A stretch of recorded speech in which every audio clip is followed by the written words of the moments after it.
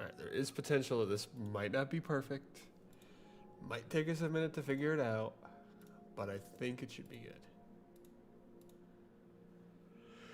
good. By the way, took a minute. It took a long minute yesterday to fix that. That old PlayStation. It took a long minute.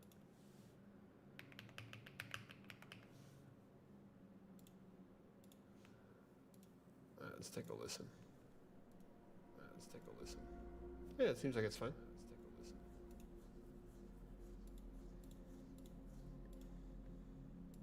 Because it's interesting. Back in the past, when I streamed on using the Switch, it had a very, very hard time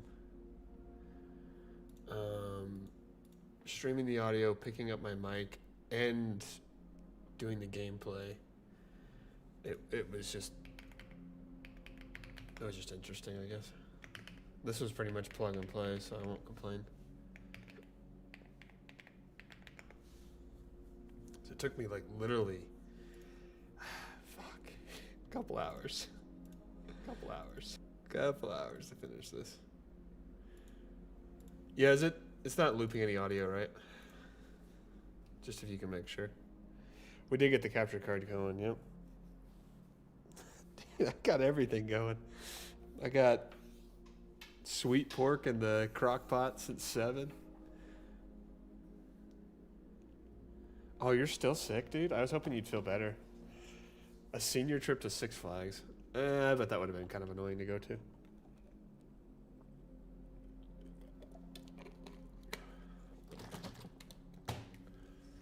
We can always play something later on in the week, too. All right.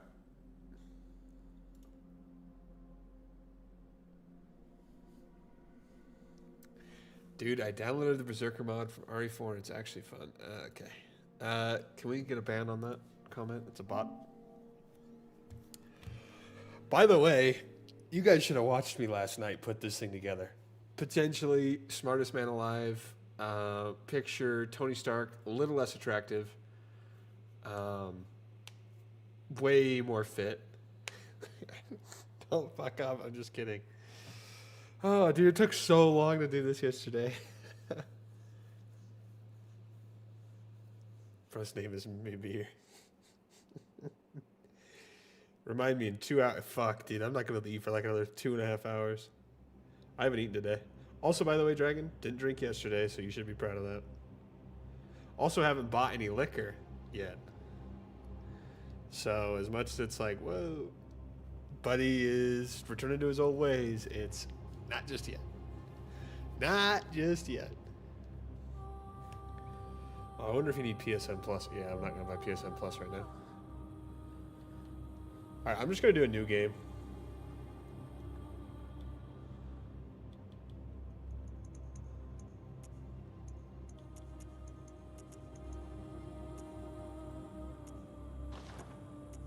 God, it's been so long since I played this. Just listen to this intro music, dude. I haven't eaten in like 3 days. You're gonna get something in you. I fixed the PS5. Let's see if I said it. I think I said it in the Discord yesterday. Ooh, speaking of which, let's see how this transition is. This might not be flawless, so be patient. Switches over to the PC. Now you guys can see this. I can't see that screen though, because it's still on my other screen. That being said, I can hopefully show this. Yeah, this is what I was doing yesterday. You know what I can do? I can just go like this, actually.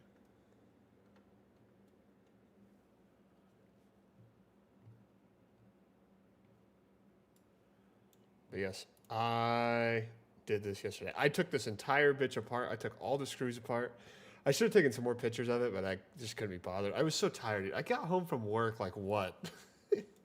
Like 7 or 6:30. I was out of the shower, had dinner going in the pan, started taking this apart. I didn't get done till like 10. And this is like after me being up since like 2. So it was a little brutal. It was a little brutal. But yes, I did it myself. And I also want to state something that I want all of you guys to know. Low key, nice transition. Okay. Kind of smooth. I'm not committed to streaming. No. One thing I want you guys to note, the only limitation you have is one that's in your mind. And I'm not saying like go out and like start touching people inappropriately, become like a murderer, steal shit. That's not what I'm saying. I'm saying like genuinely, that's something that if you would have asked me to do 3 years ago, I would have been like, nah, it's too complicated. You got to have some professional do that. Like I can't do that. But me now, it's like, you know what? That doesn't look too bad. I'll figure it out. I got 2 hands. You know, I'll figure it out. I'll make it work. It was a little bit tough, but we made it work. Oh, yeah. I'm not saying you have free will. I'm just saying don't limit yourself to be like, oh, I can't do this because I don't know how to do it. I didn't know how to do that yesterday until I did it. The right place. Granted, there's still potential this thing blows up, Blood administration. but I don't think it will because mean it's only never been this unravel its quiet. mystery? Even since I bought it, it's never been as quiet as it is right now. And I also got like really outsider like high-end yourself to begin thermal paste. Also, we ended up with 1 extra screw, Easy. With potentially a bit of bad, blood of your own. but I don't think it's integral. Should be integral. First, you'll need a compass. Should not be integral. This parry explosion. I ain't no Leon, bro. Oh, this game is in 30 FPS, by the way. So before anybody gets all angry about it, it is in 30 FPS. So calm down. It also might take me a minute to get back into the swing of things on this game. Oh, it has all of our saves. That was like a little bit wild. We always do this one. So we might as well continue the progress. Playing Bloodborne after all? That is true. Oh, I do have a gun as well. So maybe I could vary it. That timing's going to be tough, though. Let's see here.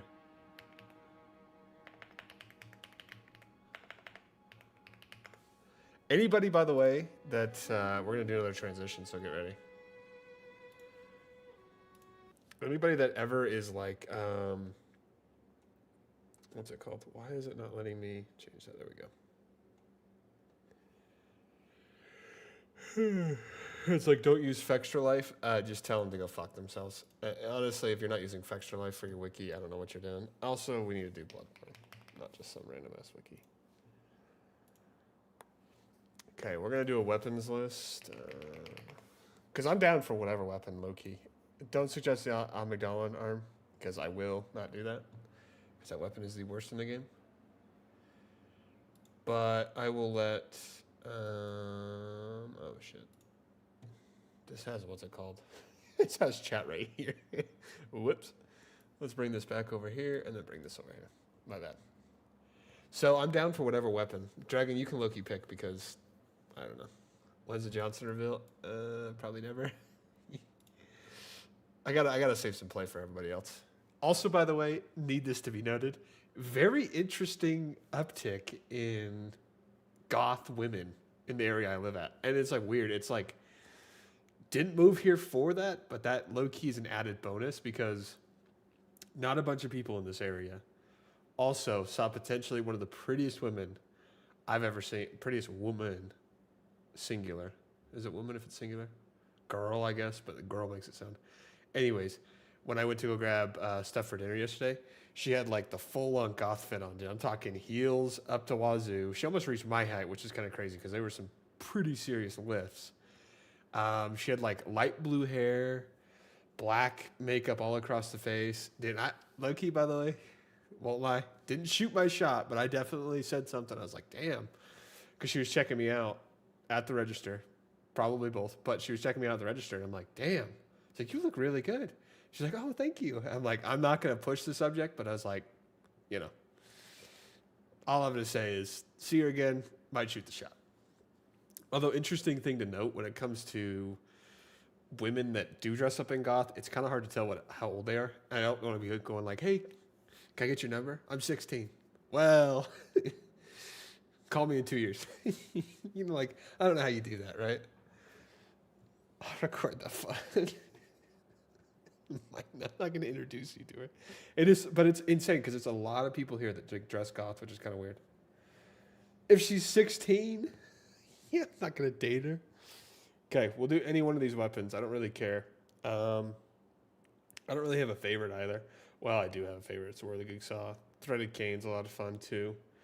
But of these weapons, we can do. I don't want to do the Rifle Spear. We can do the Rider Palash.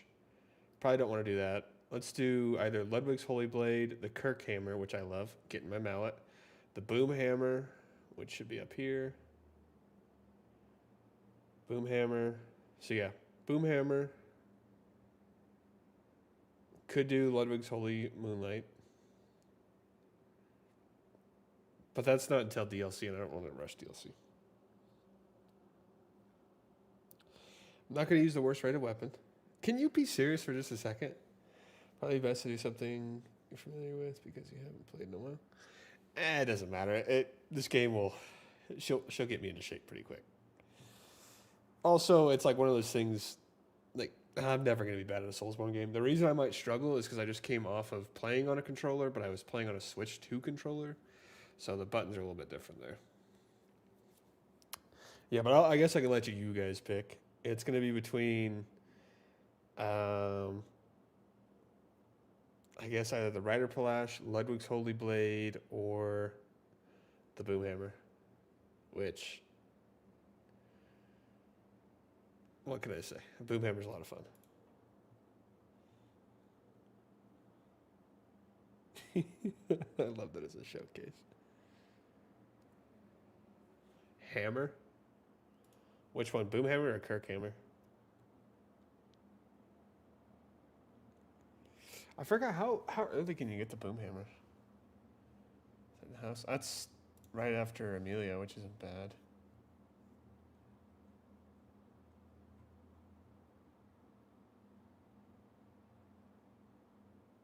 That's the Beast Hunter safe. By the way, can we just take a moment and look at the fucking art style of this shit? Golly. Got me hot and bothered. What is the... So this is the one we want right here. We want the uncanny one because you want the star gems and then the triangle. Crescent's not bad, but Crescent does a lot of scaling that's not... We're just going to want to strength scale this because, I mean, an A in strength is hot. Temerian Labyrinth. Look at this, by the way. It's like, oh, how do I get to the Temerian Labyrinth? Let me take a look-see here. Bring over the Discord. I fucking hate that. Oh my god, that pisses me off. I hate when it does this. Why would you do that? I don't want it to be going into thirds, dude. Who the fuck would want thirds? What the fuck, man? I mean, I can get half, but thirds? That's crazy. Anyways, it should have like a whole thing. Yeah, look at this. Look at this. Look at all this information just dedicated to Soulsborne stuff, by the way, in case anybody's wondering. Bloodborne, Elden Ring, Dark Souls, Demon Souls. I'm pretty sure there's some other Dark Souls information down there too, but I'm not going to go look for it. Bloodborne info, Chalice codes, and then it's probably, it's like way the fuck up here. Keep memes out of general chat. See, look at all the videos that have been posted. This guy doesn't get the recognition he deserves. Low key does though with the mini Onime name. Kind of a vibe. I don't know when he sent the photo. It's a photo. Yeah, look at this. Look at this. Dude has it even mapped out, bro. Leak the chair DMs. I could. Temerian Labyrinth, Bloodstarved Beast. That's really easy to get. So there you go.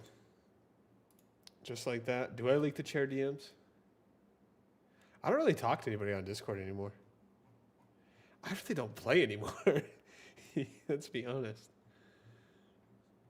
Also peek the fit. It's that one photo that Corey and I have. Talk to me, dog.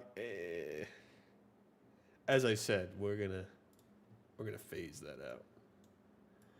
Let me bring this over here, not bring it to thirds. Okay, so we're gonna do the Boom Hammer. I'm gonna keep this over here because I might need it later. I will attach it to, what's it called? This. What? Don't act surprised. Don't act surprised.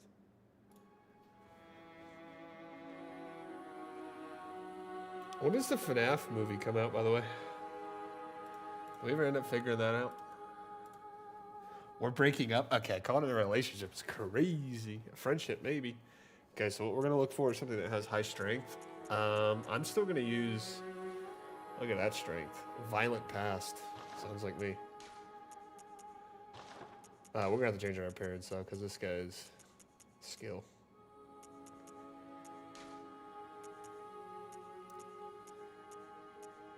I don't really care for any of these. Old man. That's it, I'm grabbing my mallet. You gotta realize, most of the stuff that I built was like forever ago.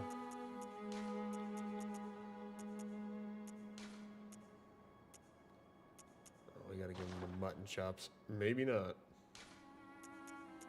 You know who we should make? We should make Alfred. Did we take the time to make Alfred? How's that another 3 years?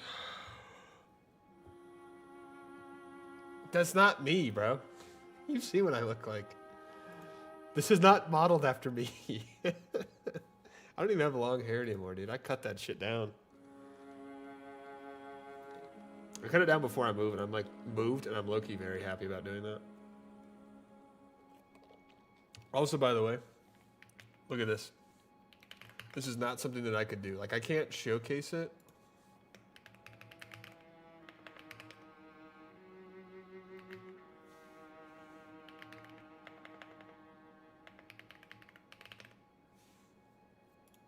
Character creation. They should have it now. Alfred Slider's Bloodborne. Holy shit, dude. There's one good looking man.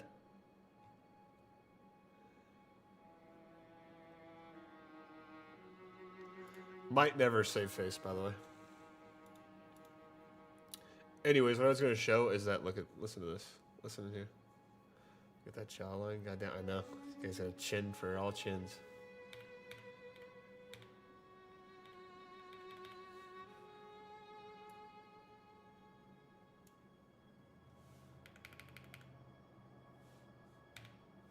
Holy god fucking damn, this guy's going fast. Okay, I'm gonna be quick about this. They're also, it won't take that long.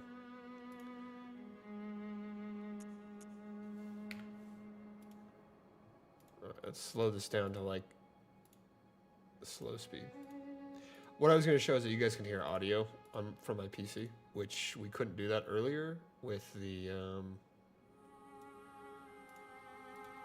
Switch. Where I could you is 3'2". Okay. Corey, I'm gonna tell you right now, I could pick you up like a sack of potatoes and throw you over my shoulder. Don't even start with me. Don't even start with me.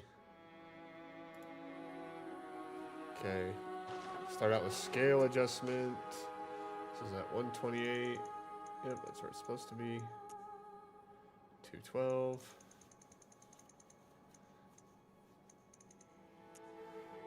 55. 212. Look at this. Go by 10. Crazy. No other game's ever done that. Just kidding. All From Software games do it.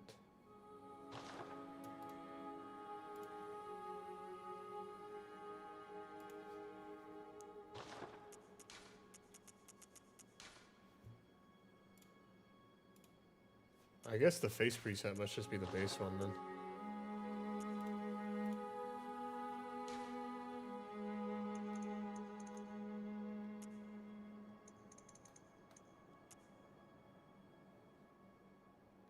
Golly. Don't look at him yet. Don't judge him yet. Holy shit. This is got to be saved. Remind me to save this.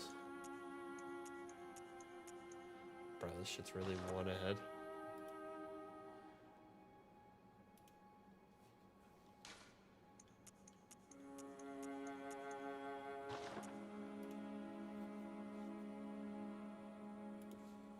But I mean, you have to do this, right?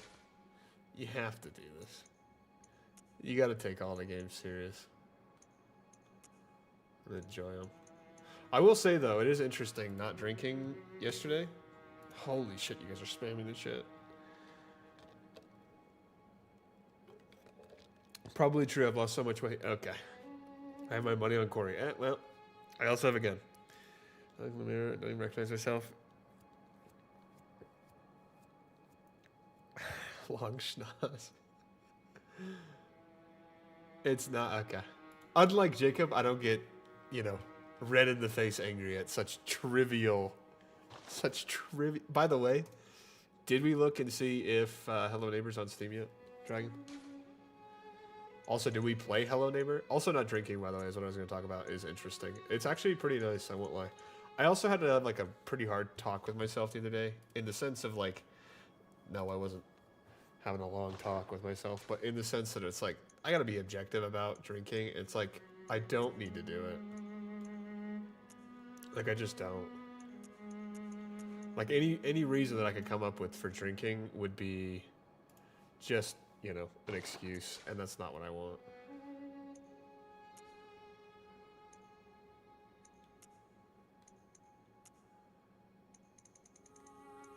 Guy's nose is only getting bigger. Holy shit.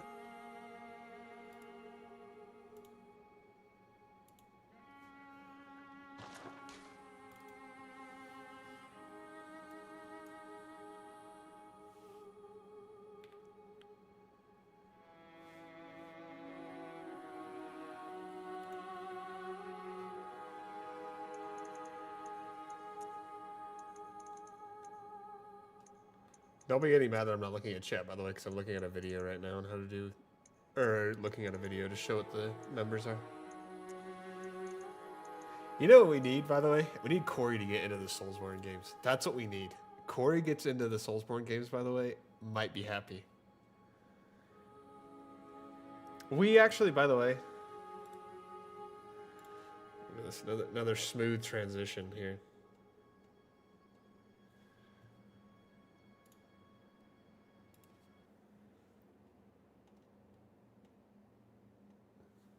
I need to figure out a way for this to be better about this.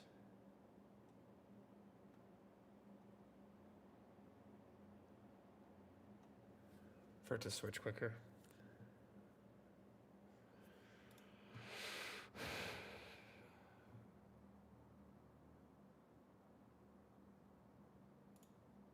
We bought it. We just haven't played it yet. I guess I can do Dragon's job since he's too lazy to look it up.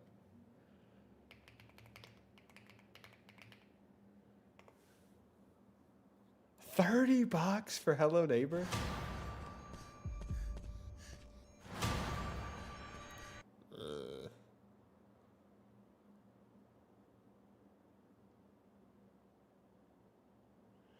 The only reason I'd want to play Hello Neighbor, by the way, is for the, what's it called? I'm not going to buy it right now, if anybody who's wondering. What in the world is the point shop? I'll look at this later. Anyways, back to the task at hand.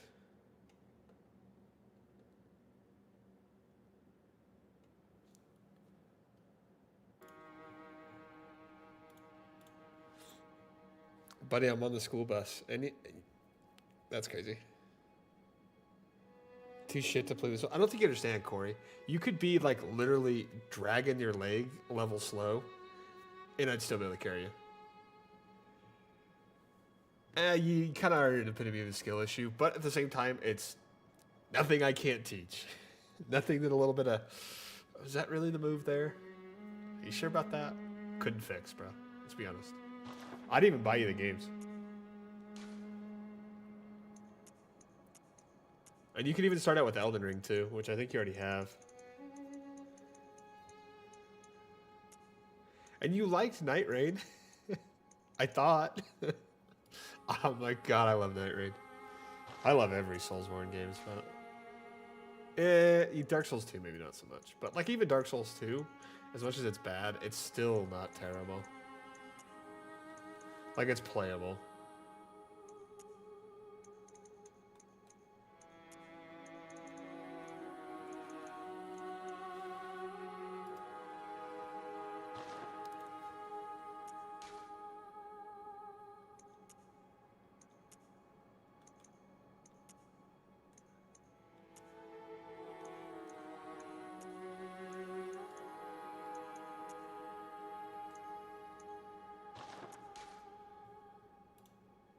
Okay, I think all we have to do is just change his hair.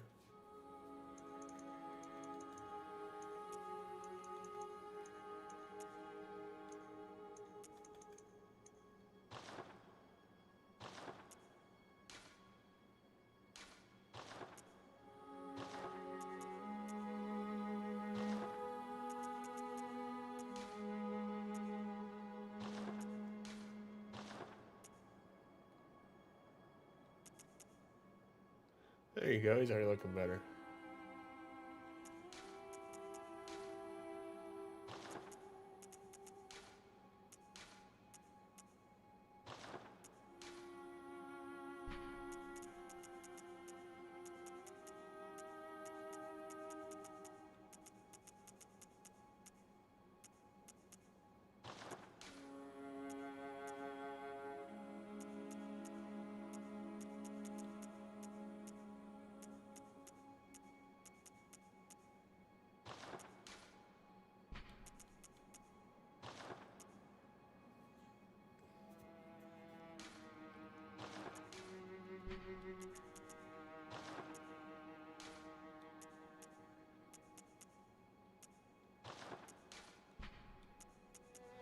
Gotta always keep the eyelash color black.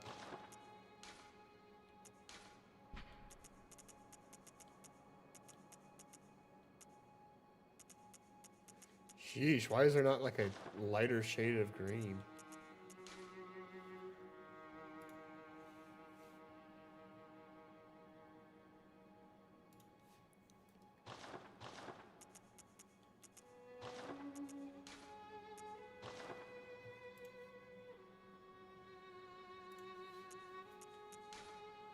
Oh, we are going to be going all out on this. 113.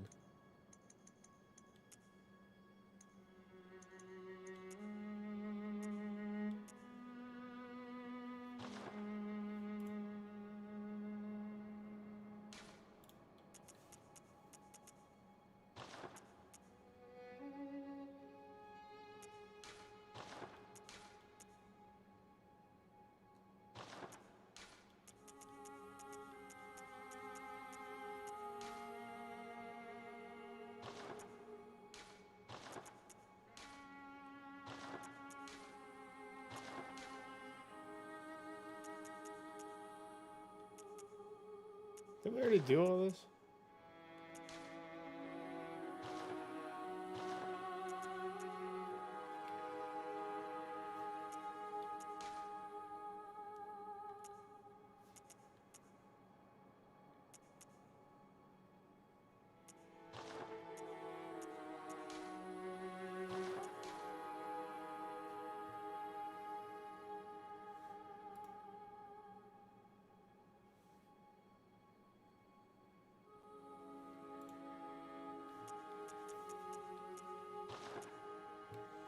Oh my god, I'm lost for some reason on this. Sorry, I'm also gonna come back here. Dragging the third leg. We tried once and I tolerate it. Just not the biggest fan of the combat. Yeah, okay. Okay, it's alright. You are entitled to have a opinion that is... I don't know how to say it other than just wrong. Do what you gotta do.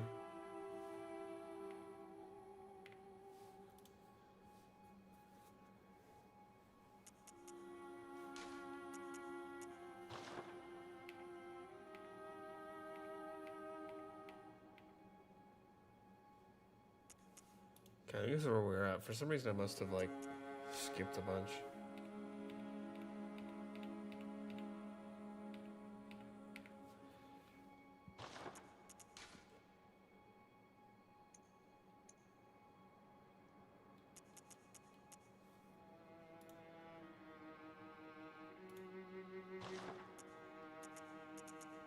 Yeah, he has, like, a different page. It's probably just a page I can't access.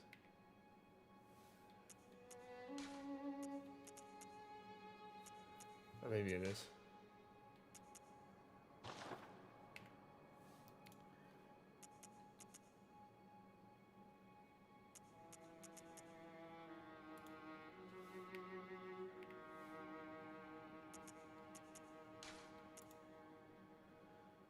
Okay, I finally found the page where we were at.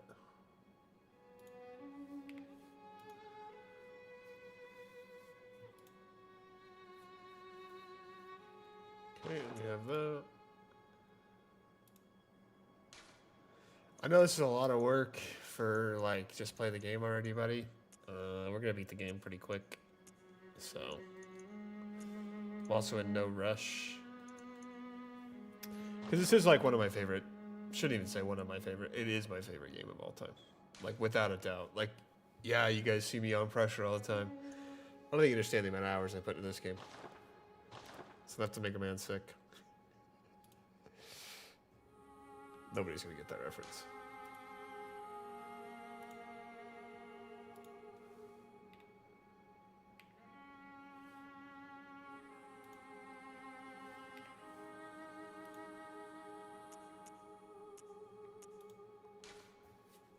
Ooh.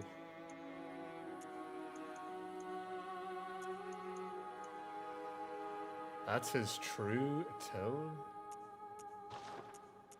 I hate that it doesn't save that.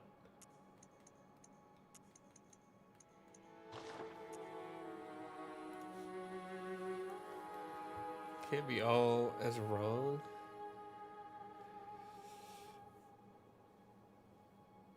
Some of us are smarter than others. Corey, what would you say your top 10 games of all time is? Also, we could join a party. Well, actually, no, I don't want to join a party because I just want to play this game. I just feel bad because I don't want you to have to feel like you have to talk into the chat.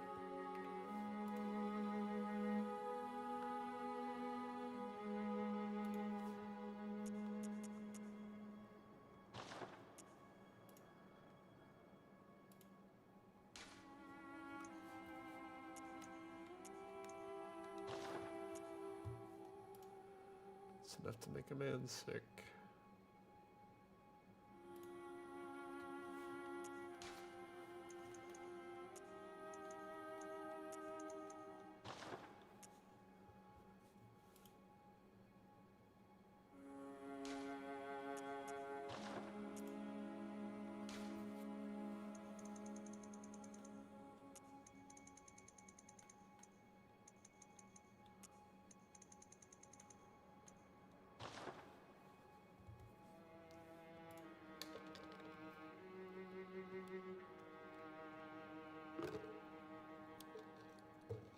They didn't pay money for that thing, right? Sorry your mom's mad at you too. It's never fun.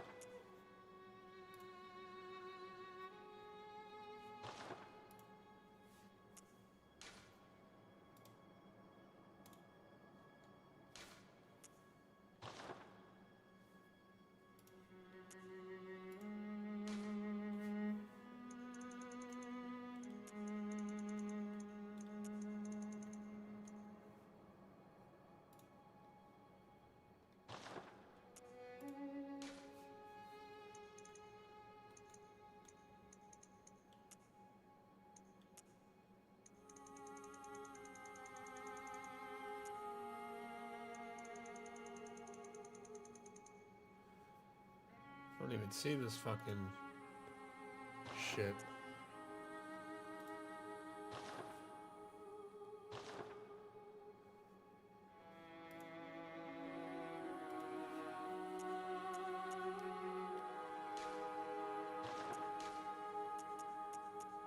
We'll get rid of this one.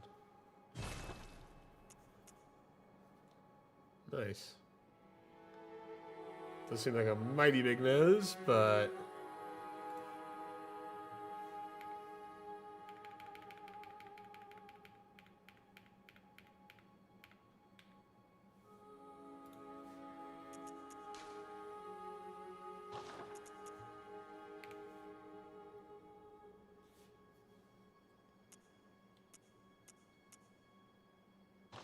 damn, we actually look like Alfred. Let's go. Let's go.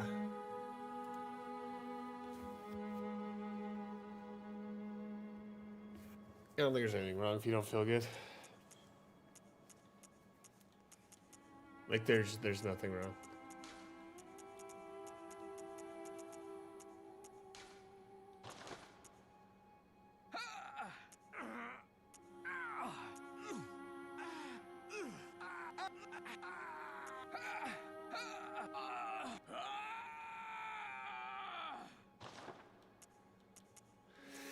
All right, let's get after it. Let's kill a few beasts. Just a few. Finalized contract. I love that. Oh, this game looks so good. It's at 30 FPS, so be ready. Be ready. It's gonna be a little bit rough. It's gonna take a second to adjust. Good. All signed and sealed. But first, Now, let's begin the transfusion. it is. This game came out in 2015 on the PS5 or the PS4. Whatever happens, you may think it all a mere bad dream.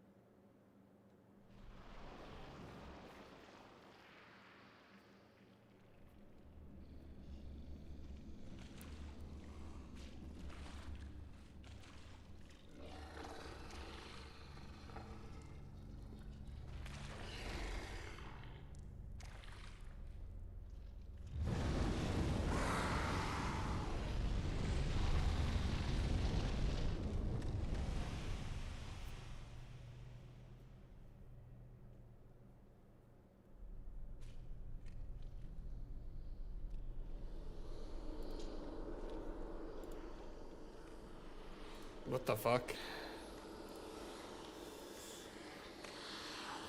Dude, my fucking house smells so good right now. Because of that fucking pork I'm making. Oh, man. I'm so excited for that. You found yourself a hunter. Oh, it doesn't look too bad. Average Roblox game.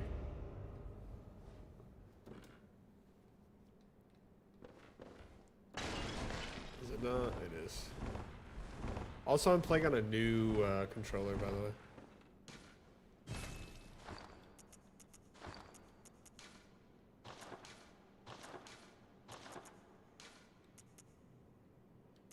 Alright, everything's on.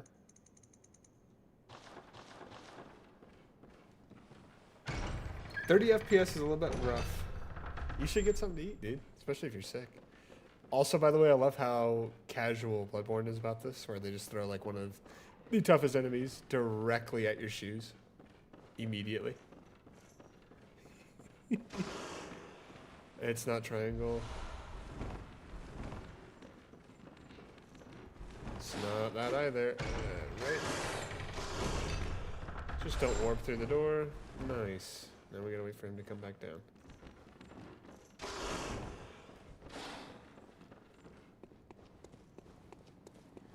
I do like that attacks.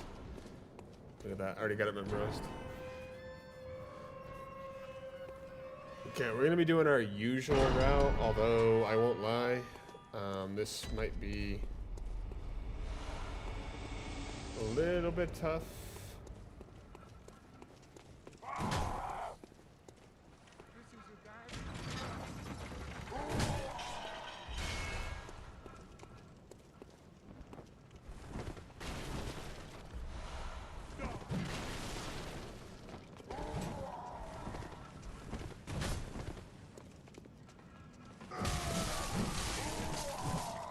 Glad I didn't die there.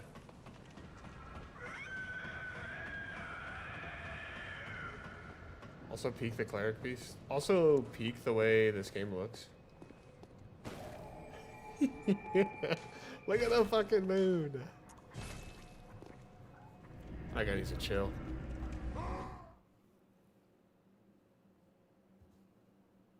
I cannot wait to get into this game.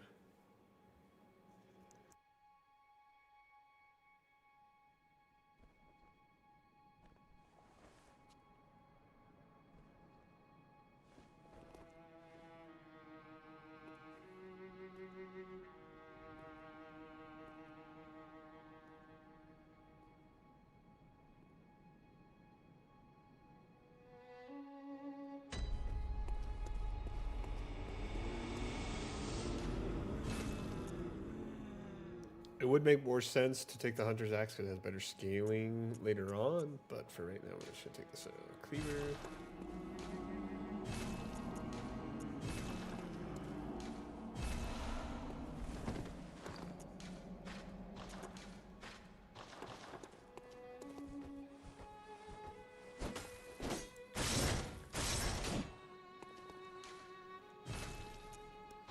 I almost, by the way, did Bloodborne on my PC versus this, but I decided not to because, why would I? Bloodborne isn't native on PC, in case anybody's wondering. Also, we're not even gonna talk to Gilbert.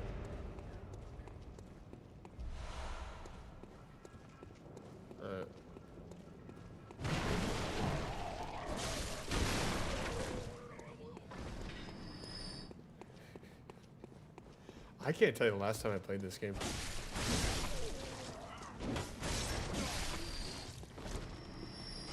None of these guys are dropping anything.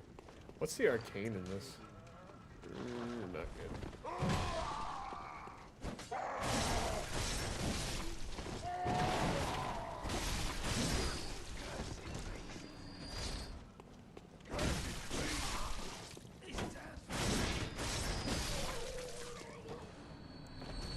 Berserker mod? Oh, I didn't say you could play that. Can your PC even handle the Berserker mod? I'm not gonna go down there. It's a mid-tier gym at best, and those guys are insanely hard to parry. They're not really that tough, but I just don't care to do it right now. Yes, we will be saving all the townsfolk. At least Ariana. That doesn't do it for you. Come back in the morning. Surprisingly well. I bet they optimized the game a bunch. Also, look at this. Whoa.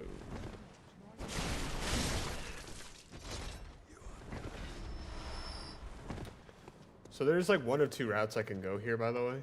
I can either get like insanely strong right from the jump, or just play the game normally, somewhat normally. Just depends. I think we'll probably get pretty strong right off the jump.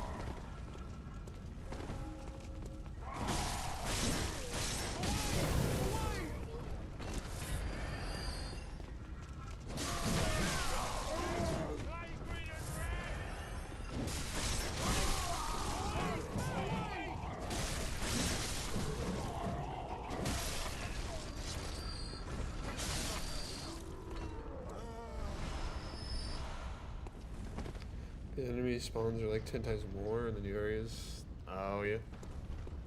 You should, well, you can't even show me gameplay because your PlayStation, or your PC is terrible. I fucking dodged into that bullet, by the way. The average person would have struggled to do what I just did.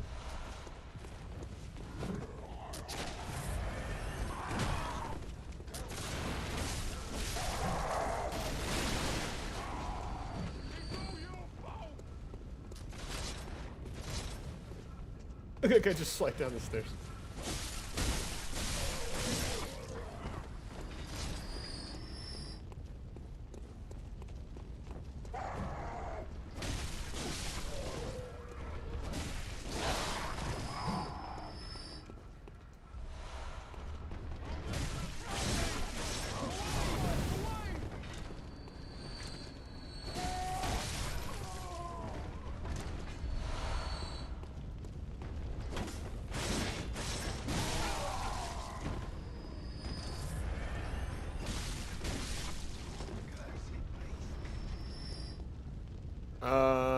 You can in just a second. At least let me get to like a spot where I can relax.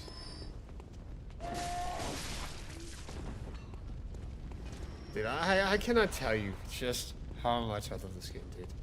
Oh my god. Cannot wait to play it.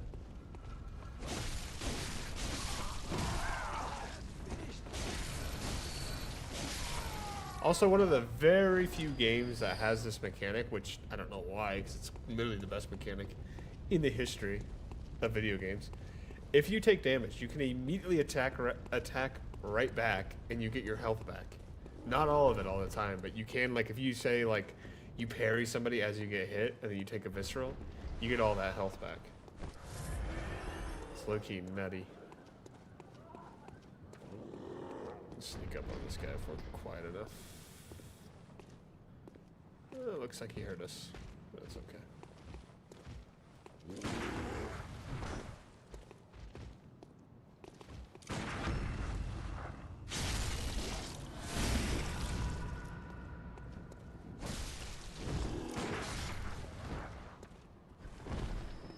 Also, guns. I mean, like, do you need anything else? Do you need anything else?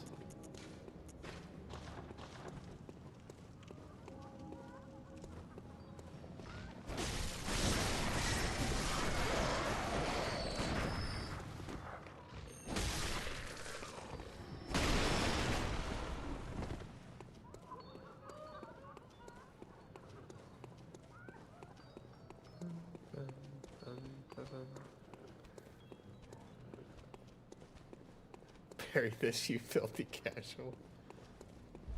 Remember when I first played this game, I thought that gate would drop. But it doesn't. A lot of dogs up here.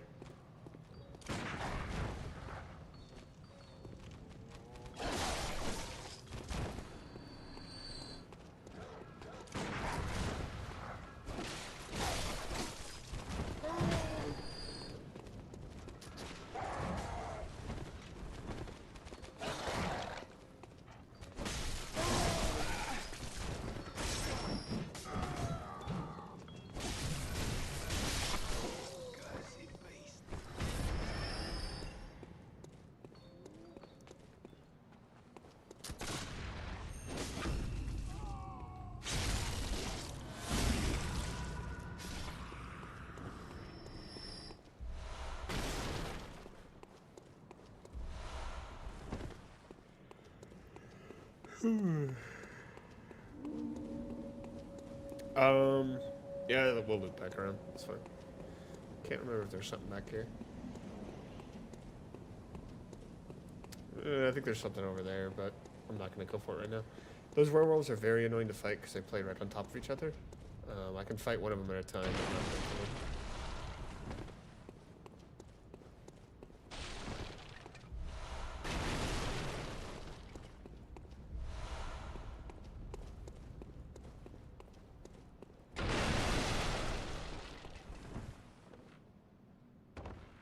Gotta be careful because these guys right here one shot. Oh, I really didn't want that guy to drop down there. He should come back up though. There's a ladder nearby.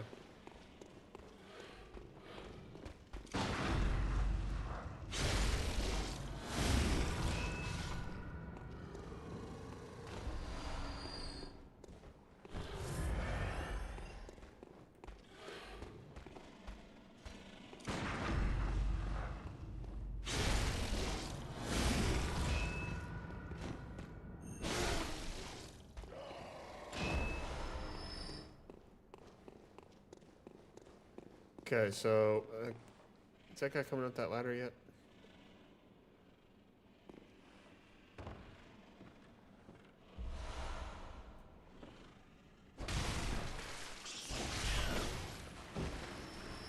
That means he's just chilling down here with a bunch of rats.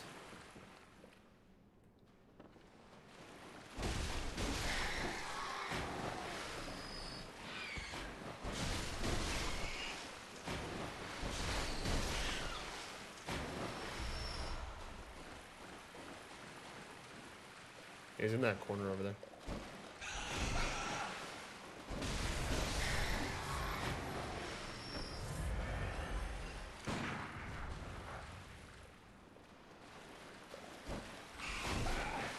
I need to stop dodging that way.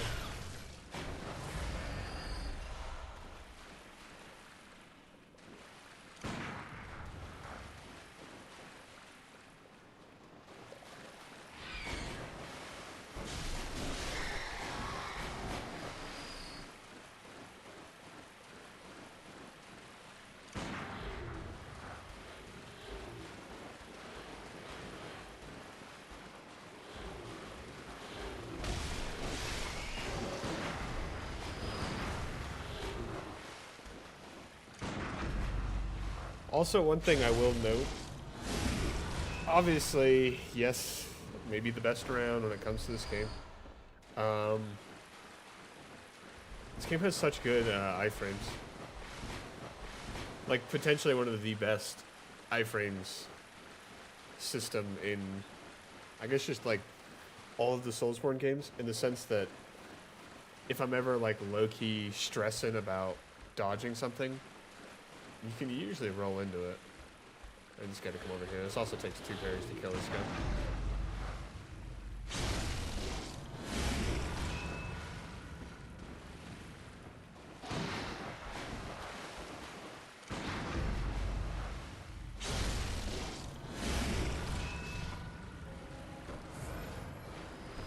So up on the D-pad, you get, what's it called?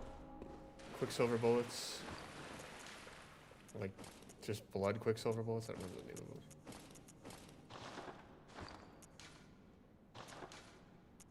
I don't even remember where you're supposed to look that up. But basically you just take damage and you get free bullets. You can only get 5 though at a time.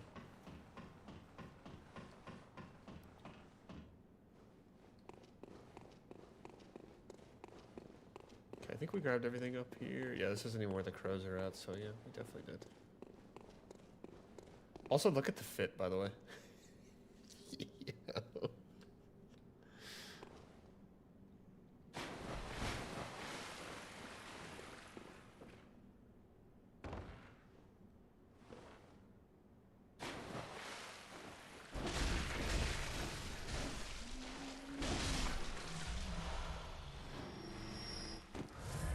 This is my favorite outfit in the game. But yeah, I think probably run this one.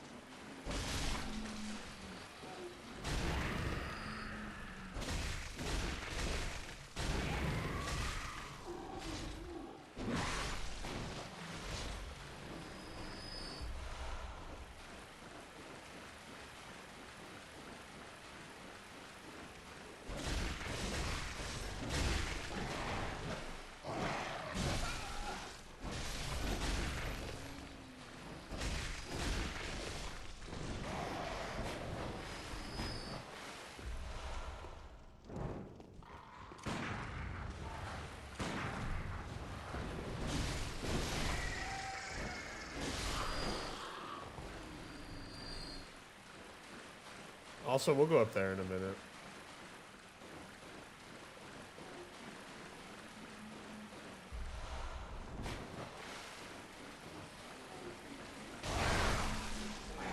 It was interesting that that hit me.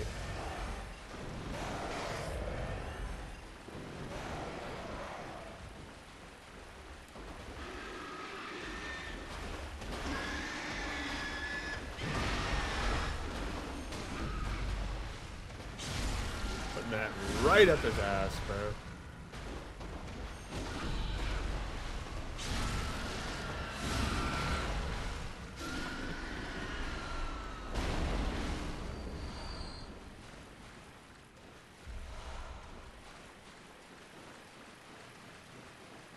We could technically go fight Gascoigne right now if we wanted to. This is his area right here. But we'll wait on that. We'll probably do Cleric Beast first. We'll save Cleric Beast. We'll probably. I don't know. Cleric Beast is whatever. Like, it's easy to. No, we need to kill him because he has the. What's it called? The bash.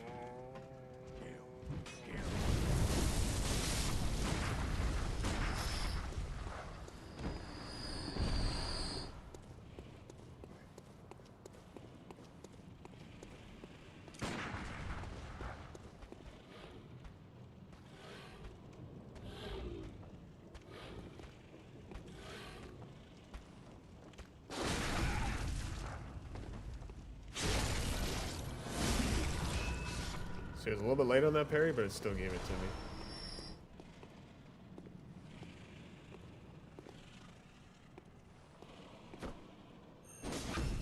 charged R2 to the back, and this guy's dead.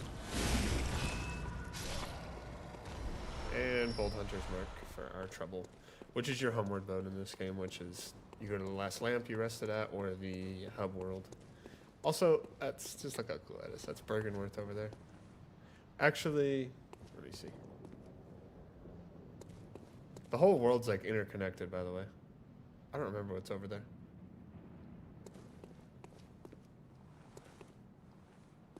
That up there, we'll be up to that area later, and I'll say something when we're up there. That's the bridge where you'd fight Cleric Beast. Over there's Father Gascoigne. I'm pretty sure it's just the church over there.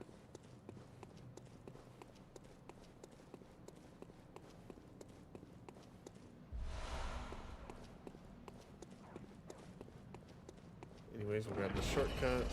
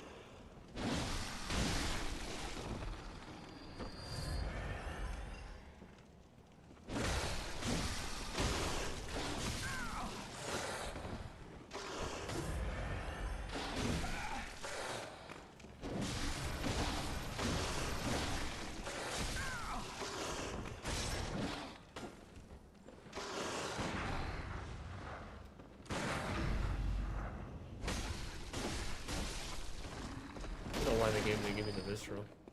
And that guy just like teleported off the map. What the fuck? Bloodborne Cursed Edition. Either way, those guys drop a good amount of money, so I won't complain. Good amount of blood.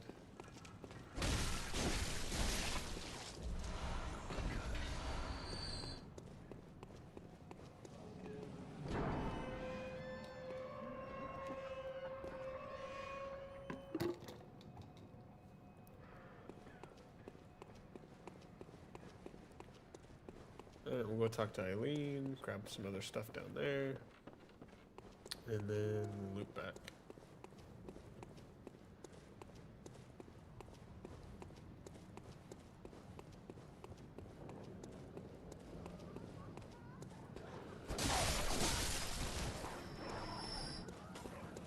We need to go back up there.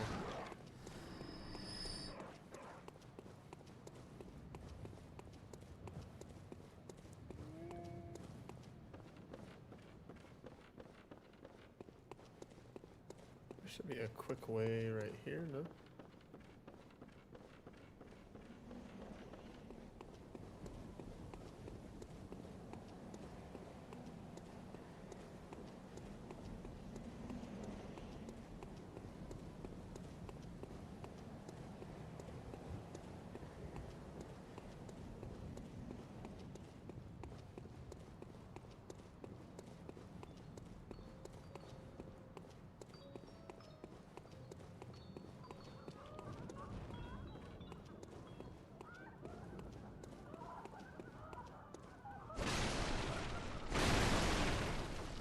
There's nothing up here. I don't know why I thought there was.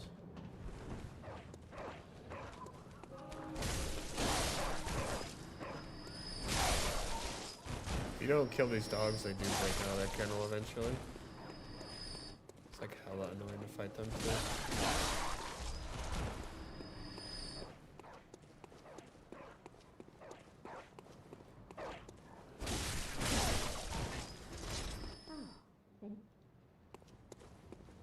We don't know of anywhere yet, so we can't tell her.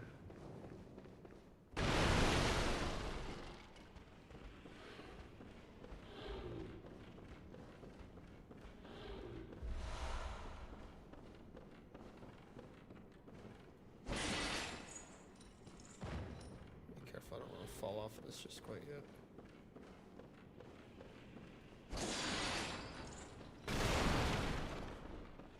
Is there G up here? Eileen?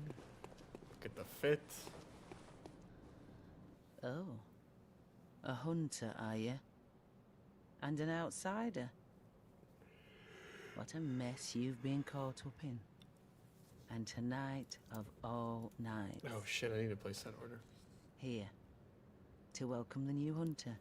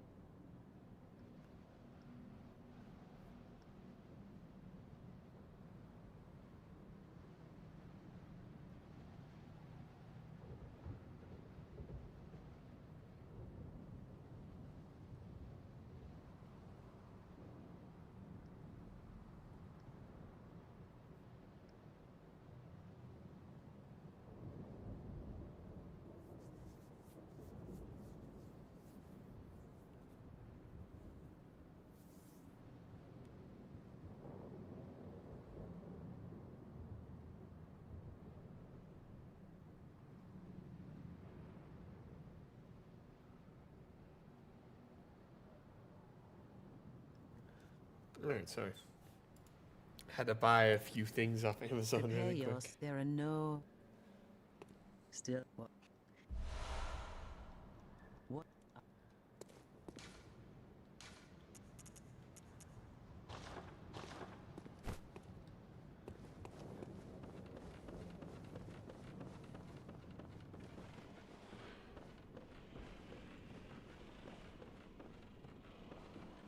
I'm looking for the dude with the gun. I think he's over here. Okay. Well, at least he didn't kill us.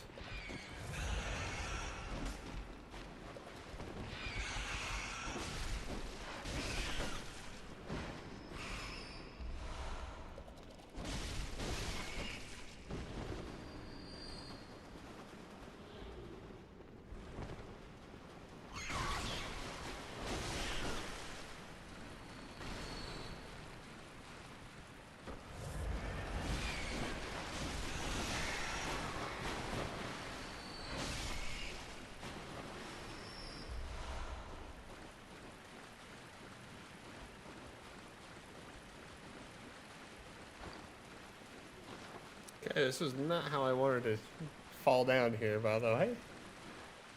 But we'll make do. Gotta be careful here. There's 2 gunmen that I need to worry about. Yep. And they both hit me. And this guy's already coming for me. Nice. There's also a gunman behind me. Vibes.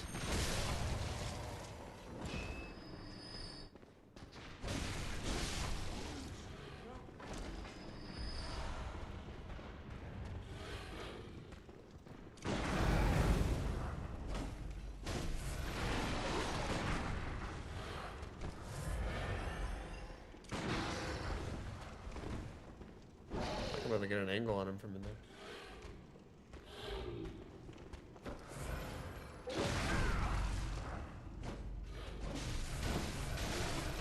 It's like the second time it wouldn't give me my distro. What the hell? It's all good though. We gotta worry about this guy up here too. But if we can sneak up on him, that's what I want to do.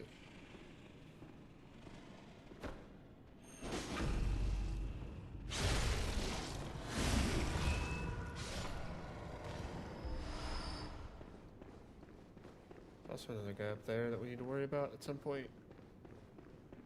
We'll worry about that later. It's a very rare drop that they drop those bloodstone shards.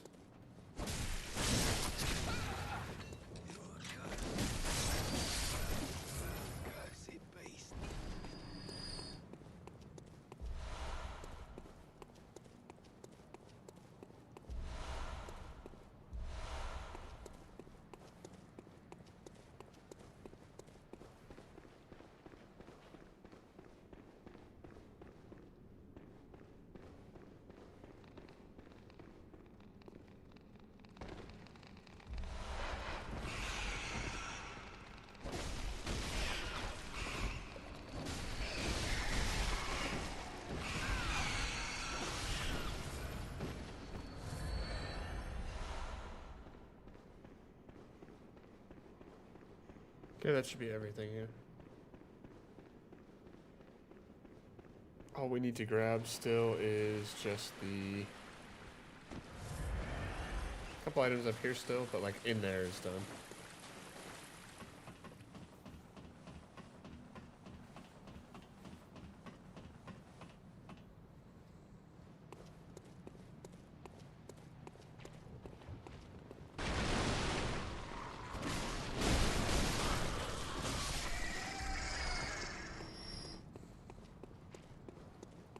That earlier, by the way, is where we killed that one dude at that had the armor.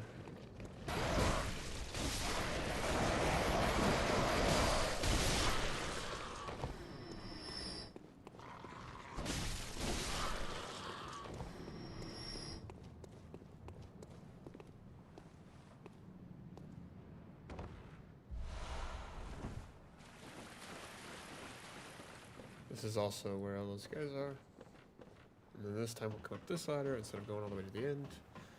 We'll talk to Gascoigne's daughter.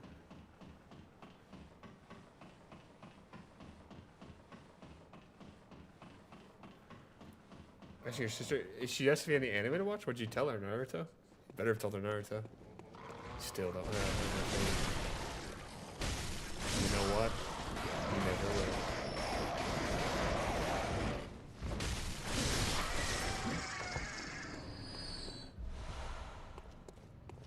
I'm just saying Naruto's a really good one, but like obviously there's so much good anime now. There really is.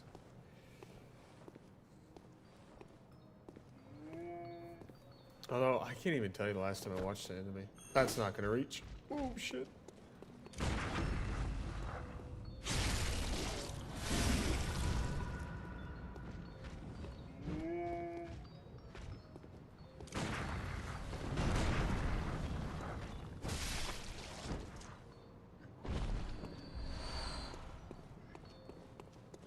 Dragon, look at this fit, by the way.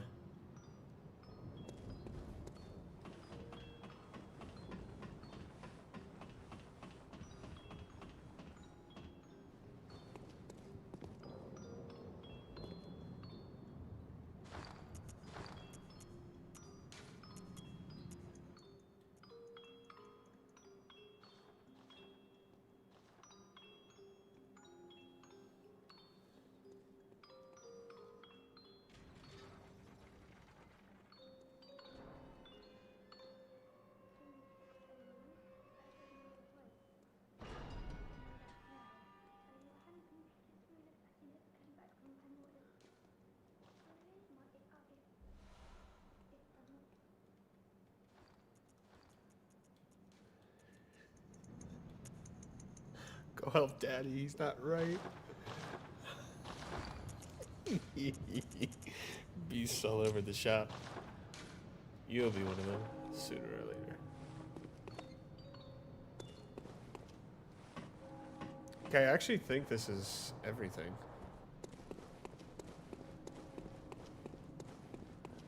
That means we can go watch Dragon stream. There's a dude that we missed all the way down there, but it's like a single guy. We need to do an insight before we go there.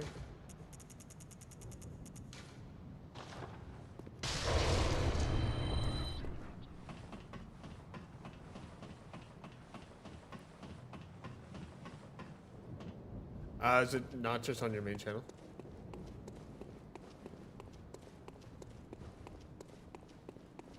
Sorry, I'm running back as quick as I can, but I have to go all the way back up here. Oh yeah, I can. I think I'm sub to you. Should be. I'm hustling, dude. Trust, I'm hustling. I just need to be somewhere safe. I don't want to get like mellowed.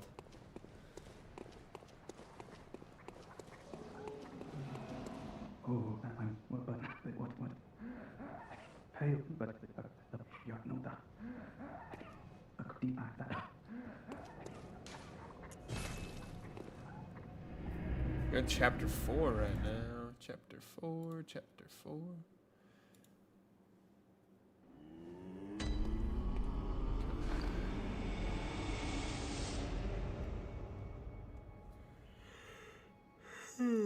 Smooth transition.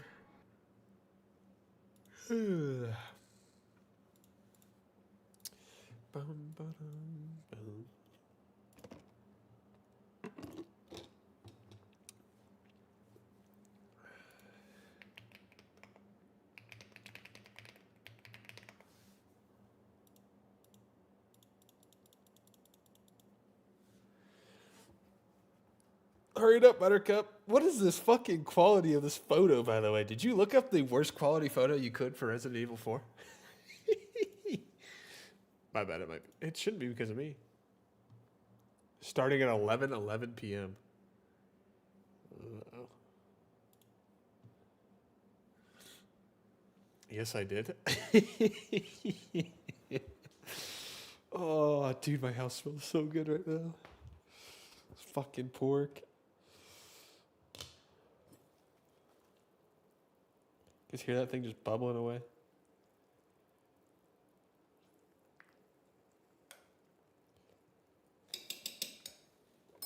And it's like, by the way, listen to this recipe. Listen to this recipe. It's got Coke, brown sugar, and then you just cook that for like hours. Of course, there's a couple like seasonings in there, like cumin and some other stuff. Where's the audio at?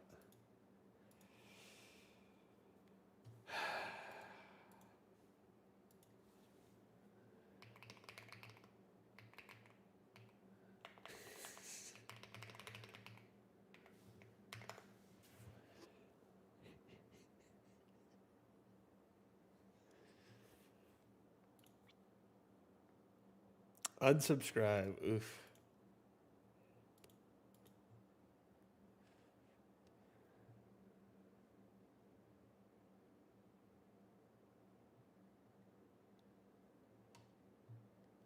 What is taking so long here, bro? What is this? There we go. RE4 Berserker. Do you get more ammo and stuff? The delay is crazy.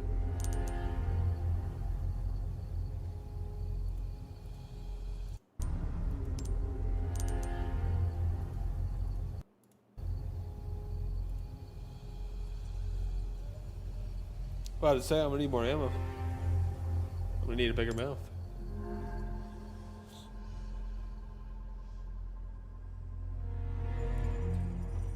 It looks good. I won't lie. This looks good. This looks like 1080p.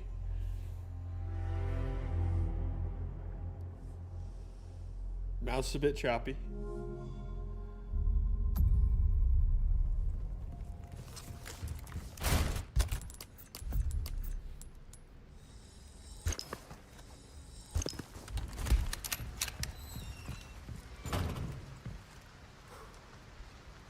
Looks a little bit choppy. We'll get there. We'll get there. Get into some action here. Hopefully you can at least see some action.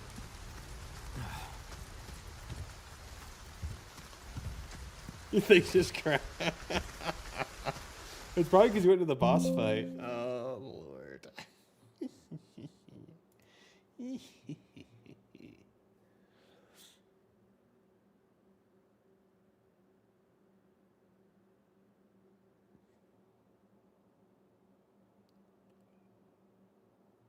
What the fuck?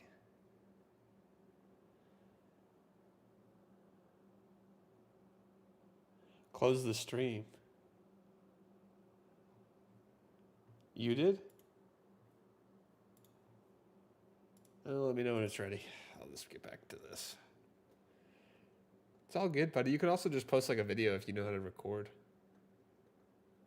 We watch it together with the class. For like OBS, it's pretty simple.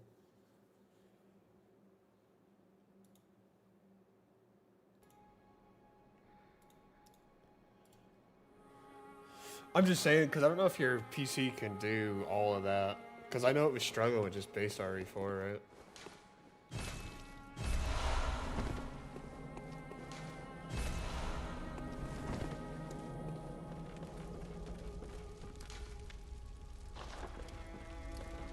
Tonight, Garvin joins the hunt. It's low-key me, bro.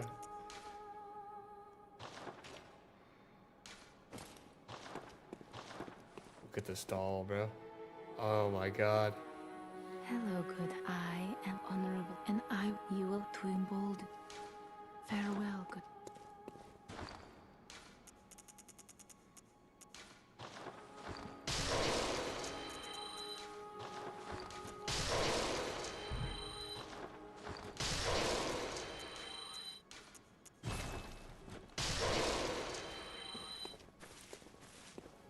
Let's upgrade our weapon.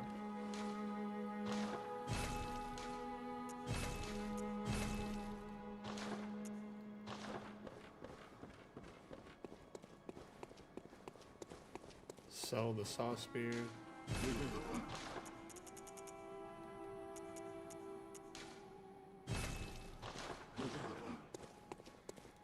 Well, what is it you did?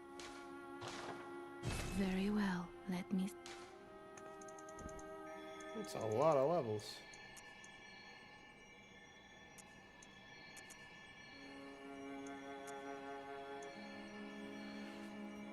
See, this is key. You gotta look up what the weapon's stat requirements are.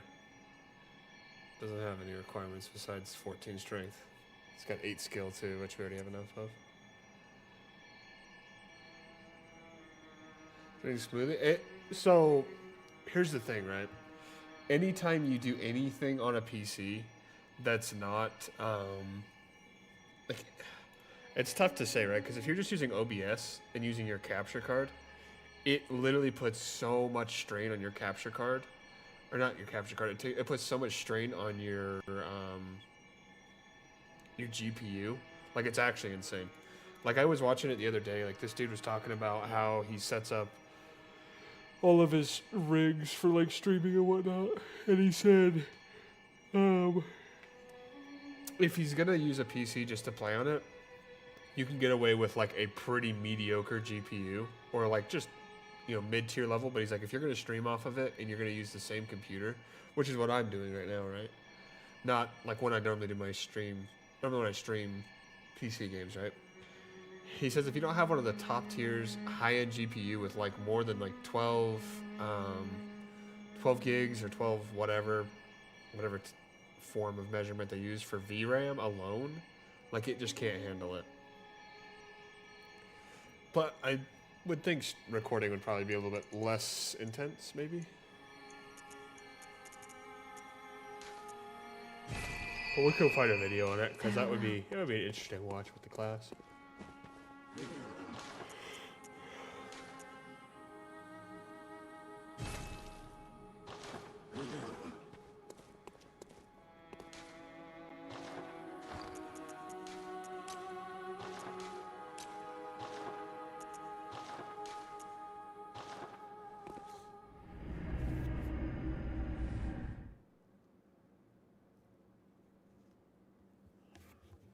Let's see how long this has got. In 40 minutes, I am going to go and take that out, drain all the juice. I got to make like little sauce for it, shred up the pork, and then it goes for like another 30 minutes, and then your boy can eat. And when I do eat, we'll watch something today. We'll watch something today while I'm eating. I'm going to mute my mic, though, obviously. I hate people who do like, oh, I'm going to eat, and then they just eat on stream. It's like so impolite. I can barely stand next to somebody if they're chewing, by the way. If they're chewing on something or if they're smacking on something, it's like, oh my god, I'm gonna smash your head in.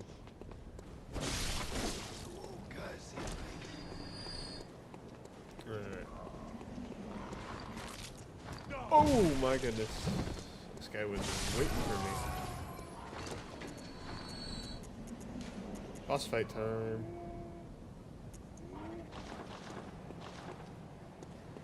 Beasts all over the shop.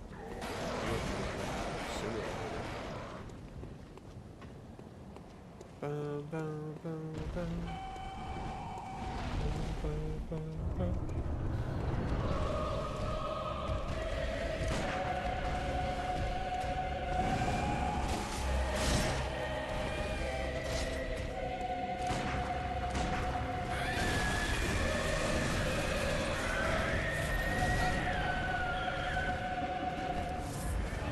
It's not night raid.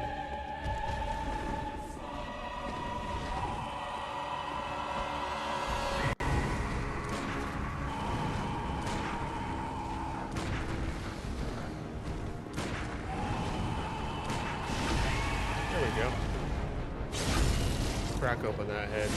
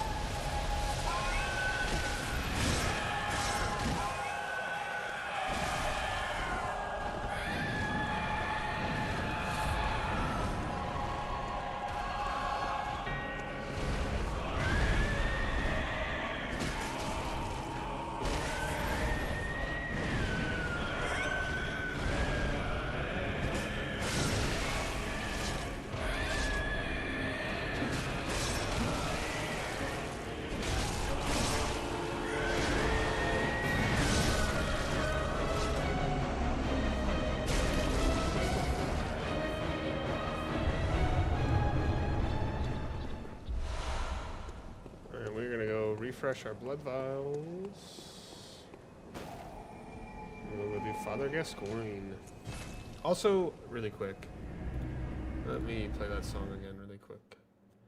Obviously, you know your boy, Big, big, big fan. Spotify having updates, interesting, and it's already done.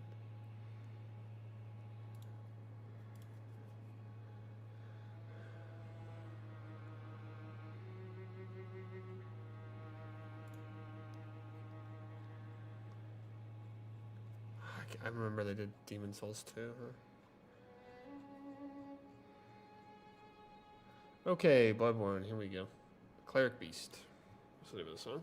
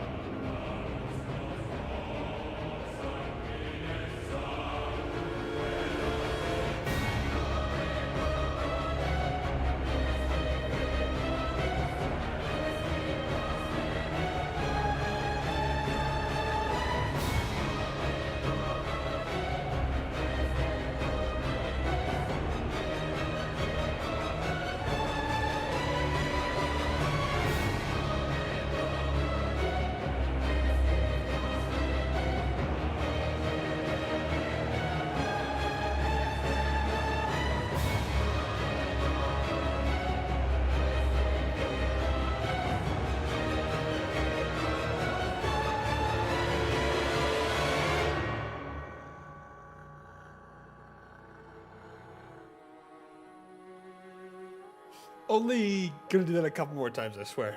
I swear I will not showcase every song. Yeah, I might though. Because that music is just like genuinely, just this entire game, by the way. Obviously, you guys know, and I keep saying it. I love this game. This entire game, though, and it's home, good hunt. What is it? the music alone Very well. is enough to make a game. Might as well just do Vitality, I guess. Although, I don't need to upgrade health if you don't plan on getting hit.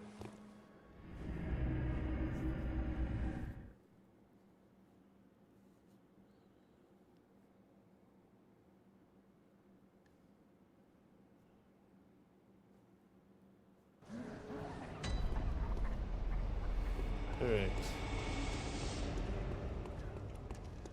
Time for our boy.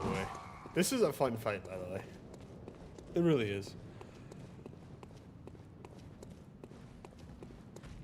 His music is also really good, too.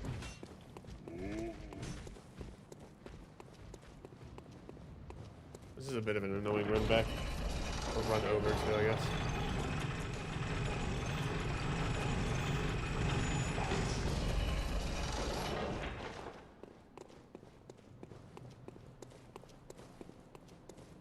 Also, like, look at the clouds, by the way.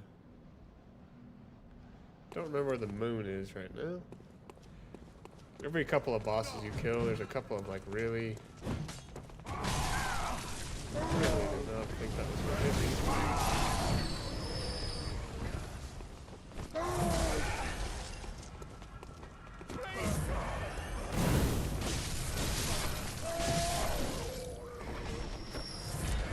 Less than optimal run to the boss. That's fine, though.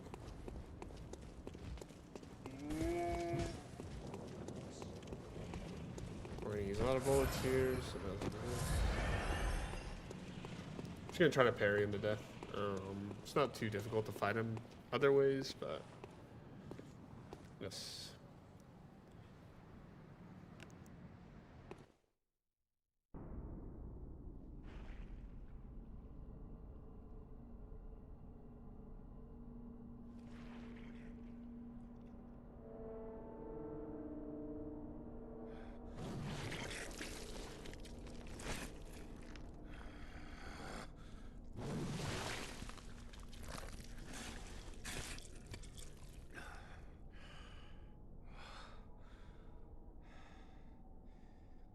beasts all over the shop.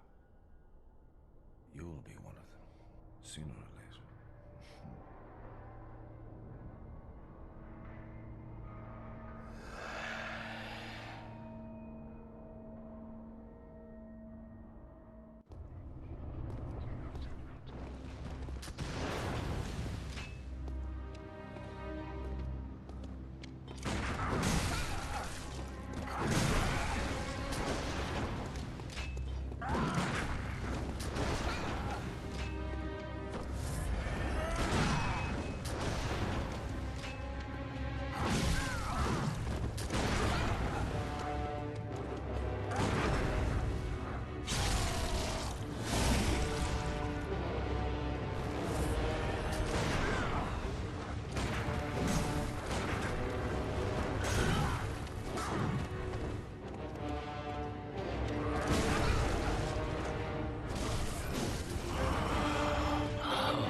What's that smell?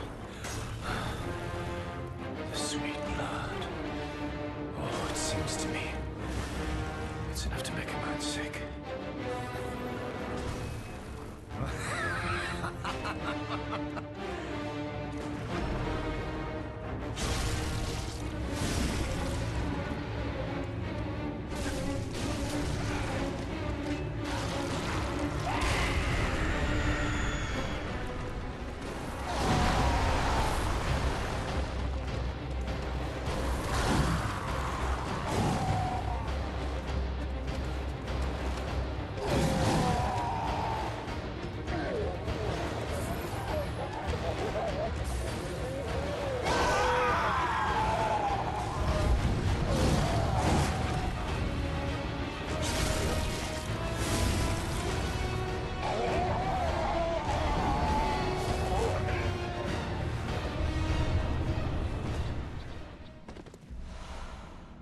Dude, I low-key hate that I clicked the up arrow like 3 times. It's just 'cause I'm so used to Night Rain, man. Still, that was a really good fight. For future reference, for anybody who... Nobody probably gives a shit, but for anybody who is curious, that is the character that I referenced my Roblox avatar off of. It's obviously changed throughout the years a bunch, but yeah. I am a big fan of his story.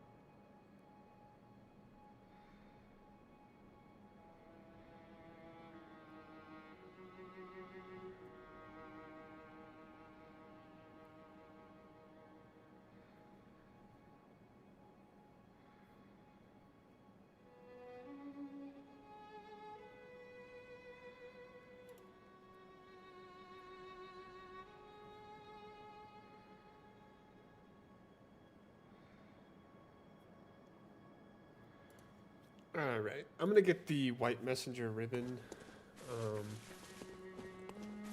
Well, I don't even think we should, because we're not even gonna be having any.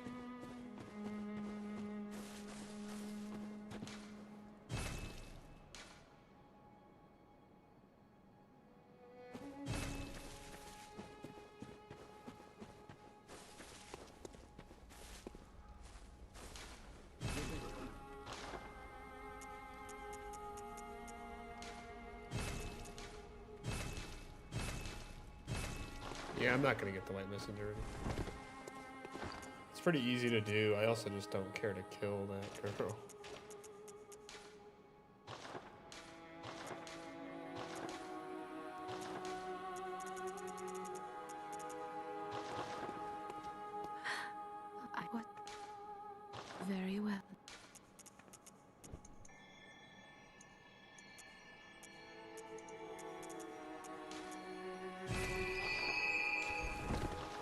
Off to Old Yarnum.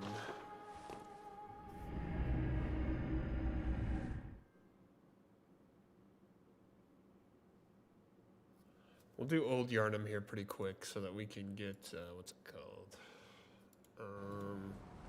Our boom hammer. We're also gonna, like, probably level up our stats a bunch. I'm gonna do vitality, 40, 40, 40, probably 50 on strength, 25 skill, and then, like, 20 arcane, maybe? I'm gonna use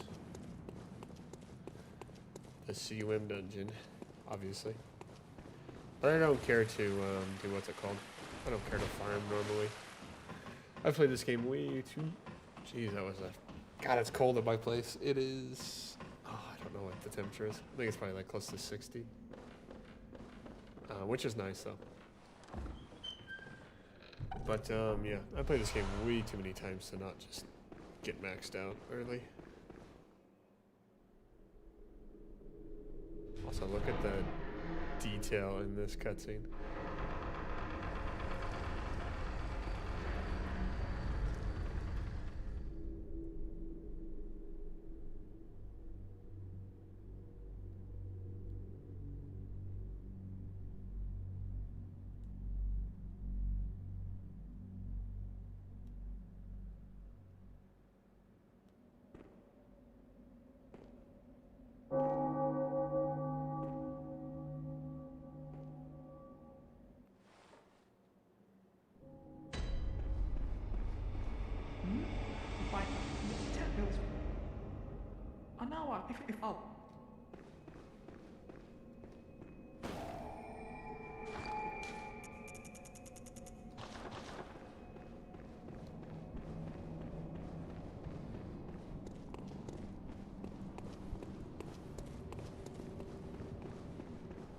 I'm not lost, I'm just trying to find a way to get like 1K quickly.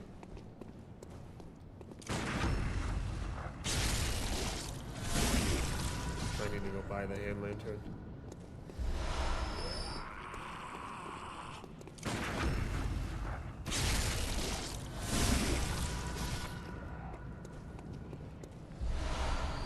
Armor stat, watch out for the Amygdala there. Can't see him yet. I'll eventually get us 99 insight and we'll walk around all the world.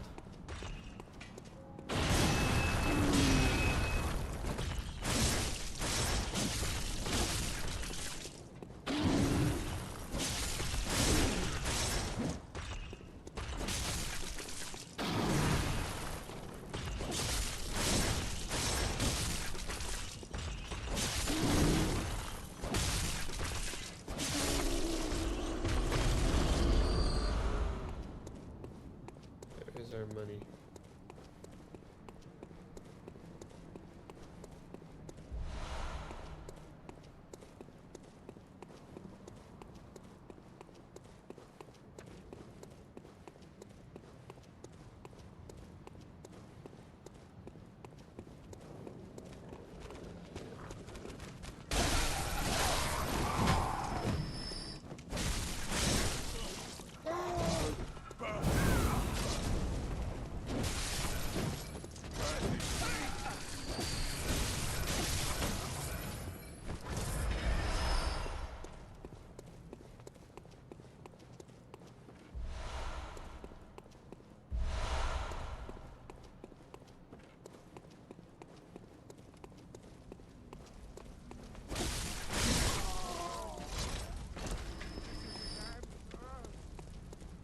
Talk to Alfred as well. I plan to do his quest line, Eileen's quest line.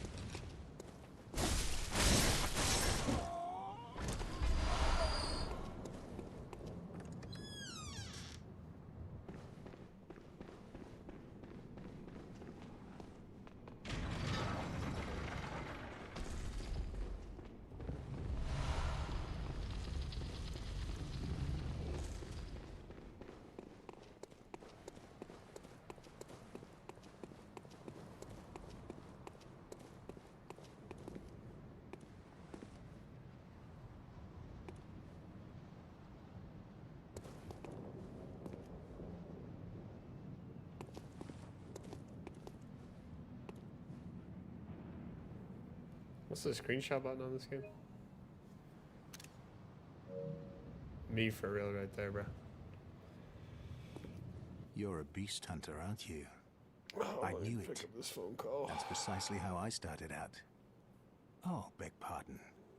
You may call me Alfred, protege of Master Ligurius, hunter of vile bloods.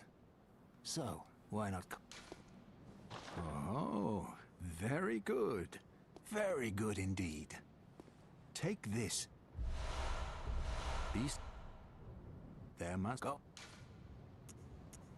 I bid you may the good. Let me call him. Pull him back. Be back in just a second.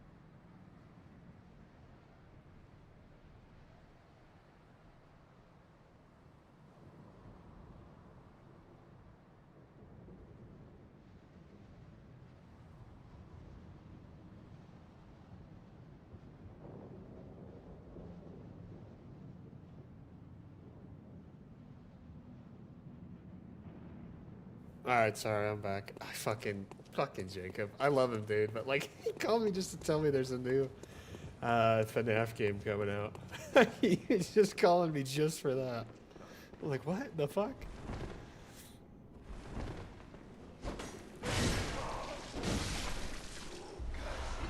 But yeah, once I get down here, if your stream's working, I'll go and tune into the live. We're almost to the lamp, so.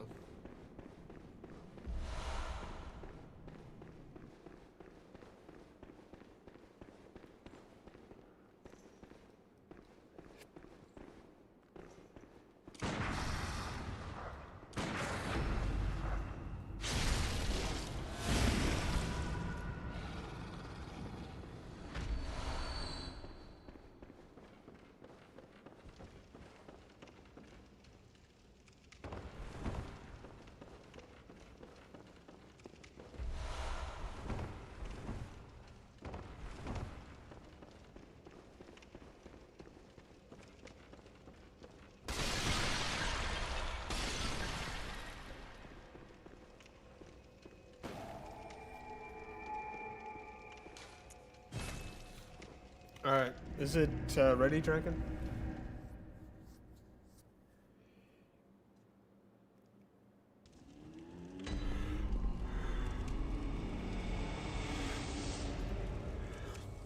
Is he even still here, by the way?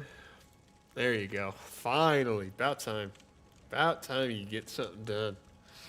Kidding, of course. Calm down. Also, I'm going to probably start prepping that stuff for the pork here in just a minute.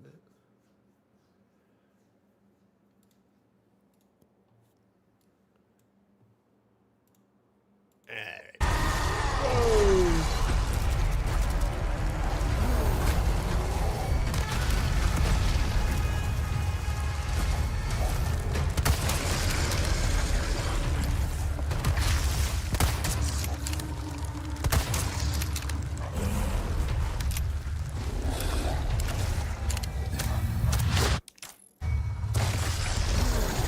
No dog cutscene.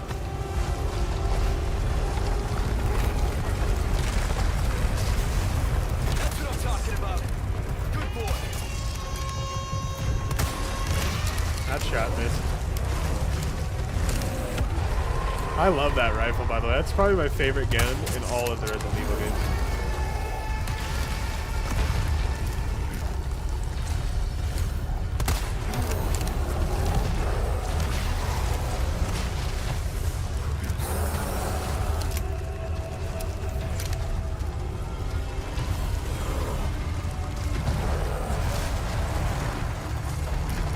Did not have to evade that.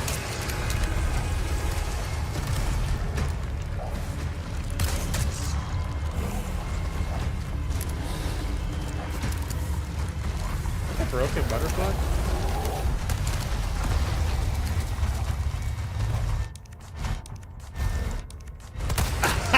Alright. Buddy is pausing to line up a shot. Wild shit. Low-key Ratnam gaming right there to pause to cheat in a good shot. God damn. I taught him that though, which is crazy. That was almost a pancake. Quiet. Okay. Let's get to that church. Leon sounds so happy in this game, by the way.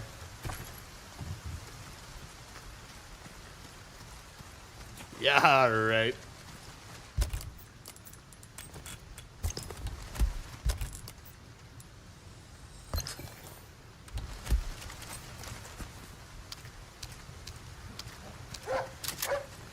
Thanks, bud.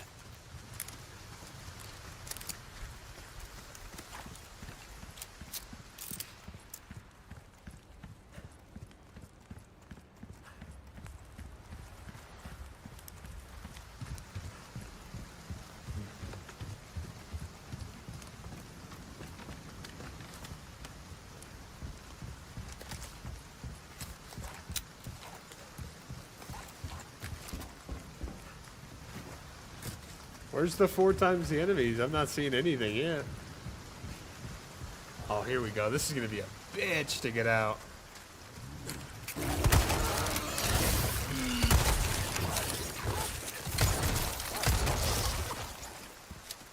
Gotta shoot the Las Plagas part of the dog.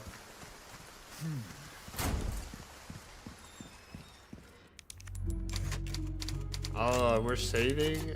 Ew. Ew. Not playing it like it's Insanity. I still gotta get back and play Insanity on this game.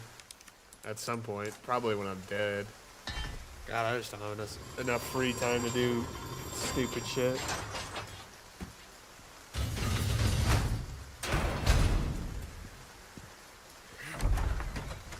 But again, I'm playing Bloodborne right now, so... Ashley Graham!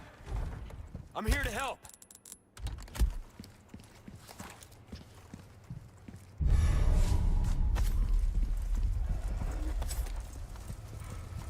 Krauser? What? I didn't know Krauser was here.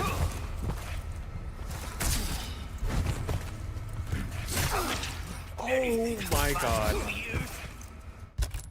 That's insane. I expected more out of you, rookie.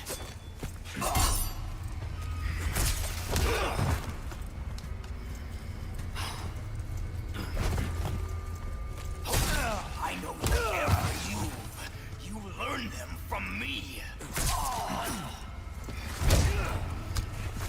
Not bad. Too slow.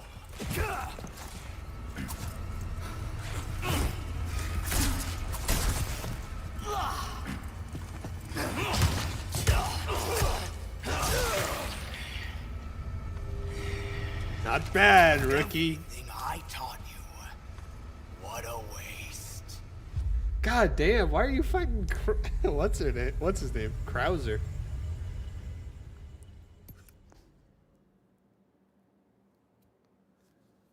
It's kind of wild, no? Alright, I'm gonna start prepping that shit. That's a Berserker mod. Alright. Yeah, that's how it goes, I guess. I'll have to mute my mic at some point because I'm going to be putting shit into a blender. But until that point, you guys are welcome to listen in. Also, I'm taking my phone with me, so I'm still watching. Calm down. But he's hating so much. God, this shit looks so good, dude.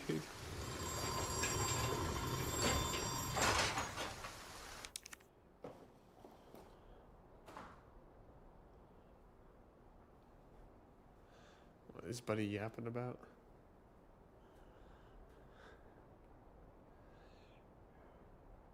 I don't know if I'd want to fight Krauser, to be honest. Krauser's like low-key one of the more annoying fights. Just because the knife gameplay is a little bit boring. Ashley Graham! I'm here to help.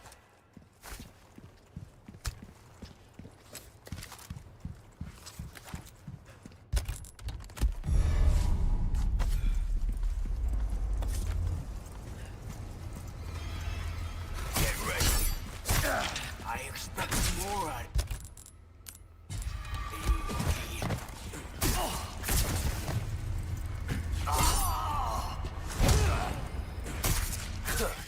Too slow.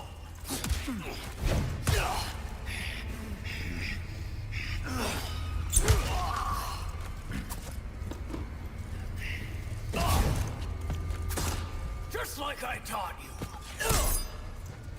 I know your every move. You learn them from me. Out of the way. Anything That's such a fast cheap to hit. use. Because your knife broke, you get hit there. That's fucking crazy.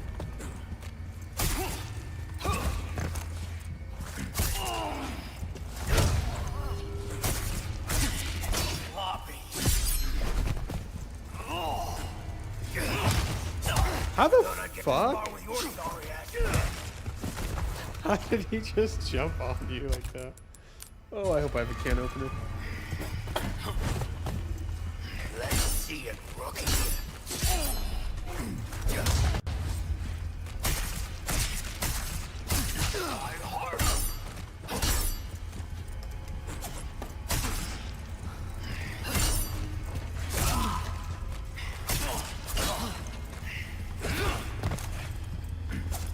Think he can keep up with me?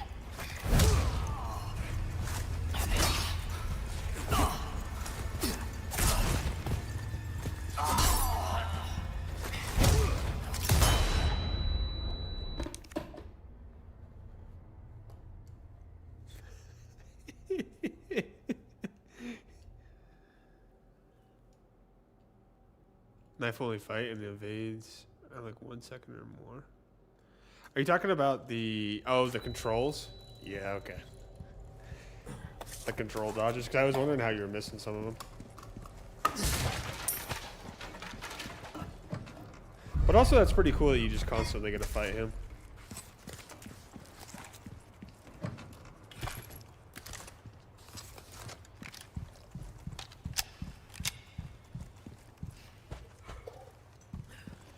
I don't know if I was supposed to add this to the blender, but it's in there now.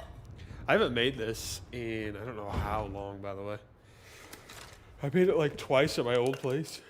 It's really easy to make, but I don't have like a definitive recipe for it anymore. The first couple of times I made it, I did, but lost to time as most things are.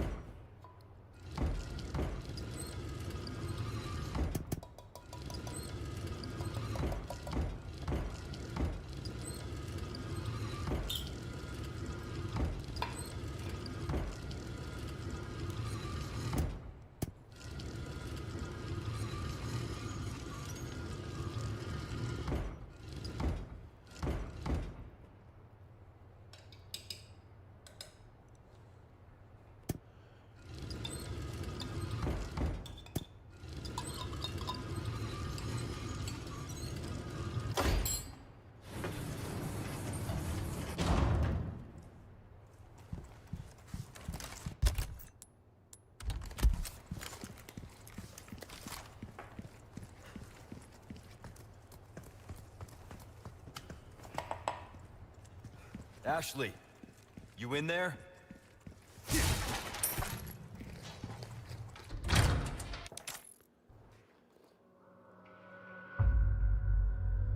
Maybe we could partner up. That's all I'm gonna say.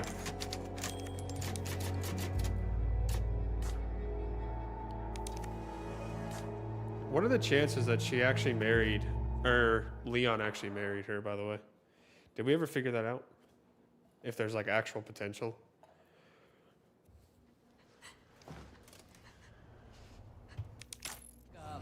All right, let's get the hell out of here.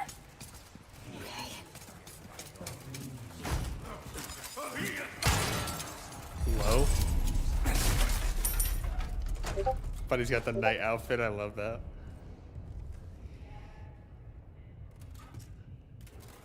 What do you have to do to have her do the night outfit? And doesn't Leon have one too that he can wear?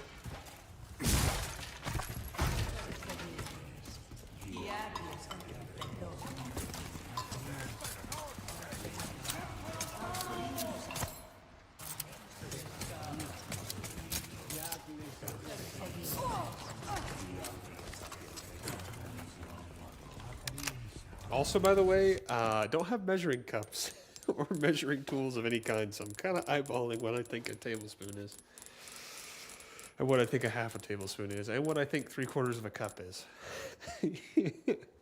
But I don't think this recipe is like really finite like that. Like if it was like, if you bake anything, you have to be like super, super finite. Get the ladder. But if you're... Okay. I guess if you're just like making a recipe, especially for something that's like so broad as like a difference of 2 to 3 pounds of meat, I think it'll be all right. What do we do? There's no way out. Also, I need to look at how many enemies there are. He keeps claiming there's so many enemies.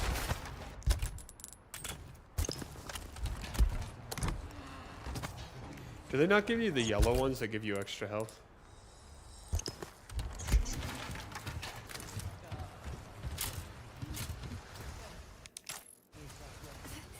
Like increased max health?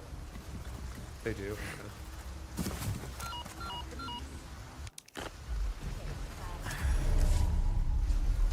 Like I said, it's dangerous.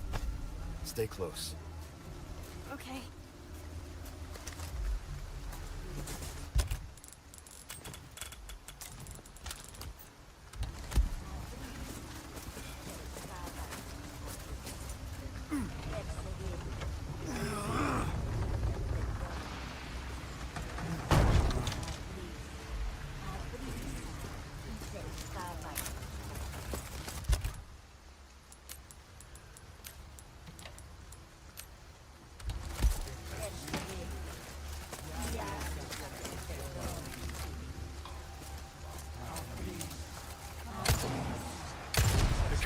behind me. Oh god! What is wrong with these people?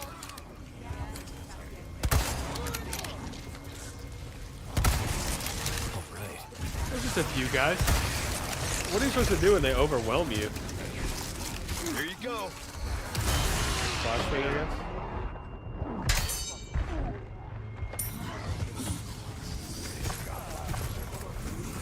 Look.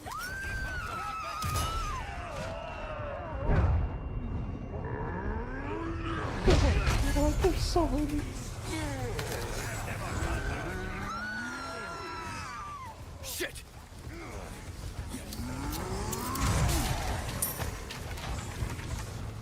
Don't leave me!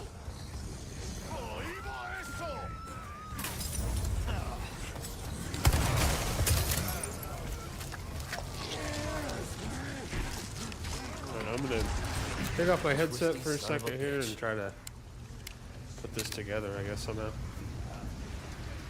Where are we going?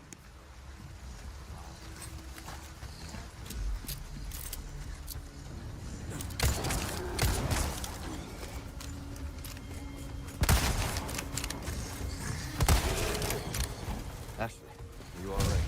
Yeah, thanks.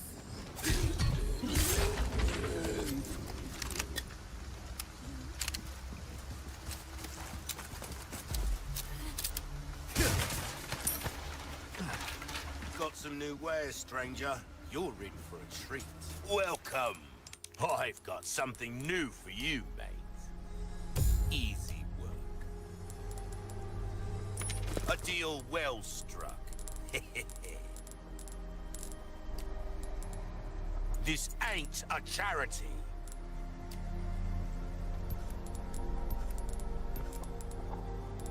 Molding a weapon to suit your Try that on for size. Don't get yourself killed now.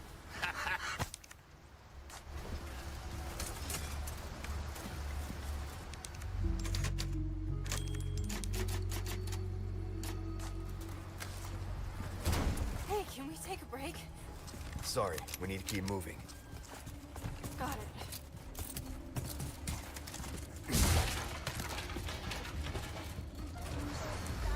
Hunnigan was right about the weather.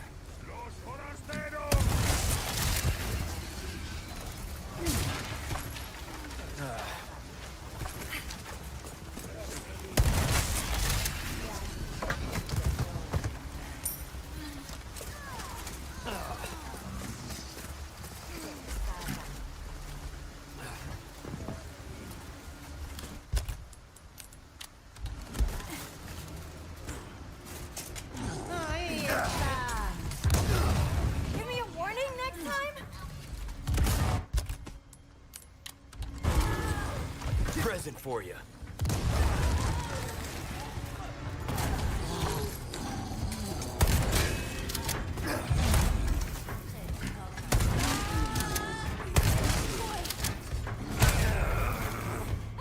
Leon!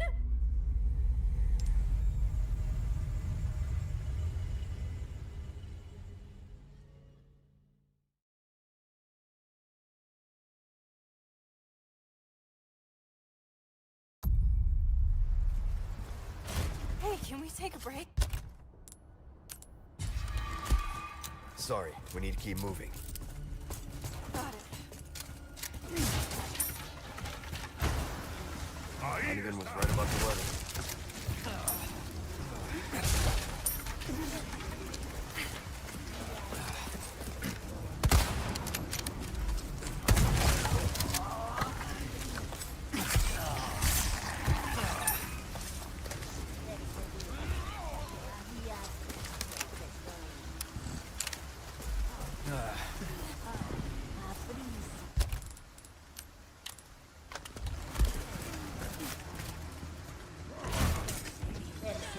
Here you go. Give me a warning next time? Present for you.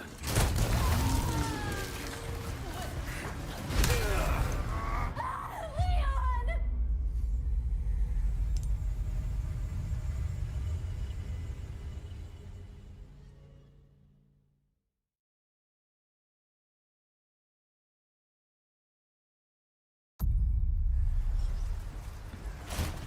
Can we take a break? Sorry, we need to keep moving. Got it. Donovan was right about the weather.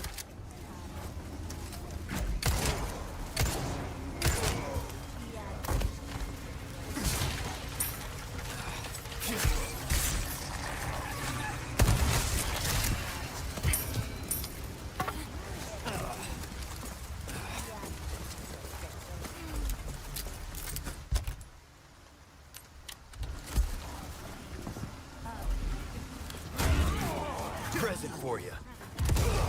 Give me a warning next time?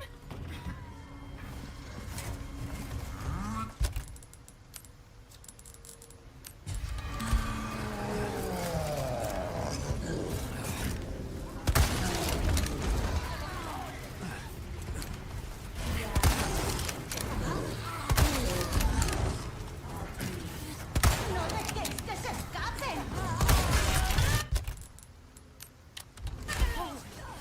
Sorry.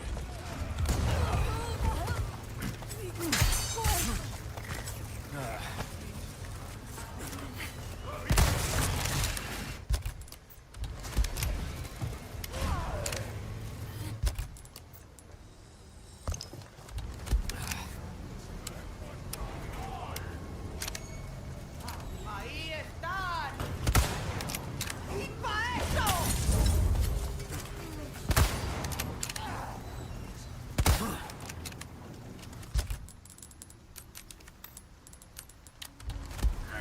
Present for you.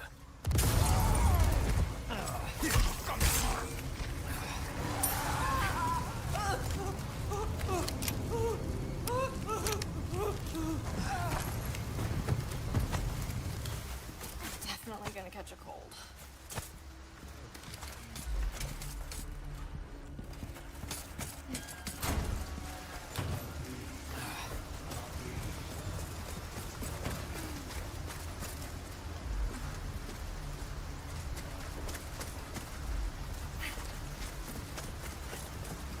This way. No prob.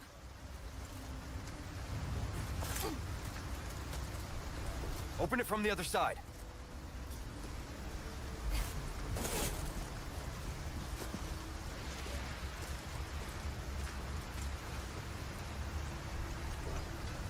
Okay.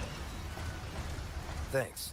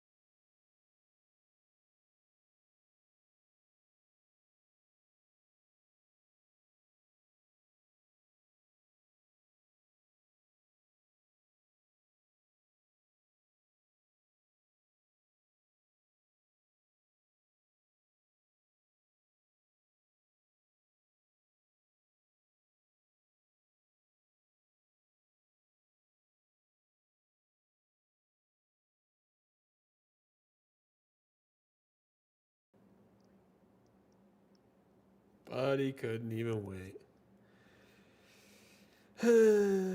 Game crashes. Peak. Peak. Okay, I'm gonna get back to this then. I hope that shit turns out alright. Guess we'll see in another hour or so. Fuck, I'm hungry now though. Somebody join the Discord.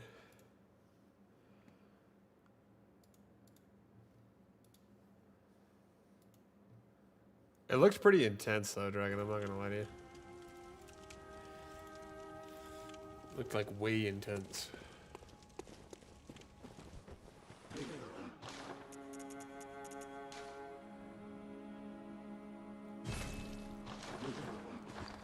Well, when I go to eat, by the way, we can watch that one video.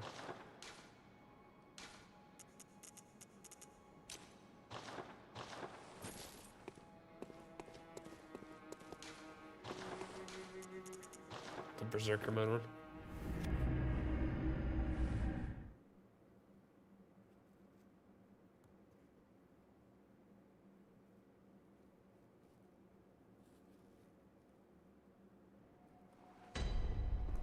I don't know, whichever one you sent. We'll watch that, I guess.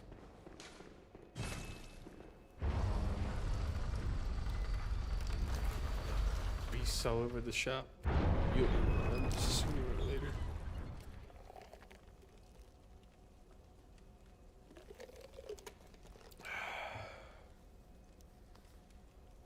I hope it's good. Let me hit up the big chat GBT.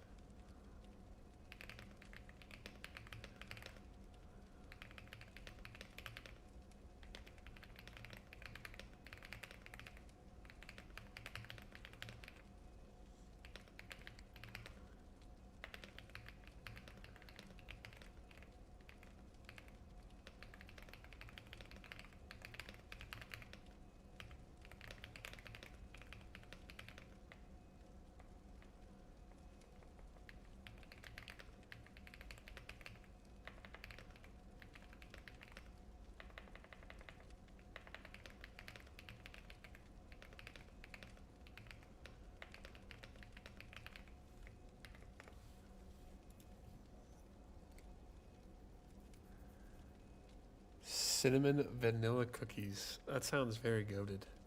That sounds insanely good.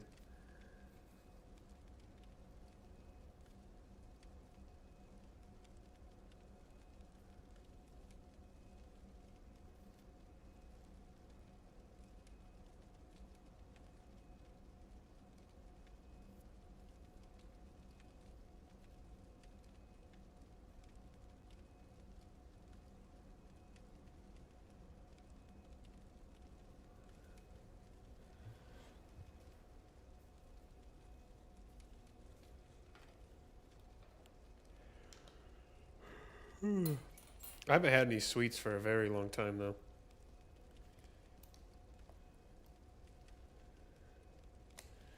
Yeah, there's like parts of this that are like insanely soft, and then there's other parts that are a little bit tougher.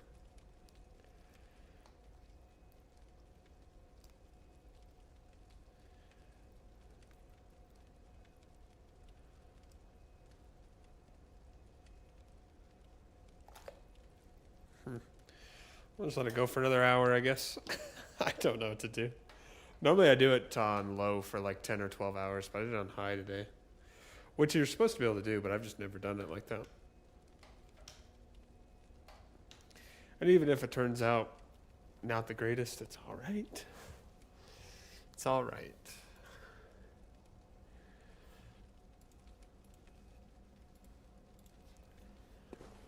All right, let's get after it. Hunter! What did you see this morning? Turn back at once. Turn back a lot.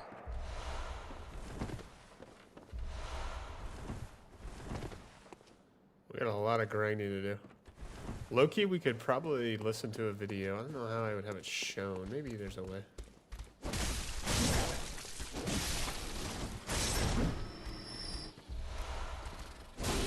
Are we do all that grinding. Because it'll probably be like 3 hours worth of just grind. Pull out the hunter's torch. If you have a torch out of any kind here, the beasts tend to be warded off by it, so you can use that for a little bit easier of a pathway through here. Also, by the way, are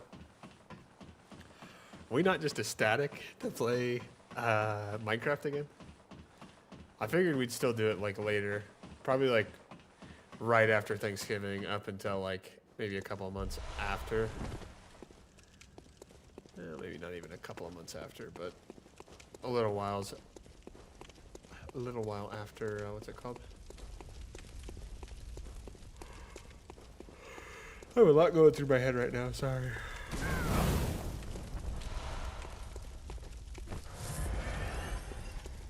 But yeah, it'll be fun. We gotta watch out for the Gatling gun up here. There's more fire paper around here and an armor set, but we'll come back and grab that stuff later. You are a skilled hunter. Adept, merciless. Half cut with blood, as the best hunters are. Which is why I must stop you.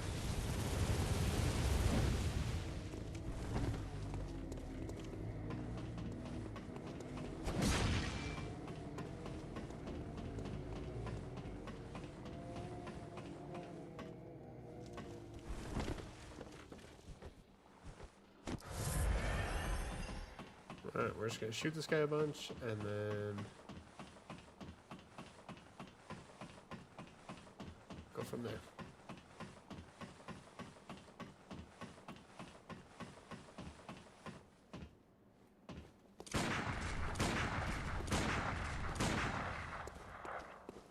Wait till we get the blood echoes. Jur's low-key really cool, and he has like a lot of lore, and I've shown a couple of videos where it goes into him, but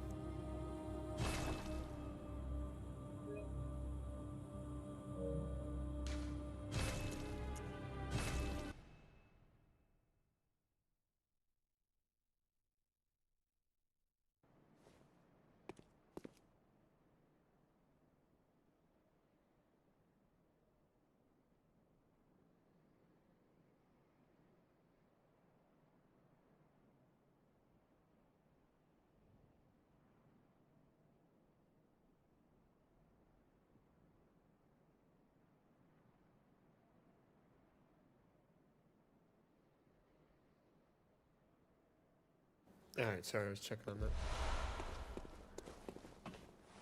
We realistically don't have to kill him, but if you step foot in here, he basically is always angry.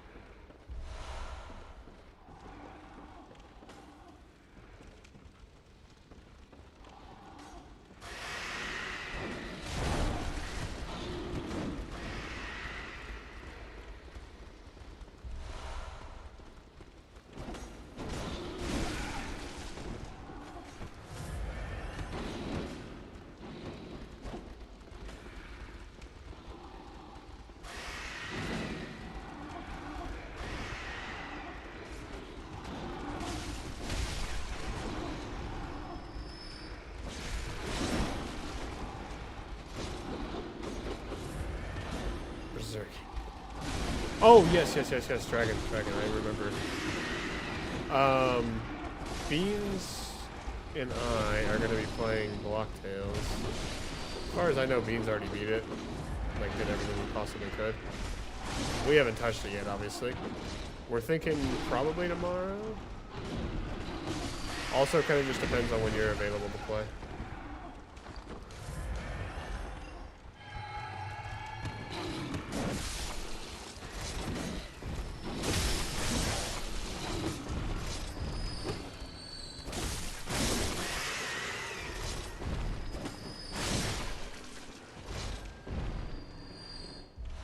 And buddy's not gonna answer me. Alrighty.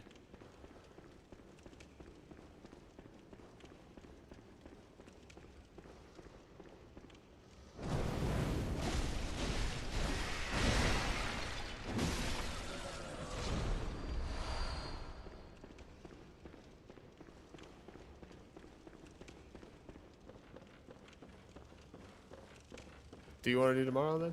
Does tomorrow work for you? Or do we want to do like Wednesday or some shit? How long is it going to take us, do you know?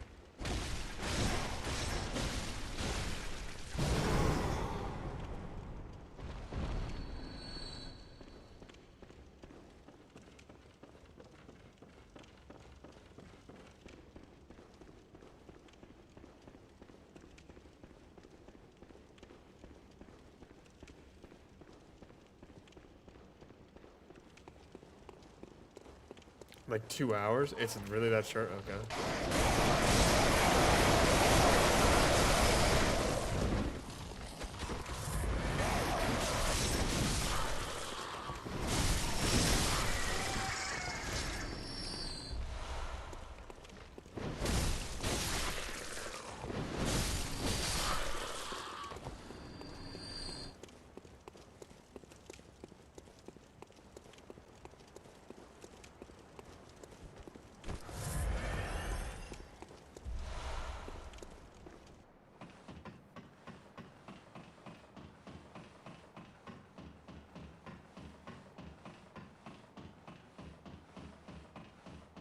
Oh shit. Give me a second. Let me take this phone call.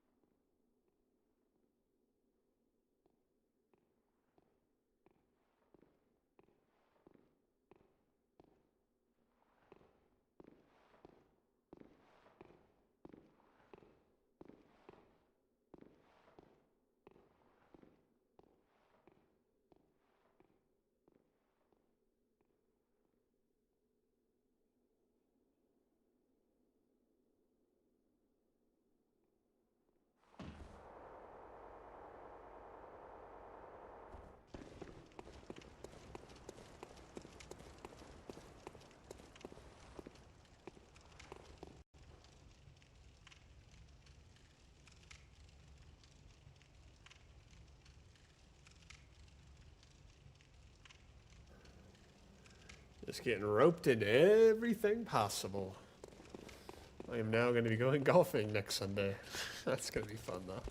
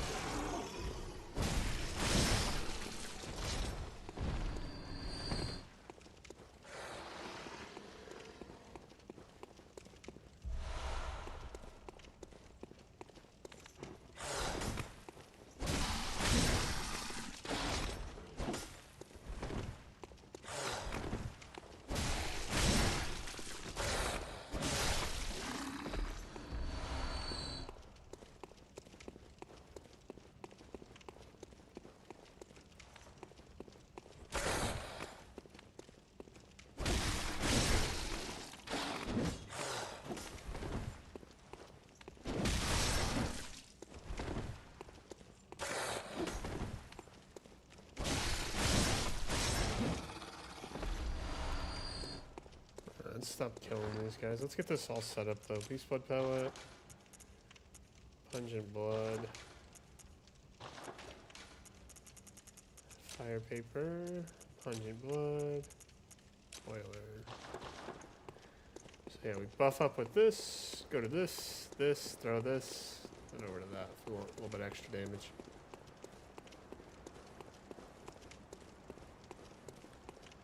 We can play Blocktails tomorrow then. Oh, I'm not going this. I'm going next Sunday. I already have next Sunday off, anyways. It'll be fun though. I'm gonna go with some family. Jeez Louise, bro. Talk about a reach.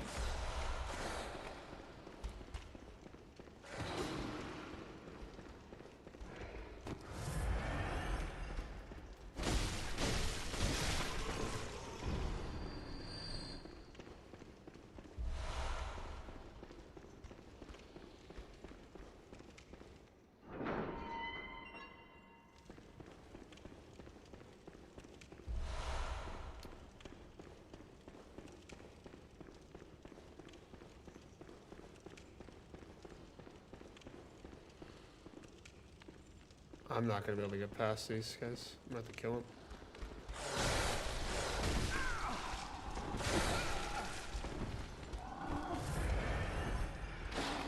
It's a shame if I died there. Holy smokes, I couldn't get around that guy. This isn't really this is a boss fight that if you mess up, you're already gonna lose. Hitting me is just so wild.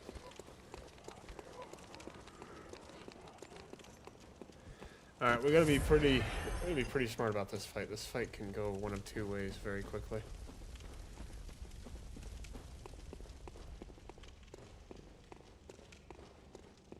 This is like a needed to win first try.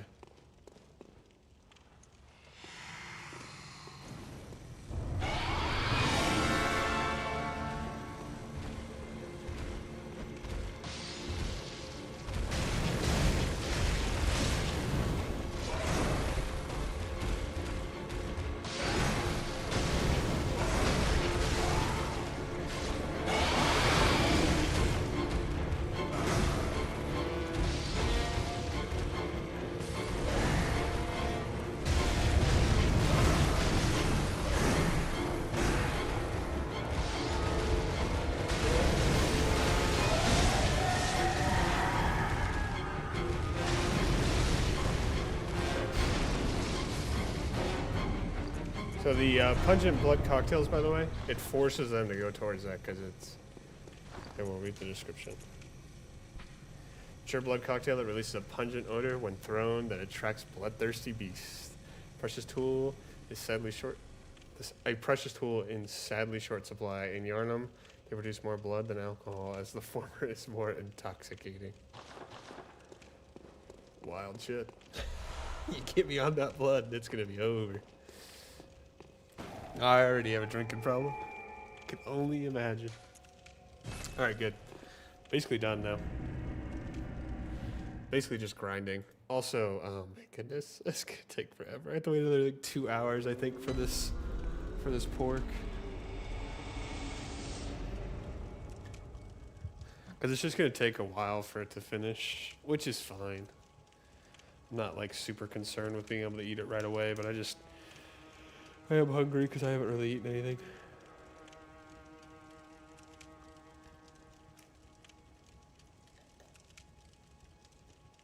Like, I haven't eaten anything today, that's for sure, but I haven't really eaten anything all weekend, to be honest.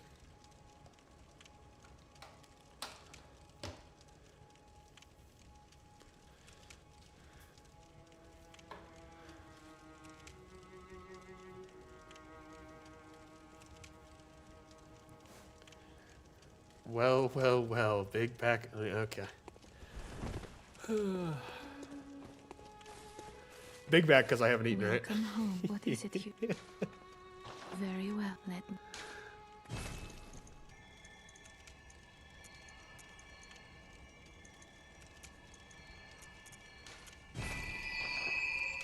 Farewell.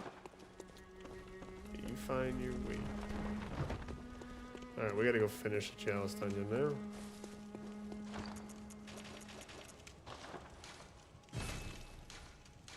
Oh, shit. Oh, we're gonna have to buy PS Plus. You can't search up chalice dungeons without it. Oh, that's crazy. Agreed.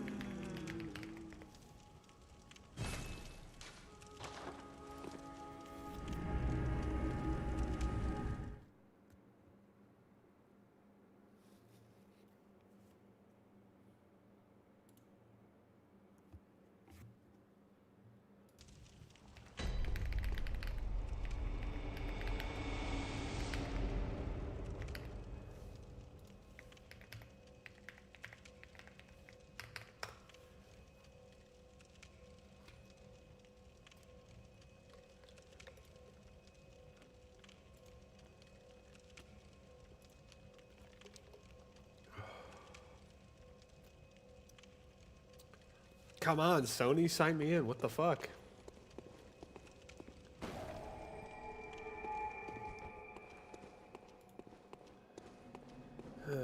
Subscription management.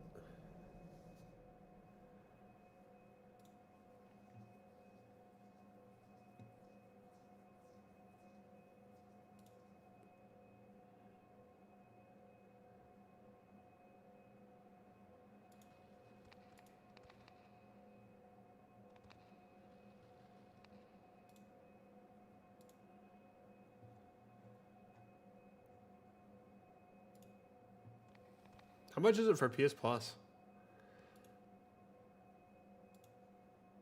It's pretty expensive, no, isn't it now?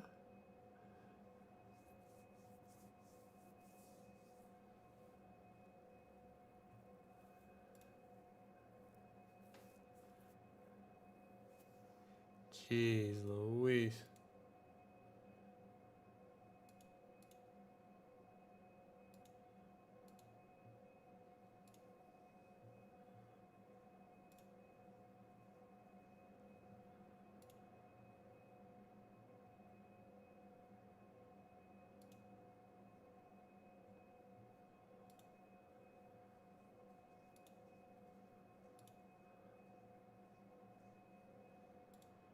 One month of Essential is $10.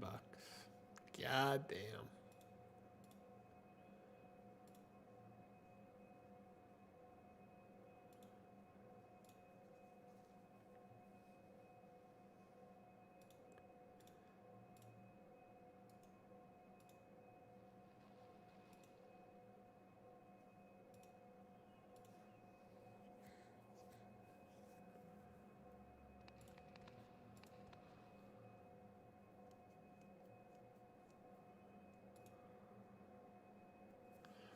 $10 isn't bad.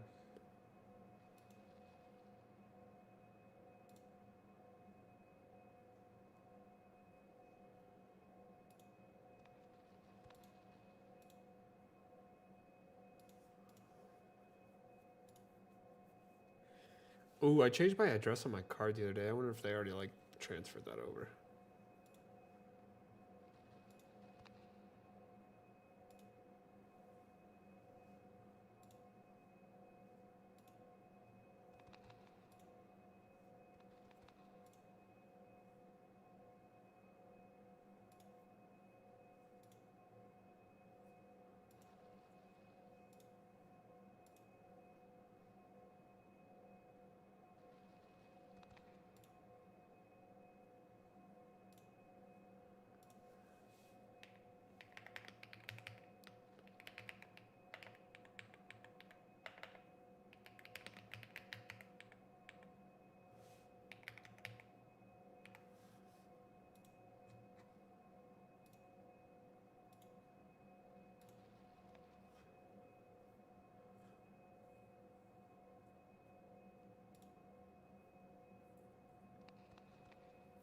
Ooh, they must have already updated it.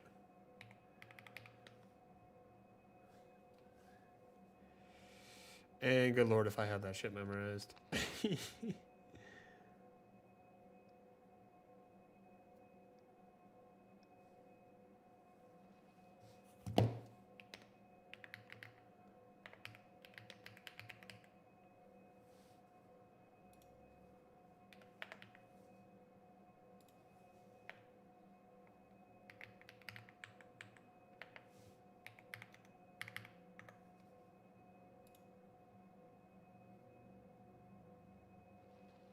Yeah, okay.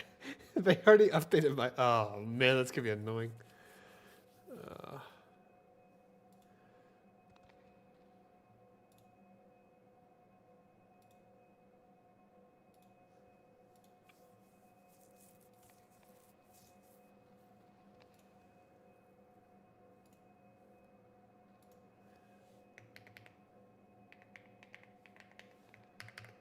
Dragon, I'm probably going to get Ghost of Yote as well at some point. We need to play that one.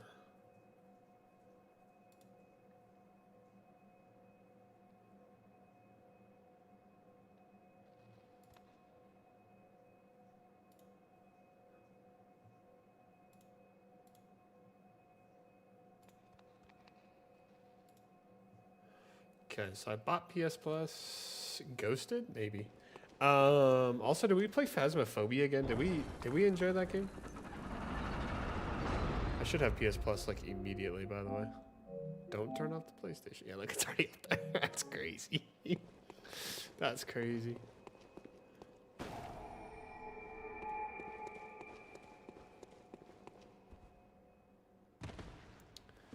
That door is gonna be locked until we come down here. Also, now we are soaked in oil, by the way. Ghost of Yote. Yeah, right. Is the name of that.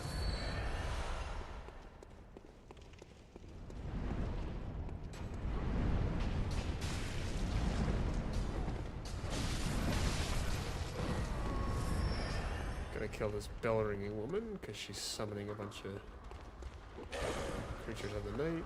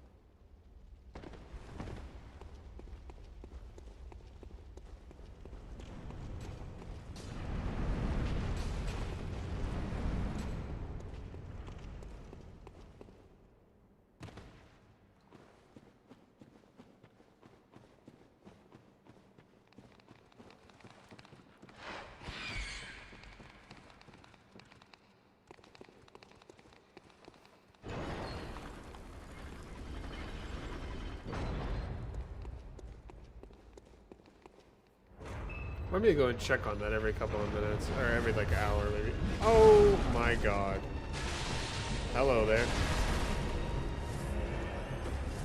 That was fucking wild.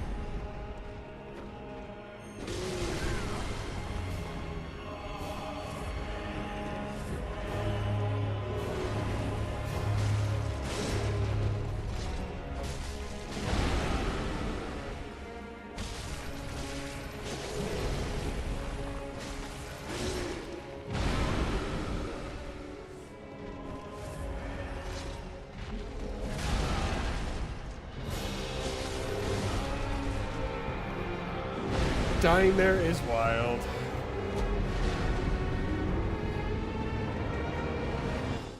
I don't think I'm supposed to be fighting this guy this early, by the way.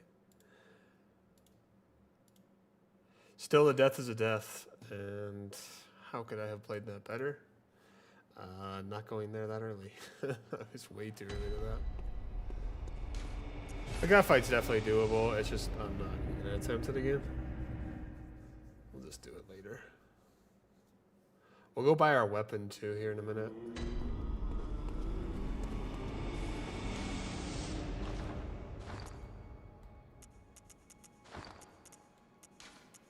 Gotta exit the main menu. Gotta play online.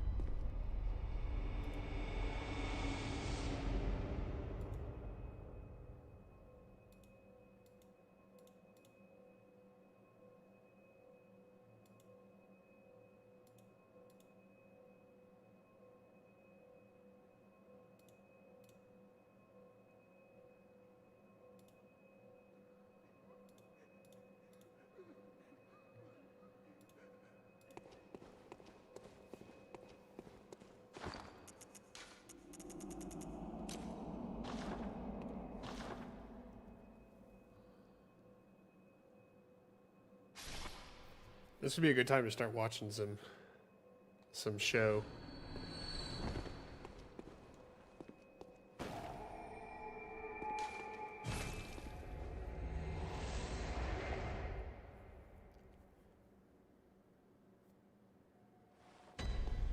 Dragon, did you end up finding that one that you wanted to watch?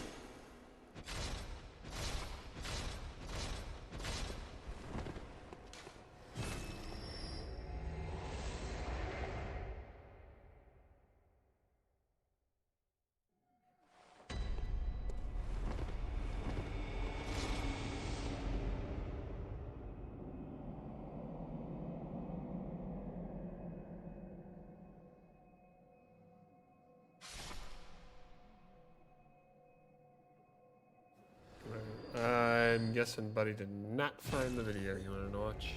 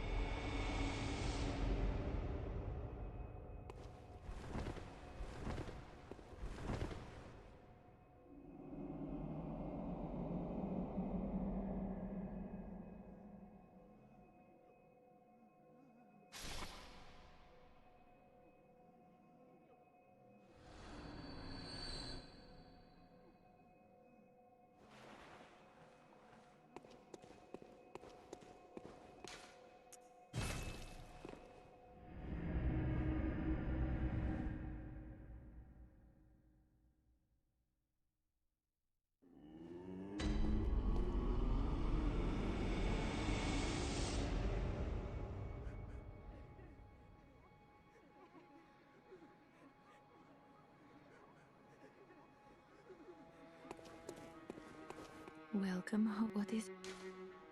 Very well. Let the echoes. Let me.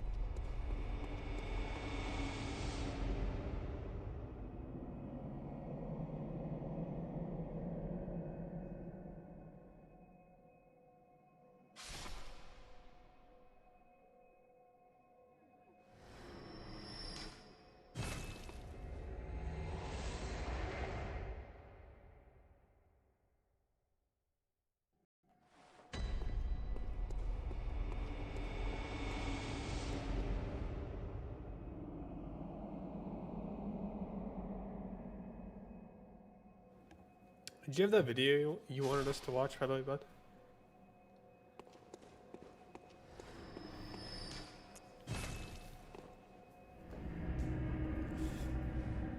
Also, this thing's hopefully almost done here. I'm open.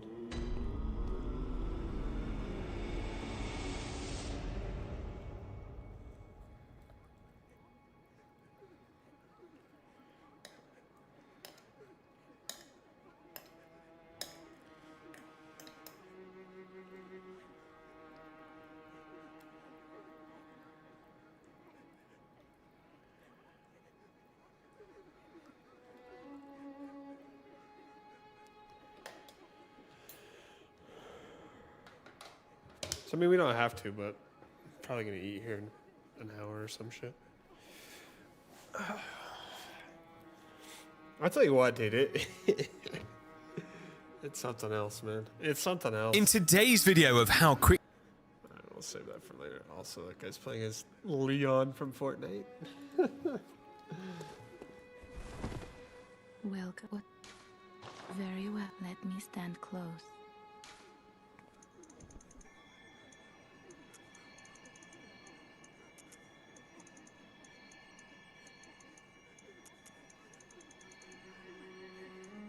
Oof, we need a bunch more levels still.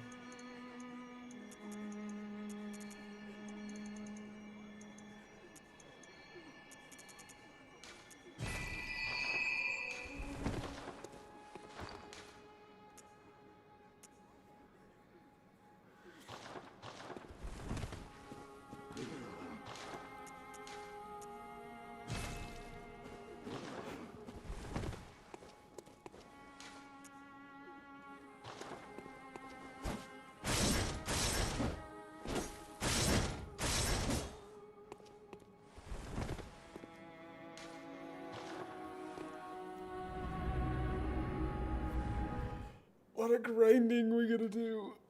Oh, man, I'm excited. I'm excited for this food. This shit's gonna be so good.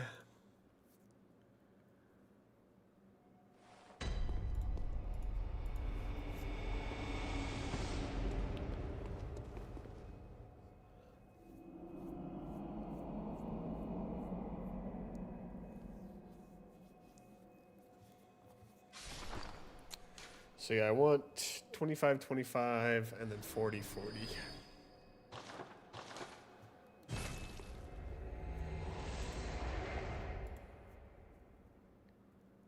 Oh, do you want to start watching it? I thought we'd wait. Quickly I can give myself a nervous breakdown, we'll be attempting what is undoubtedly the hardest challenge. Okay, let's see if we can throw this together somehow. What do we want to do?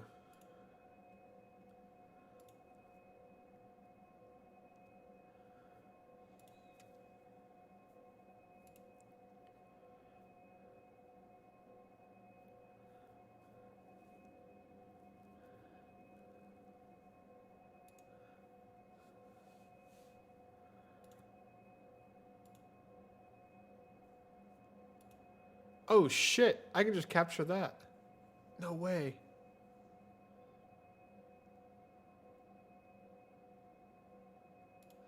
This might be a little bit weird for a second.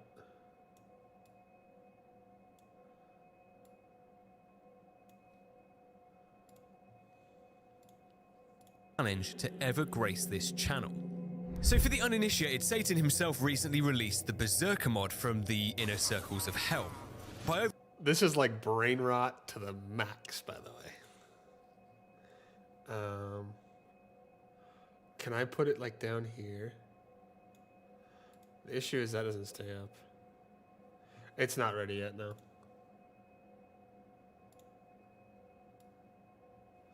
We'll just have it be full screen. Overhauling almost the entirety of the game, the mod enhanced the difficulty of Resident Evil 4 Remake quite substantially. From adding in more difficult enemies, new weapons and undiscovered areas, it helps to change the game from something that was fun for all the family to something that serial killers probably played in their downtime. With the mod, we get 4 new difficulty modes. What did I do that like undid it?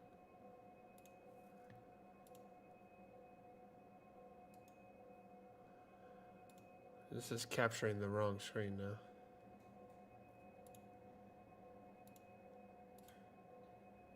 Oh, is it?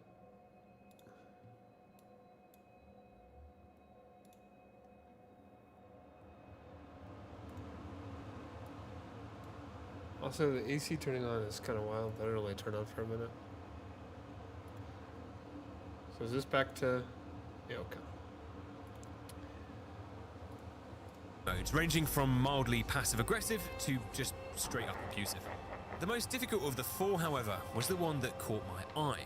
This difficulty was so heinous that it wouldn't be out of place to find it on trial for war crimes at the But this Hague, is allowed to obviously, do, like right? the deviant child that I was, I refused to play by its rules.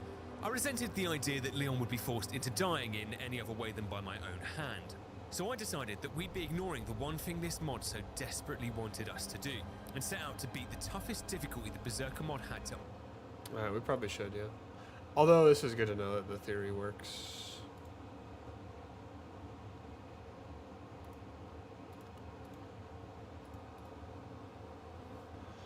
Like, we're allowed to do this, right? We're allowed to watch that, right? I just want to make sure we don't get our channel canceled.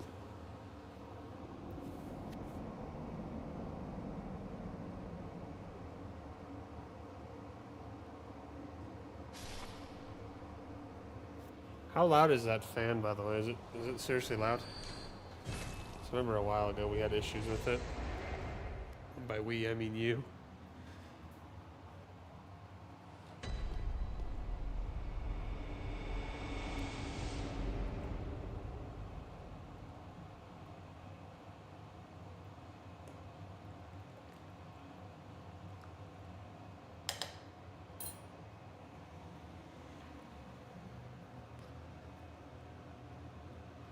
No, it's not loud. Oh, I'm excited to keep playing this game.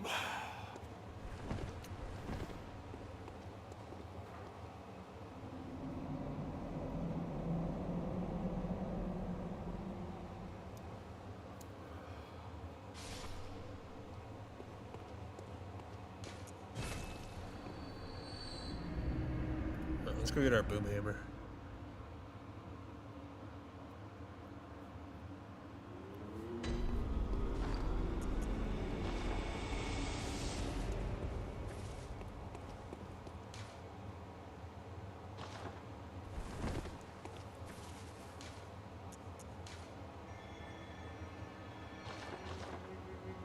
We buy ritual blood?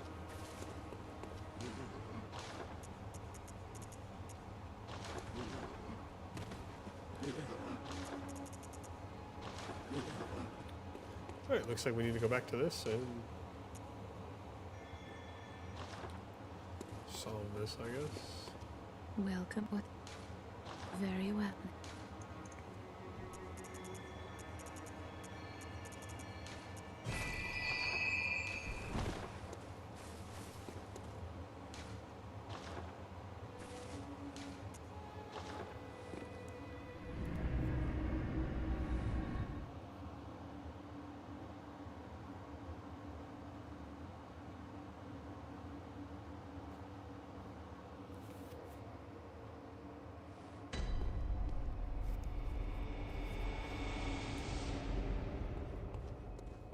Yeah, once that 50-minute timer is up, though, by the way, I'm gonna go eat that.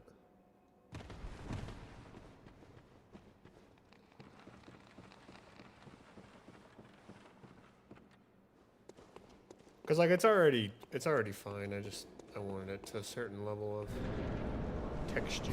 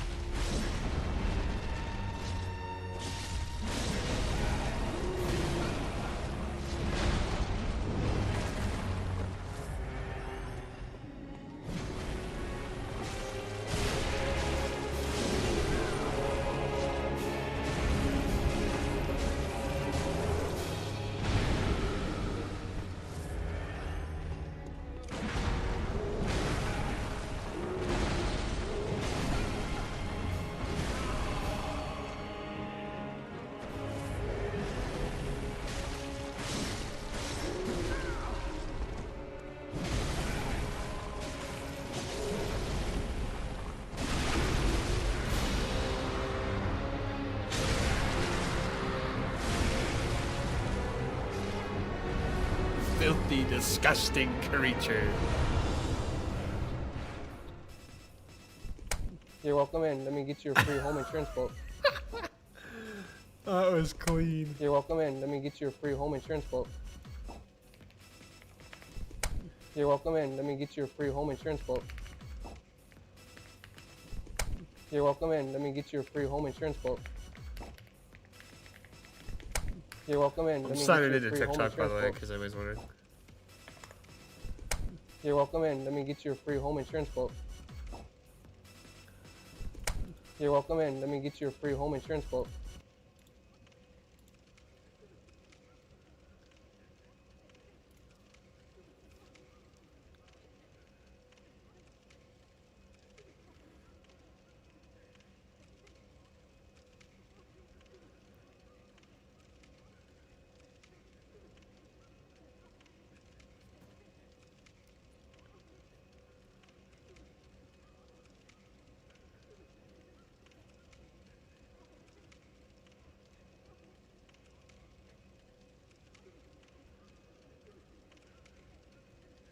All right, we are officially logged in now. You're welcome in. Let me get you a free home insurance.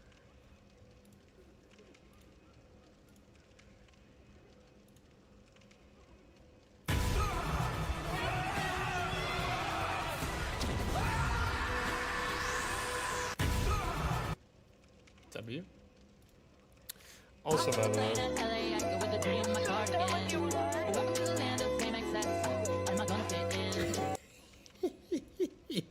go say hi to the. Go say hi to the professor.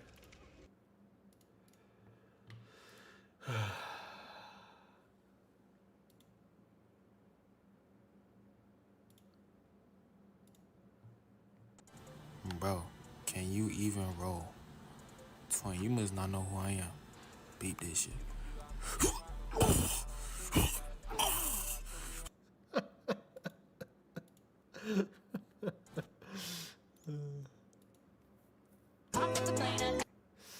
All right, Dragon. Since YouTube wouldn't let me post it.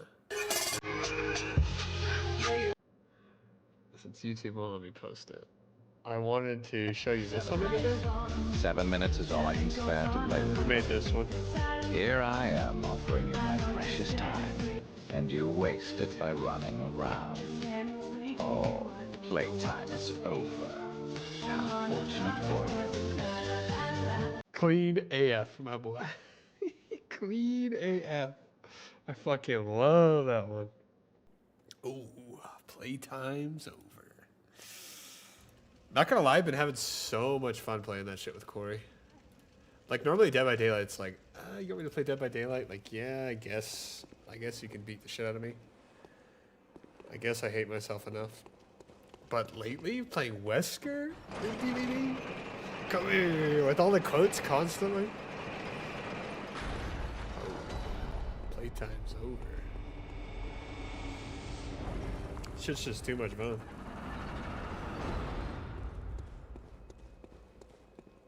Chat, we may be polling. Are you polling somebody?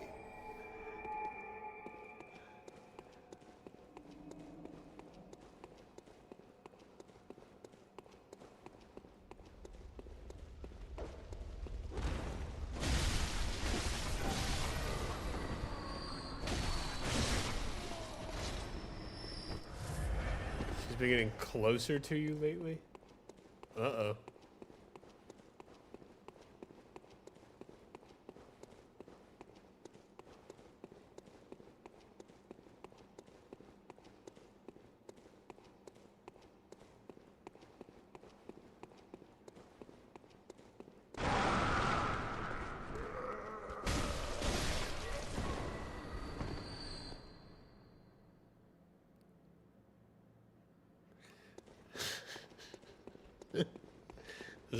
Is this cornball Riz?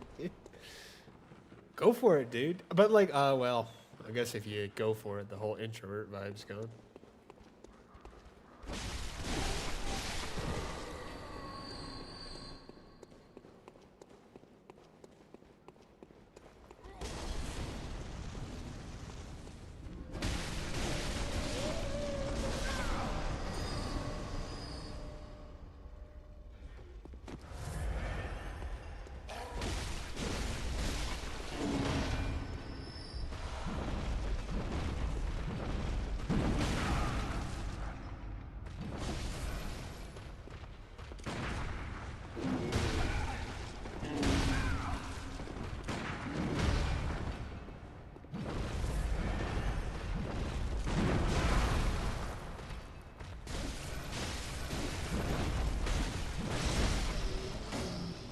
Golly. This guy look-key kicked up, man. Guy was rolling.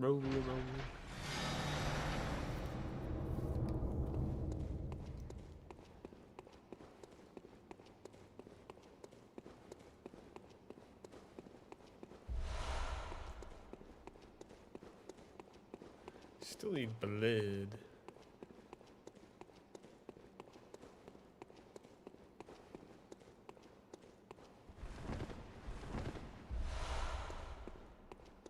Maybe that'll be on the final level.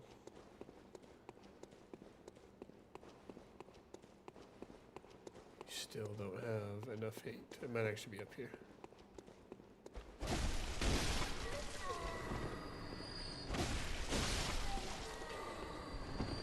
Dragon, you should low-key ask that girl out, though. Because, like, you got nothing to lose. Let's be honest. You got nothing to lose.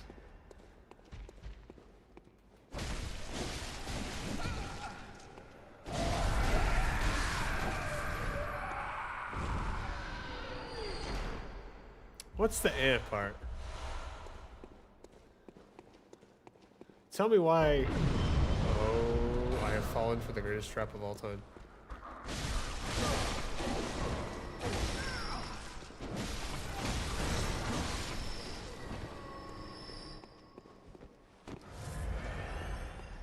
Coach, okay. You are no coach. You are no coach. Don't lie. That was low-key good, though. That was low-key good. But you are no coach. You need to get in there, play the field, and then you can be a coach. Break a girl's heart or two. Have your heart broken at least once. Experience what it is to suffer.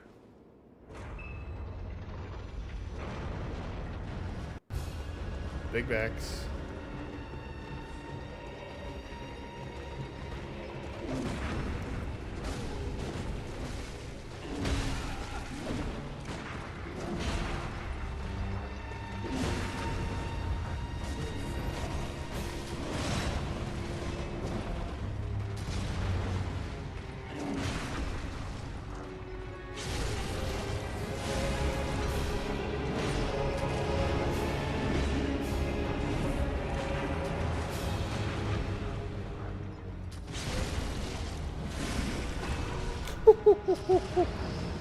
The one shot of doom.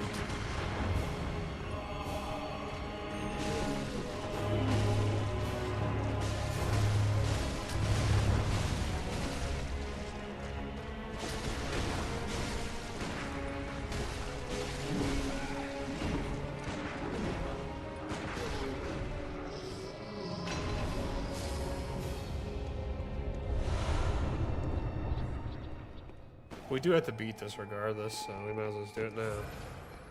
Although this last dude is a little bit tough. It's a fire dude. He has a really good song though.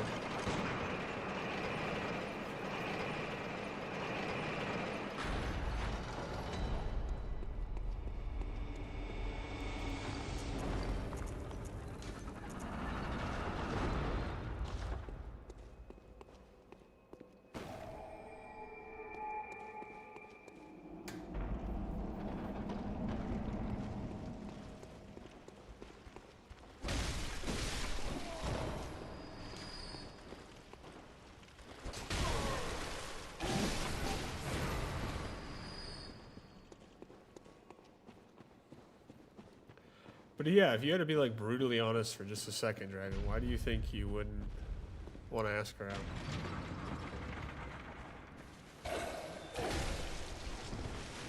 Oh my god, I got the whole goddamn Armada coming for me.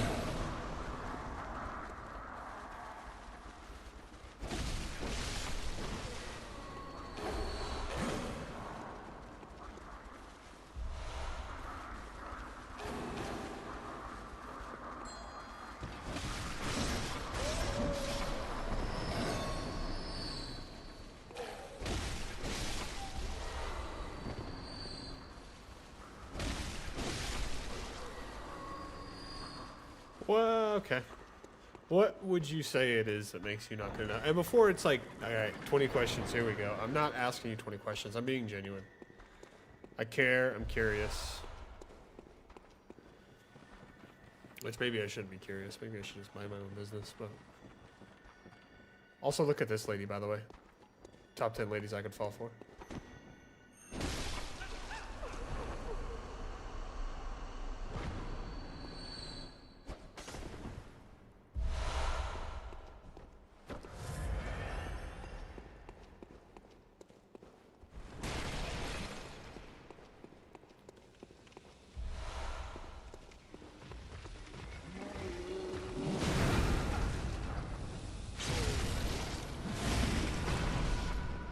Out of my face, boy.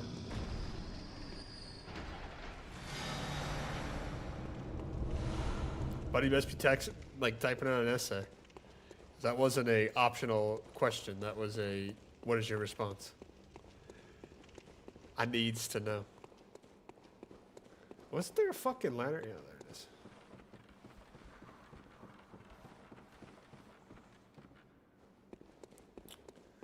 Ooh. Precious loot. No mimics in this game, by the way. Kind of sad, but also good. Tomb mold. Well, how there's like no surface, by the way. Gives the eerie red vibe a more viable feel to it, I guess.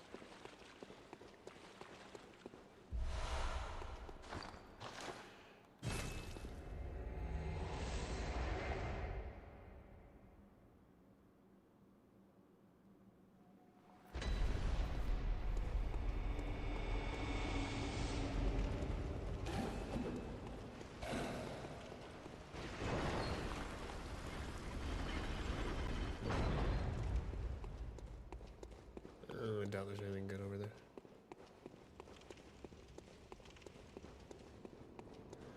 Good OST inbound, by the way.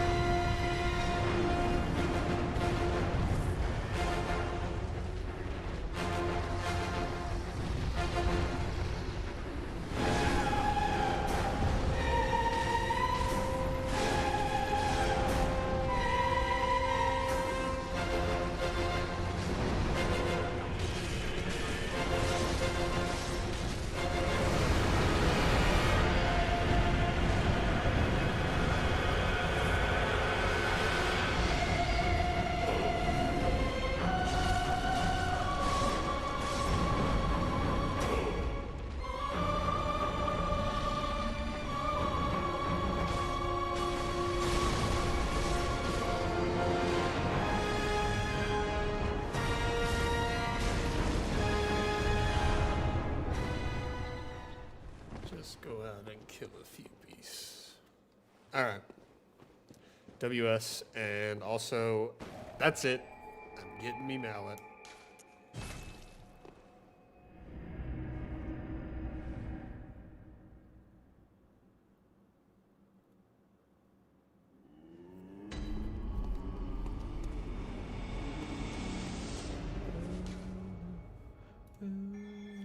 It's a really good song, though.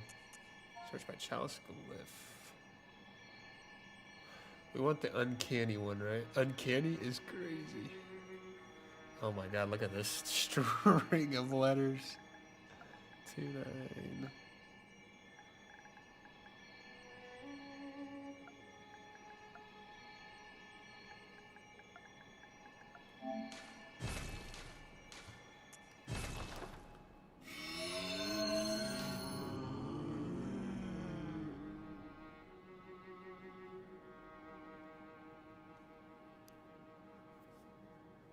Ooh, they might not sell it, by the way. And Buddy didn't answer it. Buddy did not answer the question. It still has like 30 minutes left. I'll check to see if it's tender enough, though. Should be fine.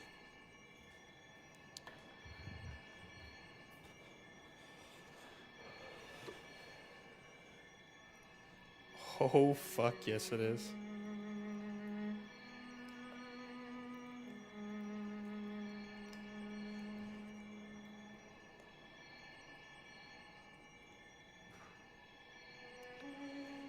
Alright, I'm going to start working on this. I'm going to take off my headset for a minute and just work on this. So I'll be back. Anybody who's in here, by the way, the question about what makes you not good enough for her. But, alright. I'm going to put in here. Well, everybody's in here already. I'm going to start making that, so give me a minute, and then we'll put on that video and watch it while I eat. I'll be back in a second.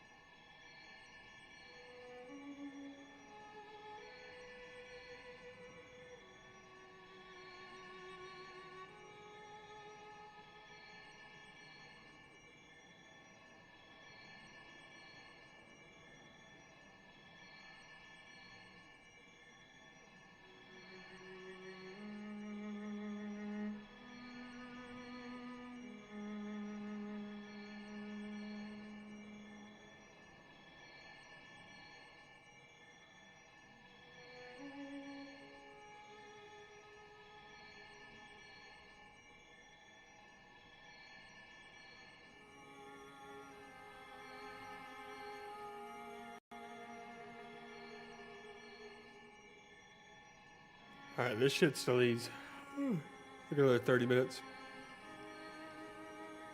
Because like what you have to do is you have to break it up and then you let it go for like another 30 minutes. And it wasn't quite tender when I got done cooking it. So, this is fine though, because we're gonna go kill Amelia. Because we can't get our weapon yet.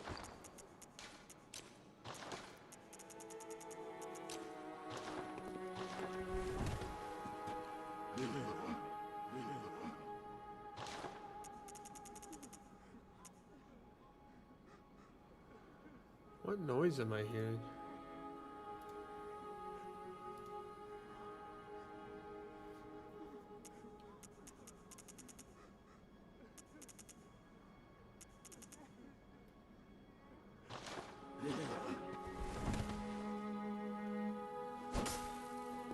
Oh, that is like unsynced.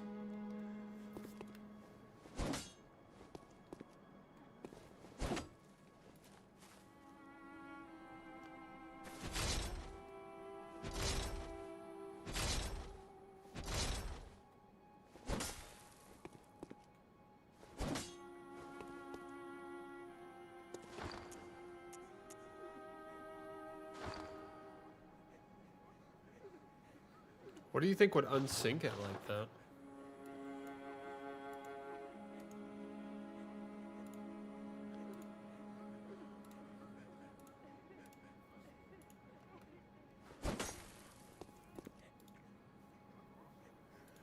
Okay, let's delete video capture device.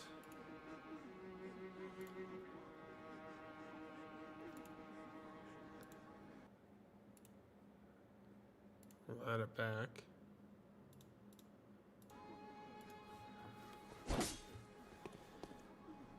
Yeah, I wonder if it just unsyncs over time. I'm sure there's a way to prevent that, but it's probably because I've like done so much shit on it. It's also been like running for a couple hours.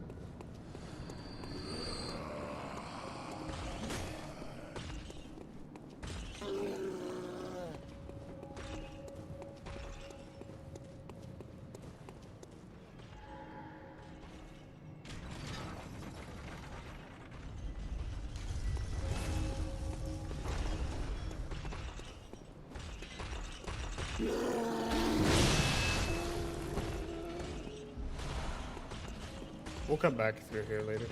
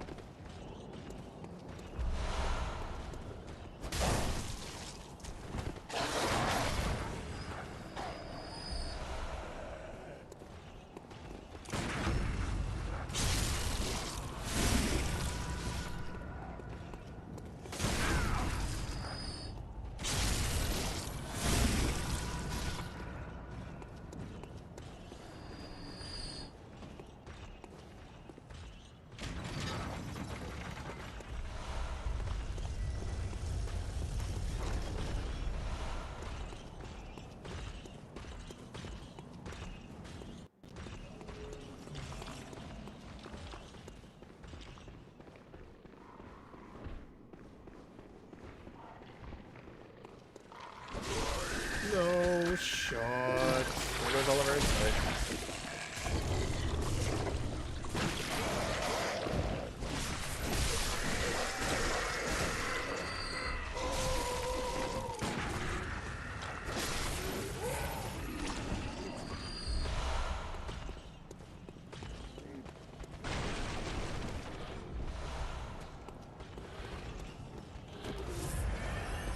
Yeah, I need another 30 minutes for mine before I'm ready to go.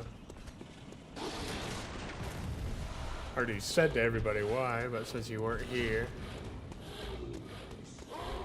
you gotta give it like 30 minutes after you like shred it up for it to like all come together. I also have to kill this lady before we can grab this, so we're also gonna grab our goat. I know exactly where she lives. Oh my, what a queer scent. But I take it over the stench of blood and beasts any day. What is it then? I'm off during hunts, so if that's what you're here for, I'll leave you to your own devices. If that doesn't do it, come back in the morning, darling. The lady of the hour.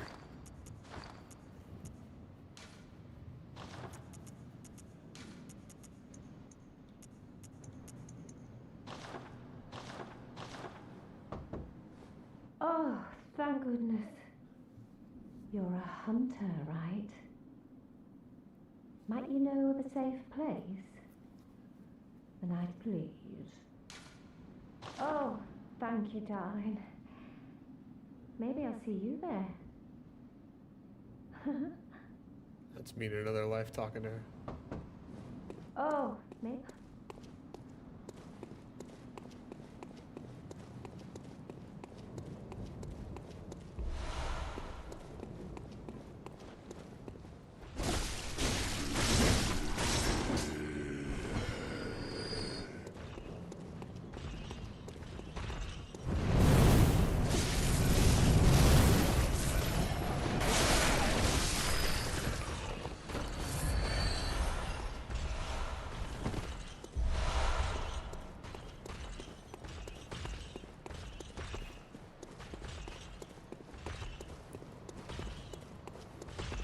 We already did everything we need.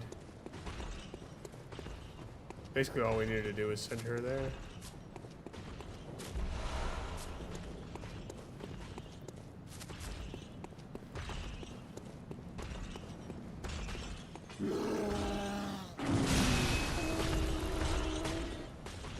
And let's go talk to that girl too.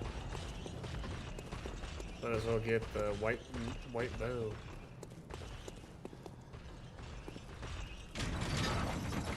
That's Henrique right there before he goes mad.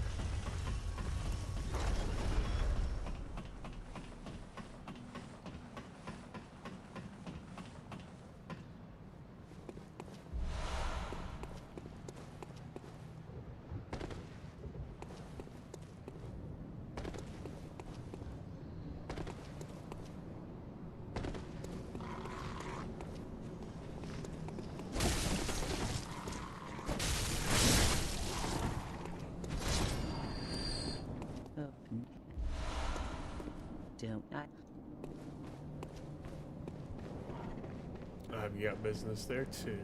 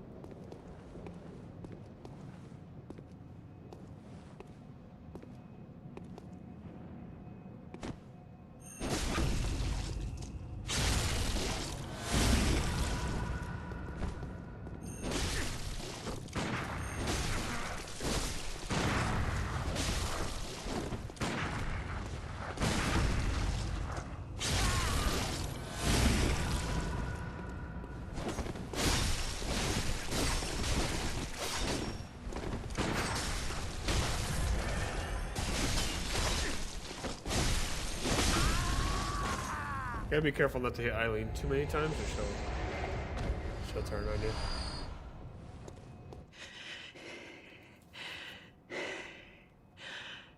That wasn't necessary of you, but you have my thanks.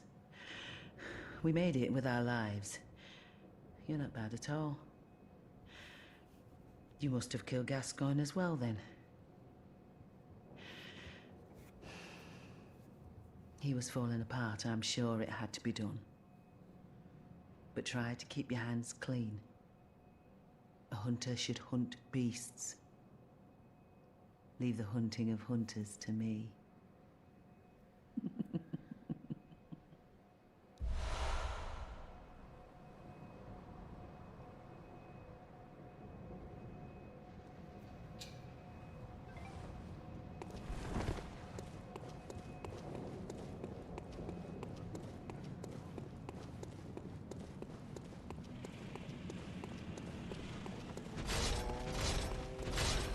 I mean, like, look at how pretty this looks.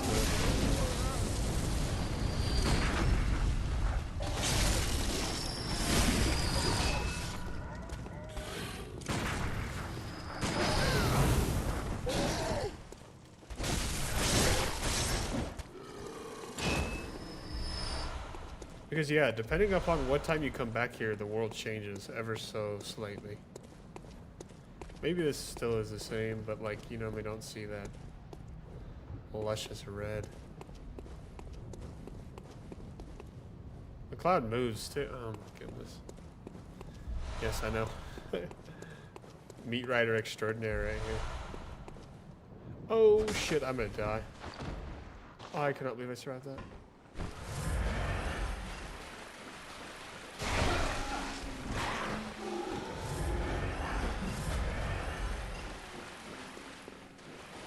That's insane that I have enough health to survive that.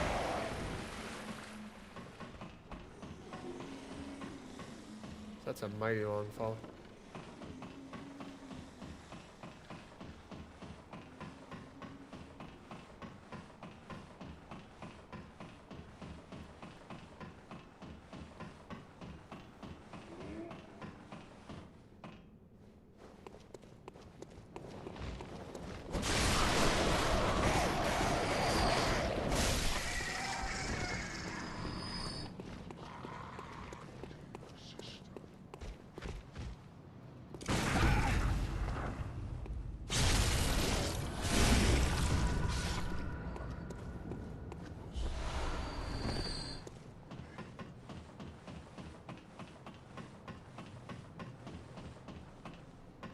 So this is pretty sad. You can, by the way, Gascoigne's entire family dies, regardless of what you do. Like, I mean, theoretically, if you never talk to this girl or her sister, they survive, but they don't. They die. Like, in the canon version where you talk to them. Helen. Mr. Hunter, was it really her? Mummy? Mummy? But they all die.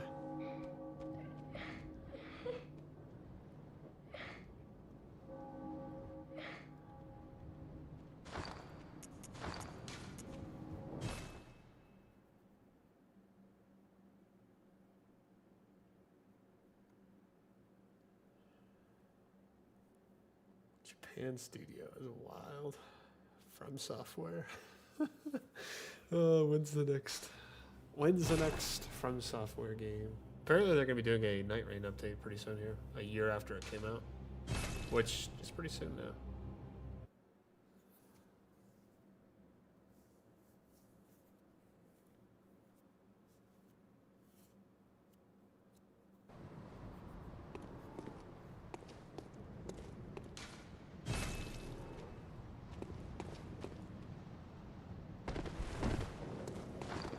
Pretty sure regardless.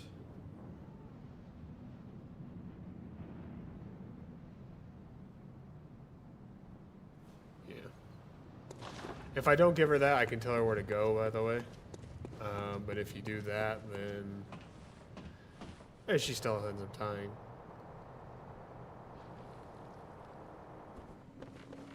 But now that we did that, we can go down here, kill this pig, and he should drop the red messenger with him.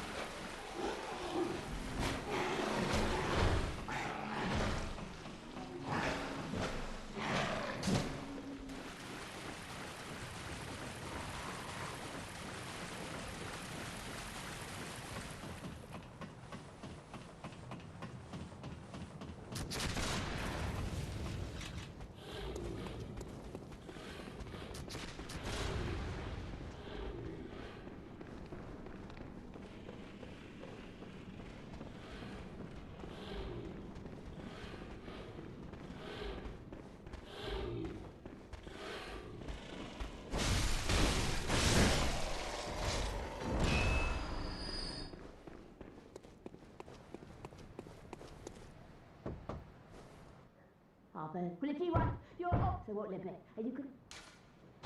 Well, an outsider working. Well, don't you have work? Go slit some throats. Get this.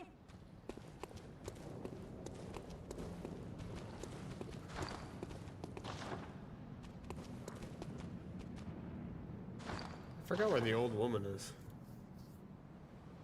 I don't know if that was her. It might have been.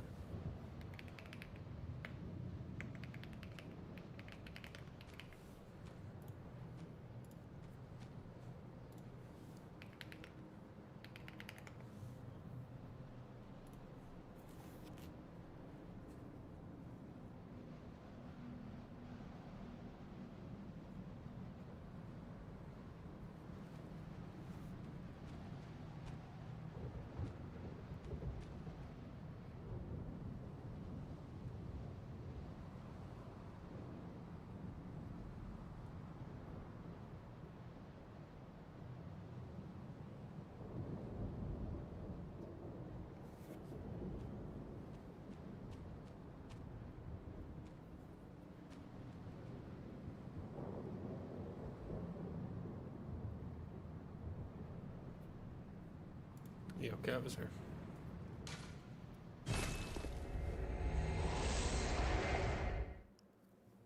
So now we have done everything we can for the time being. So we'll go kill what's her name. Both of these people should have moved here. There's like other people we can save, obviously. These are the only people I care to save. Obviously, the goddess herself. Thank you.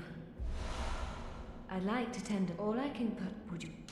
Would I take a horse blood? Oh, yes. good. Come close. Don't worry. This isn't the first time. The blood's actually really good. It's a single-use special item. But stamina recovery speed? It's like one of 2 items that can give you stamina recovery.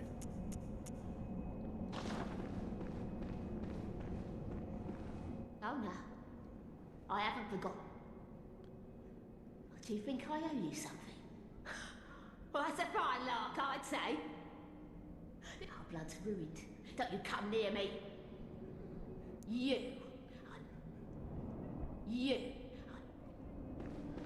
Eventually she'll be nice to us.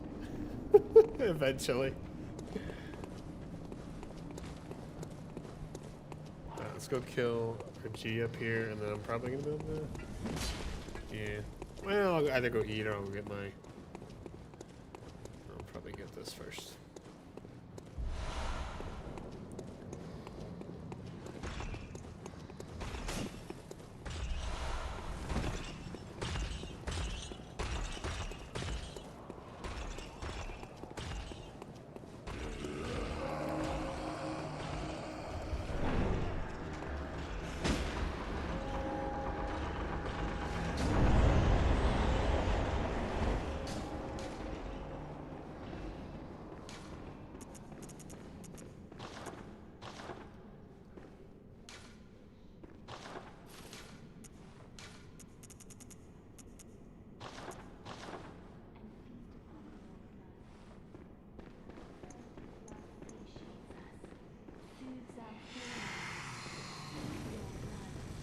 Pretty cool boss fight.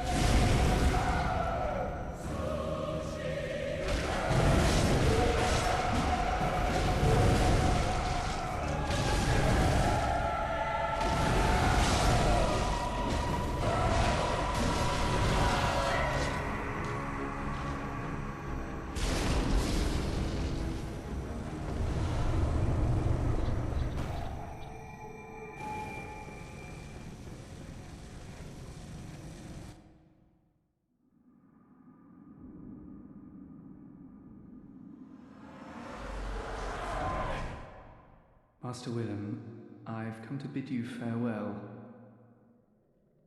Oh, I know, I know. You think now to betray me. No, but you will never listen. I tell you, I will not forget our adage. We are born of the blood, made men by the blood, undone by the blood. Our eyes are yet to open. Fear the old blood. I must take my leave.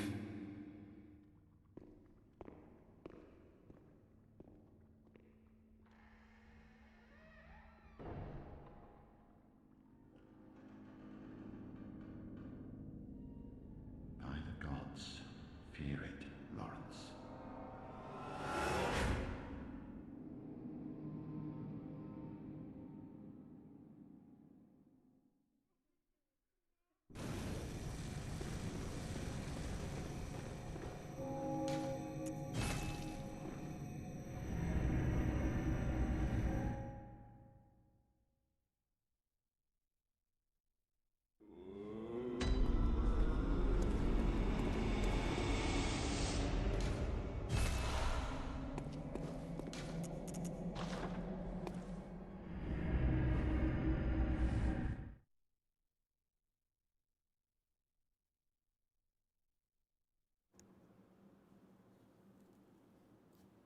I don't remember where the entire set is here.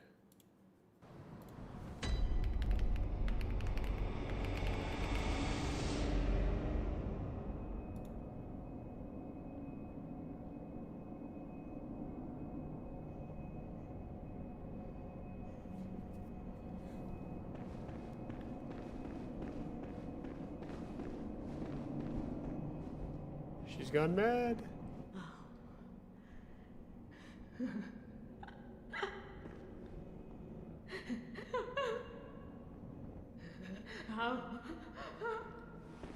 Eventually she'll be cool.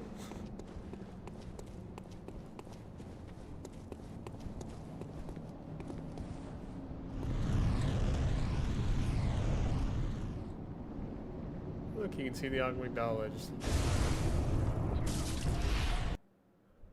Curse the fiends, their children too.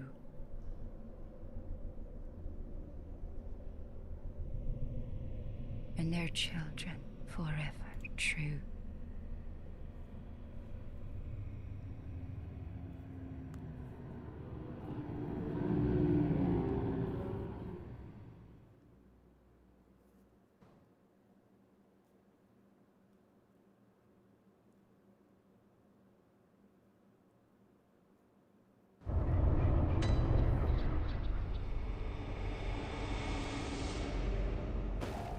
Wait, wasn't I just here?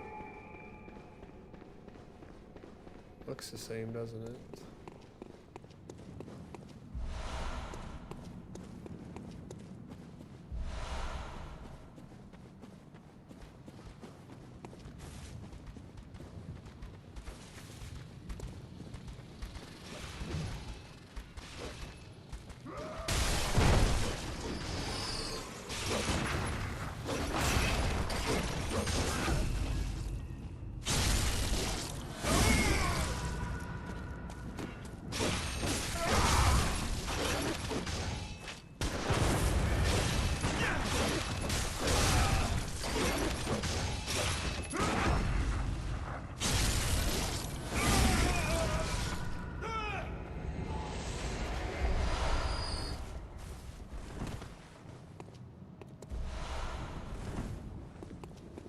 Yeah, we've got the gloves.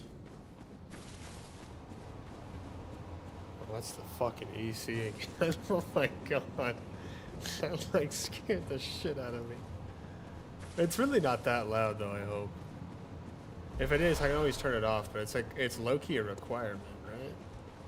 To have AC.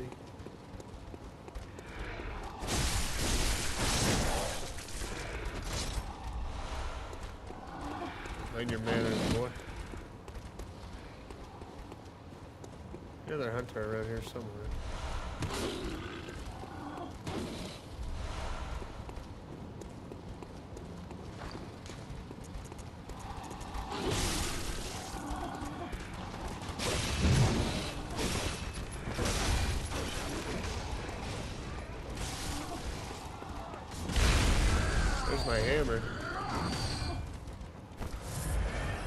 Not my actual one, but one I'm gonna need.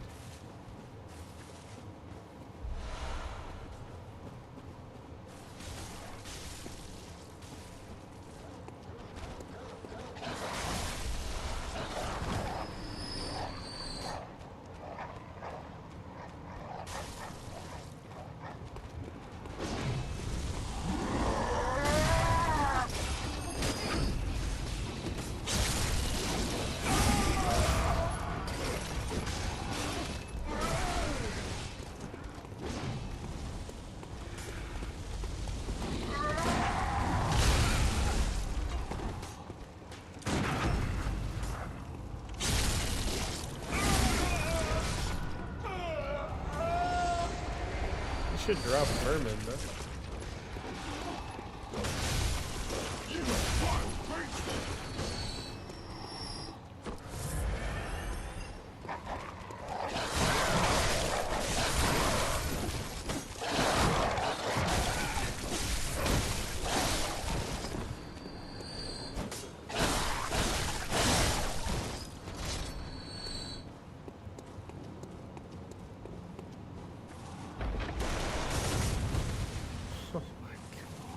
I fell right for that trap.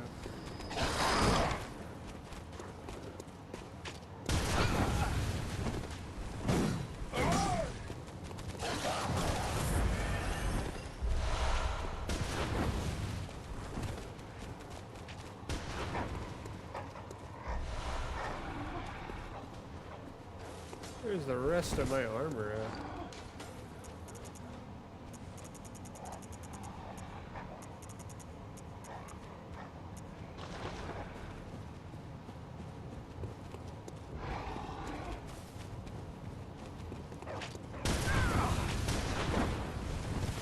There's a piece up here to the left.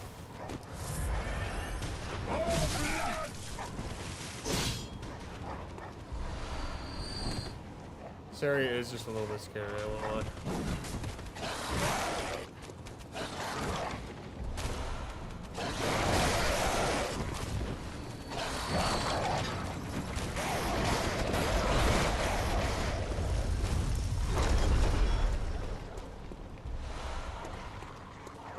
We still need the hammer and then like a chest piece. Not the hammer. We obviously need the hammer, yes, but we still need the chest piece.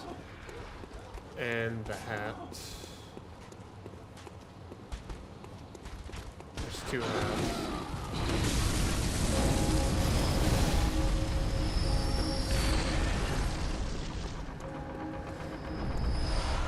I need to come up here and grab this before I forget.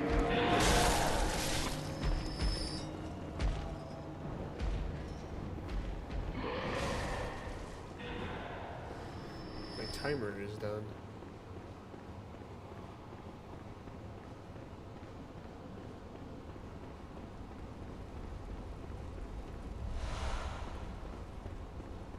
I need to grab that because if I don't, I'm gonna forget. I'm like, oh, what the fuck? Why can't I start the boss fight?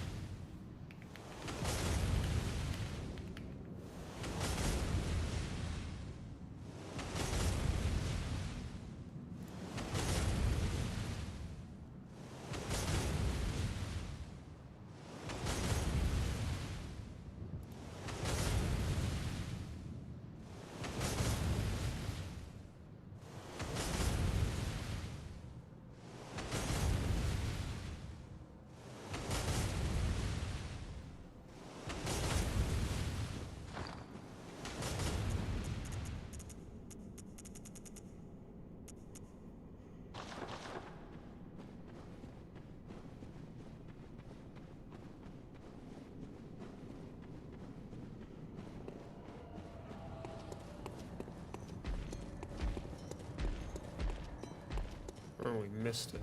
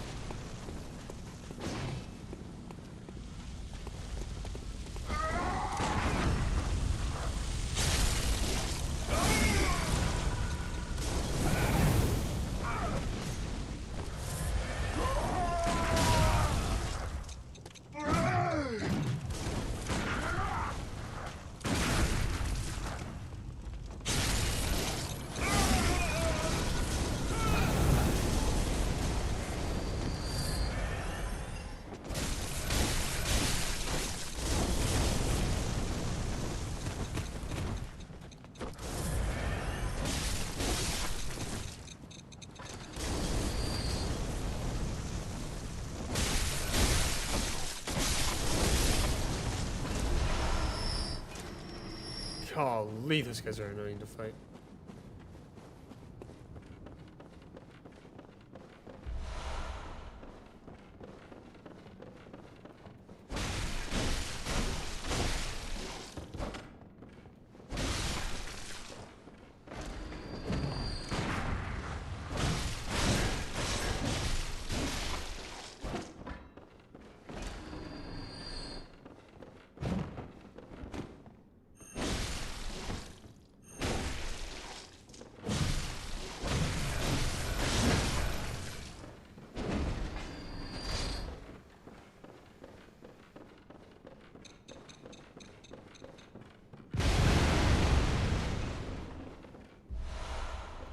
There's our hammer, or a version of it.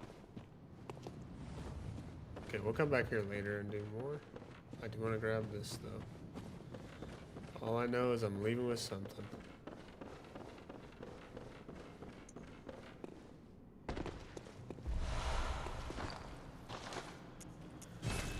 Alright, done the... When you be playing Berserker mod win. I'll be playing that video in just a minute here, bud. I must be grinding my teeth, by the way. I don't know, every time I go to stretch at all, teeth just grind.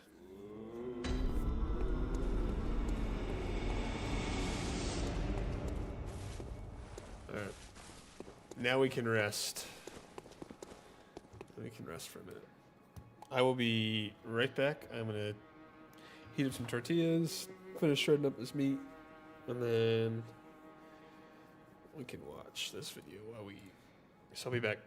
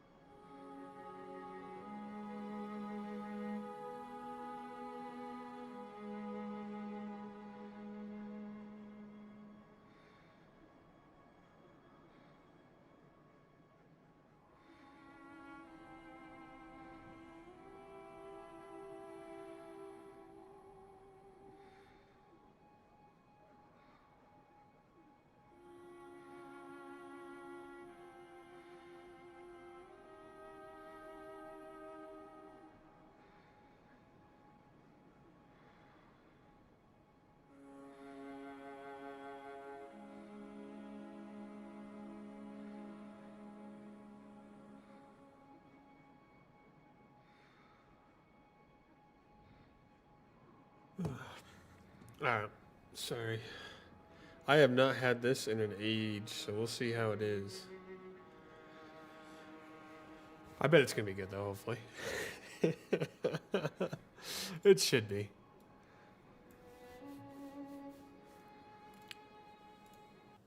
Okay. Offer us, whilst refusing to let Leon become the opposite of a... Undoubtedly, the hardest challenge to ever grace this channel. So for the uninitiated, Satan himself recently released the Berserker mod from the inner circles of hell. Alright, I'm gonna get munching. By overhauling almost the entirety of the game, the mod enhanced the difficulty of Resident Evil 4 Remake quite substantially. From adding in more difficult enemies, new weapons and undiscovered areas, it helps to change the game from something that was fun for all the family to something that serial killers probably played in their downtime. With the mod, we get 4 new difficulty modes, ranging from mildly passive-aggressive to just straight-up abusive. The most difficult of the 4, however, was the one that caught my eye. This difficulty was so heinous that it wouldn't be out of place to find it on trial for war crimes at The Hague, but obviously, like the deviant child that I was, I refused to play by its rules. I resented the idea that Leon would be forced into dying in any other way than by my own hand. So I decided that we'd be ignoring the one thing this mod so desperately wanted us to do, and set out to beat the toughest difficulty the Berserker mod had to offer us, whilst refusing to let Leon become the opposite of alive. At least, eventually anyway. As usual, the challenge starts with us tracking Grade 2 ballistic storage device and presidential daughter, Ashley G, who'd apparently run away from the White House to join the religious version of ISIS, but had sadly been left disappointed. The most obvious change was that Leon's police officer training had instinctively kicked in as he immediately pulled out his service pistol to interrogate the local wildlife and ask this local homeowner some questions.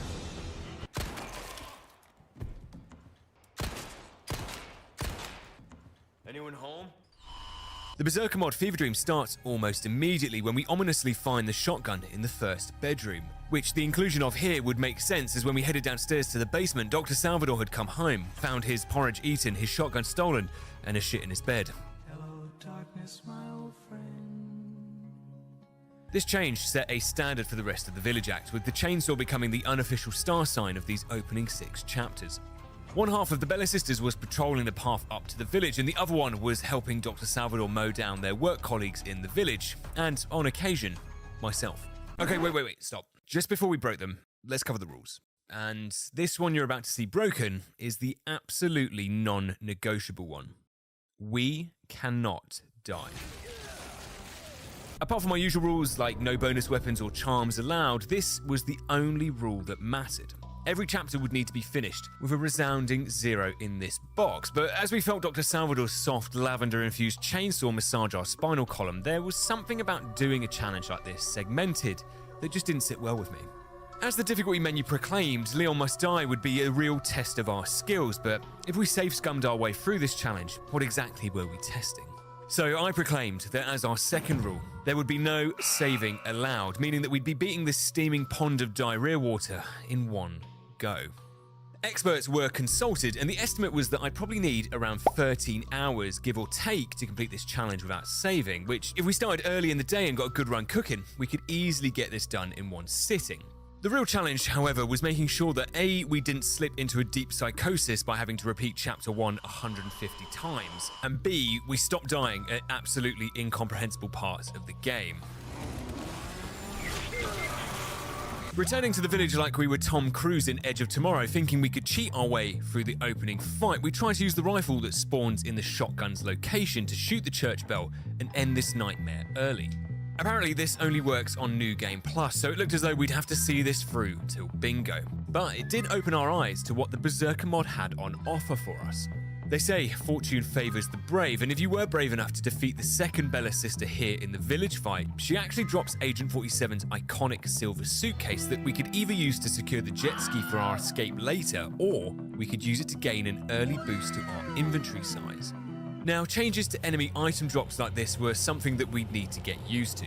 New and existing enemy spawns were now intrinsically tied to key items and treasure, the latter of which was now almost exclusively found in the pockets of these demons instead of their usual locations. The windmill cog, as another example usually found on this table in the farm, was now inside this brute's cavity, meaning that if we wanted out of this area, we'd have to pry it from his cold, dead arsehole. These changes brought a feeling of uncanny valley to the challenge. Sure, on the surface, it felt as though we were playing the Resident Evil 4 remake that we all knew and loved, but finding the doors to the cabin already unlocked and a secretive way into the fishing village via this ladder and bridge made the game feel completely different. With a TMP retrieved from the cabin and a beetle found on the secretive pathway to the fishing village, we arrive at the cabin to find a record-breaking fourth chainsaw psychopath waiting to baptize us in the basement. But with 2 magnitude 5 earthquakes applied to her forehead and a Coca-Cola Chubba Chub placed in her mouth, we temporarily silence her again and we arrive to start chapter 2. 1 down, 15 more to go.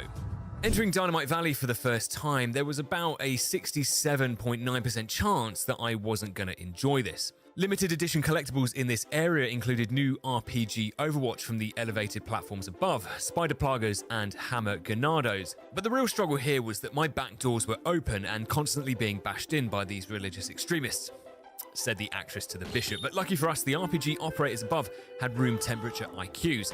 Volunteers who came in through this window magically disappeared, never to be seen again, and anyone else who was so bold as to break into my back doors again were greeted with a large double serving from the Consent shotgun.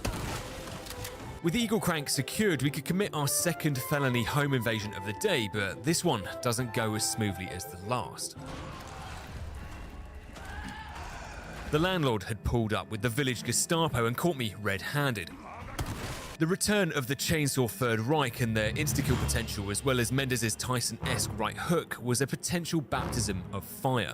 Whilst it may look like the odds were stacked against us, the most important rule of this challenge, and for the various situations like this that we'd face, was to not panic. To stand any chance of beating this challenge, there are certain areas in the game where we need to try and exit the area as quickly as possible. However, for this section and a number of others, patience, discipline, and being immensely careful was the most effective strat we had. Taking a slow, staggered route through the estate ensures that all 3 of these mass debaters keep to the one-way traffic code, meaning one or both of them never try to double back to cut us off. Which 99% of the time it worked. Every time. And now, with the strategy in full flow, we can use the door-kicking animation that the Chainsaw duo are locked into for those first few seconds to issue out democracy without any retaliation. Mendez just walks around here like Big Chungus, so we just have to do our best to ignore him, but with time, patience, and the right ratio of lead, we eventually send the other 2 to Chainsaw Heaven, retrieving the orb and initiating a very realistic rendition of this cutscene. Using all of my other weaponry for this fight as well meant that I'd saved a considerable amount of rifle ammo, allowing me to optimize the restocking of my empty ammo stores on the way back through to Dynamite Valley in Chapter 3 by opening up all the crates that I'd purposefully left for this return trip. Back in said valley, we can take a secret ladder up to the walkways above, grabbing a hidden broken butterfly before freeing the good boy en route back to the village. On arriving back in the village centre, Pasanta had broken through the multiverse, and with no sign of the TVA, it was apparently up to us to defeat each of its 3 stages, along with an amount of dogs that was more than annoying, 2 hammer brutes, and the various Pasanta clones. By clearing out the rest of the rabble first, it allows us to simplify a potentially complicated fight. After which we can use the barn, which is actually in play and accessible in this multiversal arena as our designated circuit for the rest of the fight. Despite making it through by the skin of our teeth, Pasanta's variant was pruned on the first attempt, and after navigating our way through the underground minefield, fighting a brute at the church, and wow, what a fucking surprise, more chainsaw assholes, we eventually arrive at the swamp. The place consisted of equal parts mosquitoes, shitty water, and a large serving of troglodytes, providing us with no less than 3 brutes of varying skills to tango with. That being said, if we timed our very controlled vertical descent to the swamp perfectly, we can immediately stab this one in the back and instantly game end it before sniping the second one as soon as he appears here, drastically moving the odds of our survival in the swamp back into our favour.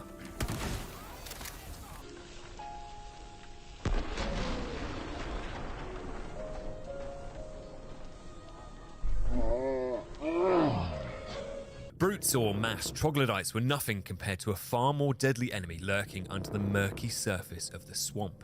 This enemy was a silent killer, swimming around our ankles ready to pounce and instantly destroy our progress.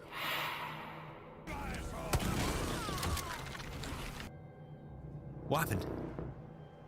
No! At the time, I had no idea why now, all of a sudden, I'd started getting game crashes in the swamp. It seemed to only be happening here and happening consistently. But it wasn't until writing the script that I realised it was a known bug, whose only workaround was to save the game. A sick twist of fate for somebody who couldn't save. hate this place. This was not funky fresh, but eventually after taking my game files to court, they were ordered to allow me to pass through the swamp. Albeit I ran through here as quickly as I possibly could, intending to return later, but on day 2, attempt number 7, we had made it through to Del Lago and to the start of chapter 4.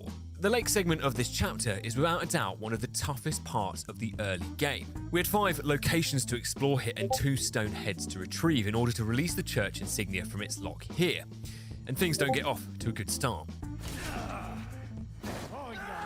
As I felt this man's dirty thumbs enter my eyeballs, it served as a constant reminder of the absolute stunlock bullshit that could occur in this game, destroying hours of progress in just a matter of seconds, and there was nothing you could do about it. So after another 3 hours of attempts on day 3, when we made it back here to the lake, I made sure to let this guy know what he'd stolen from us.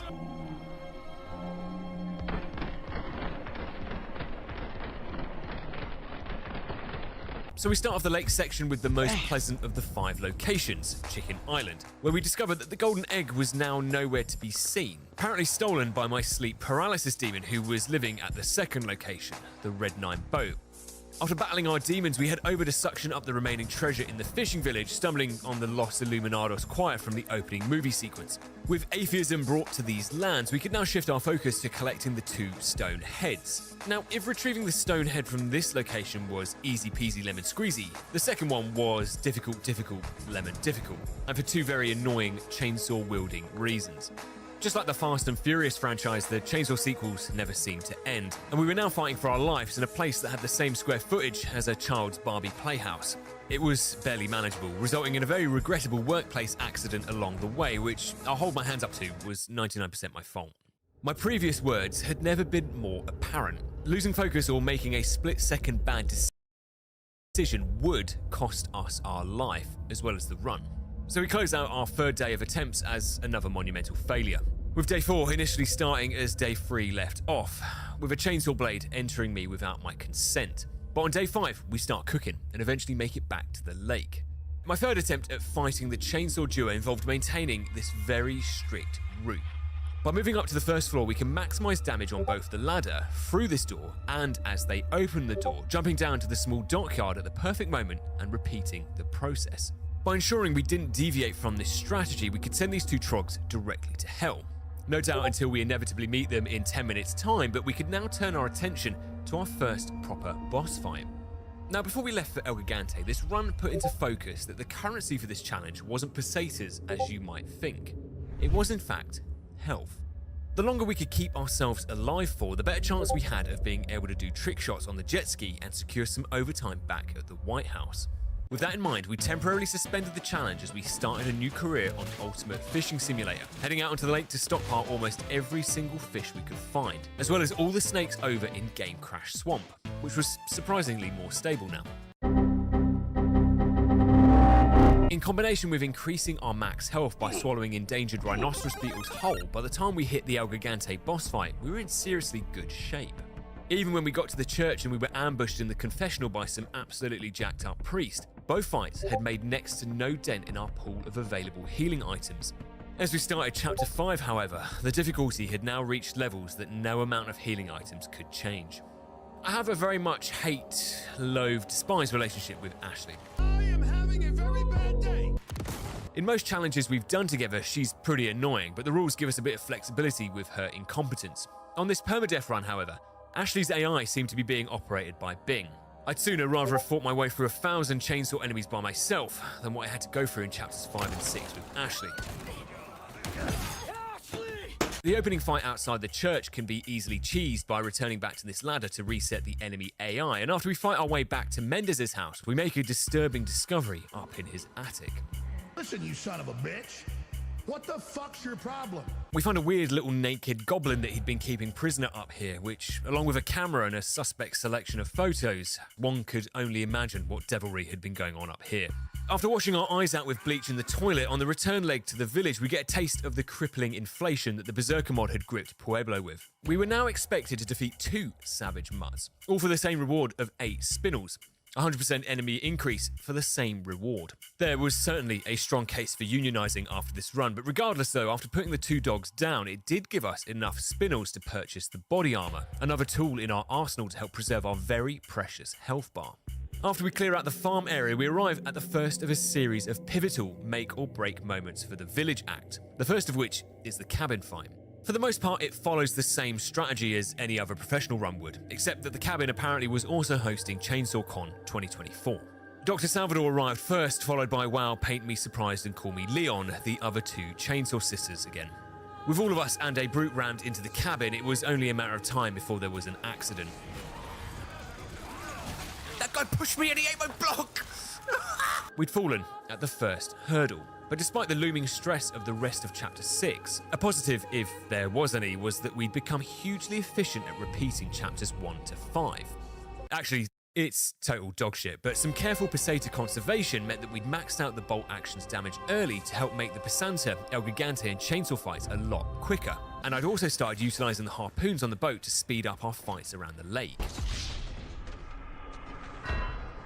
Now, if you kill anything with the harpoons, the enemy won't drop the items that they were carrying, so for the weird little boat-dwelling demon and the brutes here, I worked out that 3 harpoons weaken them enough to make them basically one-shot. And for the chainsaw twins, the one in the green skirt actually only drops 1 spinel, which, to be honest, was the equivalent like 20p. So we take out the other one on the dock to make sure she drops the 10k brooch, What the hell? then just harpoon the other one to death like the whale she was. Back at the cabin, with negative reviews piling up on Trustpilot, we decide to bring Old Faithful with us to accelerate the decrease in the amount of chainsaws in here. And after what felt like a lifetime, for the first and only time ever, I was relieved to see Ashley's face. Which, let me tell you, the feeling of relief lasted all of 5 seconds. The start of Chapter 6 begins with us being descended on by what can only be described as the Ganado Plague. The checkpoint was a complete mess. I'd panicked, thinking that I was losing control of my one good run for day 6, and throwing a flash grenade to try and speedrun my way through here is shock, ended by someone rugby tackling Ashley into the back of their white panel van. Right hand on the Bible, God can strike me down if I'm lying? That motherfucker's cheating! On day 7, on attempt 4, we arrived back at Chapter 6, opting this time instead to make a last stand in this doorway. It seemed like a tense option, but it was going well. That was until I 360 no-scoped Ashley in the face. How this absolute bullshit unfolded was quite honestly unbelievable. In the confusion whilst lining up this phase-sponsored collateral on these 2 brutes, this random Ganado who had abducted Ashley decided to walk around the corner at the exact same time that I pulled the trigger, resulting in Ashley joining the kill feed. This was about as freak of an accident as you could get, and despite it being highly unlikely to ever happen again, in our defense, we'd absolutely smashed it. Day 8 didn't really get me anywhere, but despite Day 9's very tense cabin fight, we arrived back at Chapter 6 within 3 hours or so. My next attempt here yielded a new strategy that I'd like to refer to as the Ashley backpack strategy. When we trigger the checkpoint onslaught, the Berserker mod places a boulder over the route we'd just come in from, in an attempt to reduce the amount of space we could fall back to and force us to fight here. But what it also does is block Ashley's kidnappers in with us. If Ashley gets shoplifted and taken towards the merchant's hut, this rock debris here breaks the AI's pathing. It wants to go up this path so it can complete the Ashley abduction animation, but with the path inaccessible, the computer says no, resulting in it just walking in place with Ashley on its back. This allows Ashley the backpack to just enjoy the ride, take the load off her feet and relax, whilst we fight for our goddamn lives.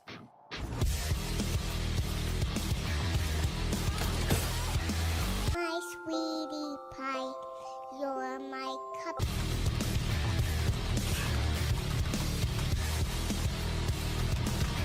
Eventually, after eating enough fish that we'd probably given ourselves mercury poisoning, we'd survived the onslaught. But Chapter 6 was only just about to start reaching critical mass.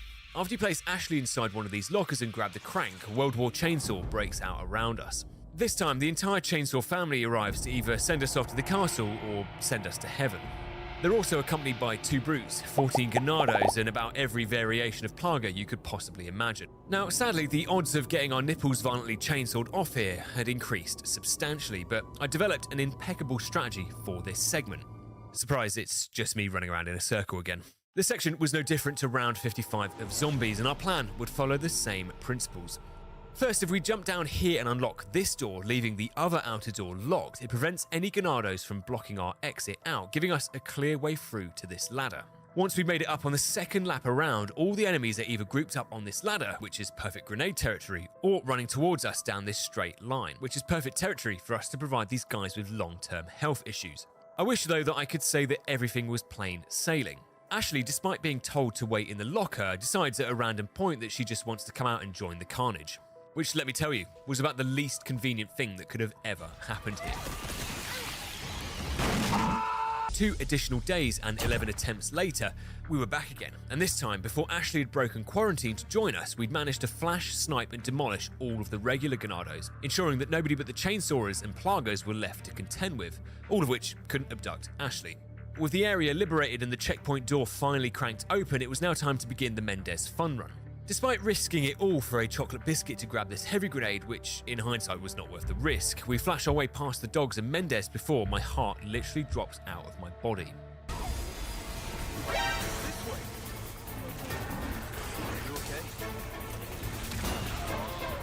But joining the cutscene moments later allows my heart to begin pumping oxygen to my brain again, and before we knew it, we were fighting Mendez inside this life-size wood burner. We're joined by enemies in both stages, the first of which is 2 brutes, who, once they're removed, allows us to focus on Mendez, where 4 magnum rounds will help us to eject his legs.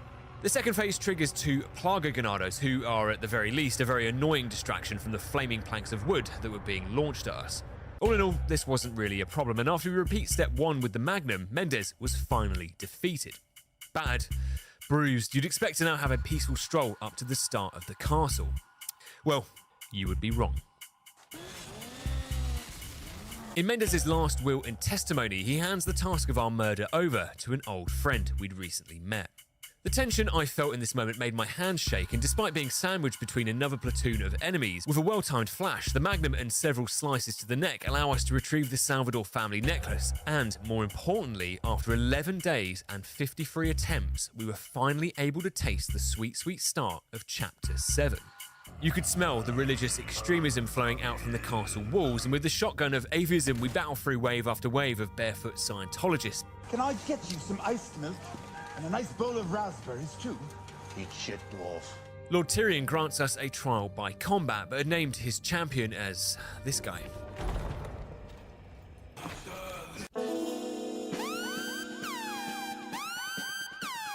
It certainly wasn't the usual red carpet entrance we were used to as Verdugo runs towards us at 60 miles an hour, but this was a lot easier than you might think. If you throw a grenade at the first 2 shield enemies straight away, Ashley will get kidnapped by the helmet Scientologist, and whilst we dodge Verdugo's barrel rolls and pick off the remaining cultists, the abductor will get stuck at this door. Similar to the rocks blocking the path in Chapter 6, for this fight the main door is locked to prevent us from leaving, meaning we can again take advantage of the Ashley backpack strap whilst we go one-on-one with Verdugo, who it turns out has a bigger weakness than liquid nitrogen. All we needed to do was sit behind any pillar we like and simply dance around it. When Verdugo would attack, the pillar's collision would cause him to swing wide, which gave us the perfect opportunity to hit him whilst he was in his recovery animation, and before you know it, one of the toughest enemies the game had to offer was defeated. Just don't celebrate too early and forget to grab Ashley after you're done.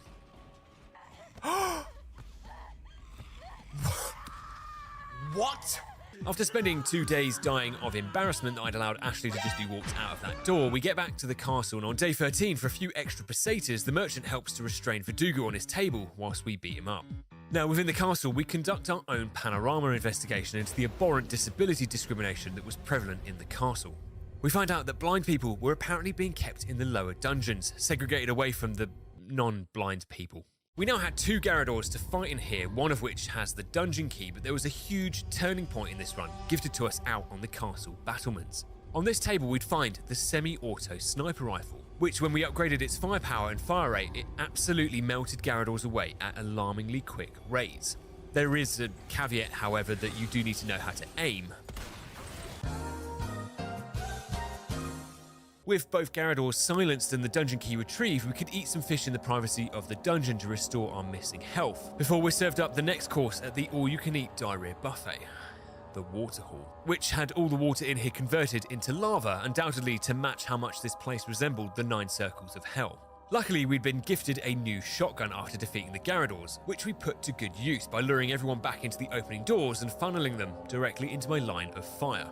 With the first wave cleared and the scum of Satan scrubbed from the balconies, we take care of the second wave safely from up here, retrieving the Master Chief Will from underneath the Knight's Guard of Honor. Once we take it, 2 waves of these knights come to life, as well as a further wave of enemies upstairs protecting the platform from being lowered to the second area. Ashley's section follows the usual formula of me letting her get kidnapped to take her over to the second wheel, but we're interrupted this time by the return of the 2 Garradors from the dungeon. As we battled the Garradors and their irrational anger issues, our first attempt was an unmitigated disaster. Just as I was lining up a rescue shot to release Ashley, some shoeless homeless man grabbed me to ask for my spare change. When we revealed that we didn't have any, he forces me to watch on as Ashley helplessly slips out of our fingertips and down to the Sheen factory floor to begin making clothing. It was at this point that I began having an existential panic attack.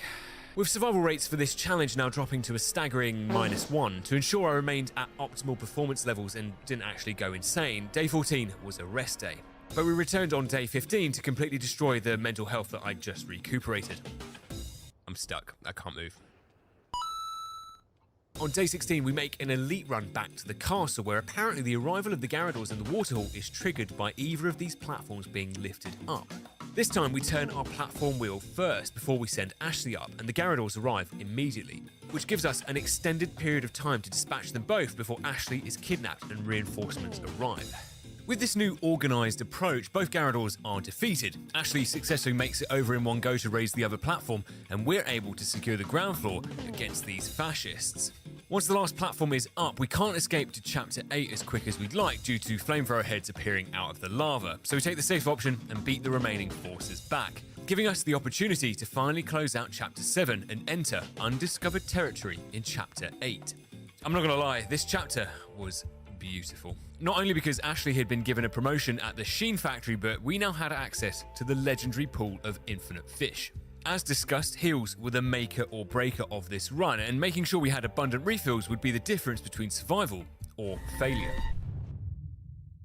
This pool at the start of the chapter would magically fill itself back up with fish as we made our way throughout the castle, which was a fantastically sustainable health alternative to herbs and first aid sprays. With 4 juicy bassers and 1 large bass already raw and wriggling in our pockets, it meant only one thing. Looks like meat's back on the menu, boys. The Red Robe's exorcism room followed a very simple hit and run strategy. We sneak through to the right as usual and pummel the Red Devil into religious submission, allowing us to grab the lantern, the ruby mirror, and use the red barrels and our superior agility to dodge past the knights, plaguers, and fanatics to make a quick exit out of there. Before we made it to the battlements, we're confronted by C-3PO in the corridor, who wouldn't let us through until we'd beaten the human-cyborg relations out of him. To defeat the droid, its large turning circle meant that we could use the doorframe to get behind him and pummel the exposed back plager until Anthony Daniels was revealed, allowing us to no-scope him out of existence. Oh no! I've been shot! We stumble into a game of Helldivers 2 where you should never forget that the only good bug is a dead bug. And with a flash, we vaporize these cockroaches before they overwhelm us and take our classic shortcut through the battlements. We get some cathartic mid-game therapy by absolutely battering these crossbow women up here. Now, before anyone says anything, I'm a strong advocate for women's rights and equality. If these crossbowers were male, I'd have battered them as well. The ladder we used to get up here was very effective at beating the next group of enemies back by driving them to a slow and painful death by exhaustion by making them repeatedly climb up here. Oh no, you don't! It was then time to start our cinematic sprint from El Gigante, and the level of trolling in this last segment before Chapter 9 was off the charts. First up, there's a bear trap conveniently placed right here, and a pretty sus box in the room below, surrounded by knights. On my first casual playthrough, I found out the hard way that if you open it, there's nothing in there, and you get trapped in here with all these suits of armor as well. So we instead avoid making the same mistake and use the cannon to pacify the big guy.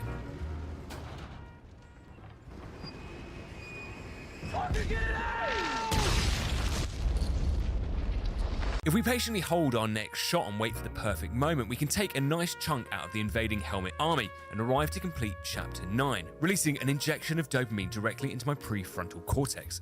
Whilst the feeling of progress felt great, as soon as the dopamine engulfed my brain, the game chose this moment to rupture my delicate aneurysm once inside the maze. Like some murderous beret-wearing Randy Orton, he was waiting patiently to rugby tackle us, call us sloppy, and blind us with a lamp for no reason. But thinking this was no more than a scripted sequence, you can imagine the absolute blind panic that I went into when Krauser grabbed Ashley. Pressing F did nothing, and point-blank shotgun shots had no effect. I had no idea what was happening here, but before I could even think, Krauser sliced Ashley's head off. What the hell were you doing All I knew for certain was that we'd been robbed. That same night, I submitted a police report stating that a man in a red beret had robbed everything I held dear. But to this day, nobody has been caught. Day 16 had now ended with no progress to our name. My blood pressure was up 45%, my desire to punch my fist through my monitor was up 125%, and the counter that I had tracking the number of F-bombs dropped was showing an error. But this wasn't the end. Despite making me want to eat glass, this challenge had led me to believe that the closer we got to the latter chapters of the game, the easier the game would get. Now, I know that sounds like I've been sniffing glue, but hear me out. Whilst you'd expect the game to get incrementally more difficult for this challenge, the more progress we made, the more health items we got, the more max health we got, and the better weapons and upgrades we got. Now, we couldn't take into consideration acts of God that were beyond human comprehension, out of our control, and also complete bullshit. But in terms of just surviving the main story, looking at the statistics of our attempts so far, it matched this hypothesis. Out of our 77 attempts so far, a whopping 92% of them had come in the first 6 chapters. If we could make it to the castle in a relatively strong position, I had the right dosage of copium that made me think we could make it to the end of the game. So day 17 started with a positive mental attitude, but this quickly went downhill, moving to more of a negative deranged breakdown, losing several attempts en route to the checkpoint, where we lost in heartbreaking fashion. But day 18, through blood, sweat, and an amount of tears I don't wish to disclose, we make it back to chapter 9. Now, entering the maze, we approached Krauser's trigger facing backwards, and with Ashley ordered to stand at least 4 miles away from me. This attempt yields much better results. In amongst the dogs, Krauser ambushes us one more time at the final flag, but once he was pepper sprayed away and all 3 of them had been lowered, we could double back to do another spot of fishing, boost Ashley over into the secret room here to do a spot of plundering before we arrived at the Grand Hall. The hall felt particularly nefarious now. With 6 hours of progress on the line, these next 3 areas were not to be underestimated as the biggest threat to reducing these hours to 0. So to start with, the snake room is more or less the same. That is, apart from a bunch of bedsheet wearing troglodytes waiting for us at the exit. I can't see fucking shit out of this thing. Who made this goddamn shit? What about you, Robert? Can you see? Not too good. After sending these ghouls and their 1,000 thread counts back to the dry cleaners, we can head through to grab the goat's head.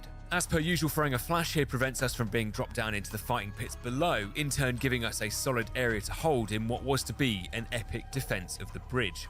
The sticking point here is that the enemy numbers have basically doubled, turning a very standard area into a desperate fight for our lives. But that being said, after firing every single bullet we had, we do get a free rocket launcher for our troubles, which we'd put to good use later. Finally, we leave the worst until last, the Lion's Head room, which was the one room that had been giving me stage 4 diabetes. In our final test of our faith, we have practically double the amount of knights to fight here than usual, all of which were basically Golden Knight reskins with, just for good measure, a few actual Golden Knights thrown in here as well. Not only that, after each wave of knights we defeat, we'd be rewarded with a Garrador who teleport themselves down here to join the fray. Failure to clear out the enemies quickly enough meant that you could be facing the prospect of fighting 2 Garradors and 4 Golden Knights all at the same time. Wave 1 though was Garradorless and fairly uncontested. A quick TMP to kick these guys' helmets off allows us to abracadabra them away, and if we then immediately position ourselves here, we can engage the first Garrador as soon as he drops down. With the perfect aim and positioning, we can snipe his plugger off before the second wave of knights have even reached us. Because we've done this so quickly, we can then maximize Ashley's blue torches without getting interrupted by the Garrador, making wave 2 a simple formality. With them taken care of, if you're good enough, you can do the same for the second Garrador, but on this occasion my aim was absolute dog piss, so we had to just heal through the barrage of damage we were about to take. Instead, we were able to lure the Armadoras into the Garrador's attacks, getting a friendly fire assist to help defeat them. The fight was tough, and with a huge portion of our heals used up, eventually all of the Armaduras were defeated, leaving us 1v1 with the Garrador, which after a quick snipe we deport him from this mortal realm and are gifted the Striker Charm for our troubles. With this bad boy hanging from our attaché case, we could move back to the fish pond at record speeds, before it was time to send Ashley down to the catacombs to retrieve the Salazar emblem, but this wasn't to be the breather section, it usually was. The obvious change you'll notice here is that there is no lantern for us to collect. As if I didn't already have enough PTSD in this section to last me a lifetime, I was now going to receive additional PTSD to last me 2 lifetimes. The anxiety here doesn't really pick up until we hit the catacombs downstairs, where we have to turn all of these lanterns on to unlock the door, whilst avoiding the insta-death that the knights here were itching to dish out. After some pre-lantern pool analysis, our best option here was to wait behind this knight after pulling the last door switch, which forces the other pursuing knights to pass us wide, ensuring that the route to the emblem room was clear of death. The biggest hurdle had now been overcome, and the return leg with the Salazar crest wasn't nearly as troubling as the way in, allowing us to drop off the treasure we'd found in here to Leon as we began Chapter 10. The beginning of this chapter starts off in true Leon Must Die fashion by enclosing us back in the Chimera puzzle and throwing another Garrador in to keep us company, who was indeed committed to making Leon die. But despite a very tense atmosphere, a quick flash gives everyone a time out, and with the additional breathing room, we can disable the blind man even further, as well as our fellow spectators. With the mausoleum tidied up and the legendary Killer 7 now in our possession, we head back to the pond to clone some more fish and repair our armor ready for the ballroom. This place didn't really have the Saturday night Strictly Come Dancing vibe that I was looking for. The Novies had not only turned the ballroom into a swingers club, but we had illegal amounts of possessed steel walking around the place, as well as some religious backup coming from the rear. If we could make it down to this door, however, we can use it to reset the Armadura's spawn points, giving us enough room to battle towards both of the switches. Once the switches were pulled, dropping down either of these shortcuts gets the armor stuck down either of these routes, leaving us free to curb the Novi population without any contest. After lowering the 2 switches, it was time. You may have been wondering what foul horrors awaited us in the Garrador trap room, and I can tell you, ironically, it follows the same formula as always.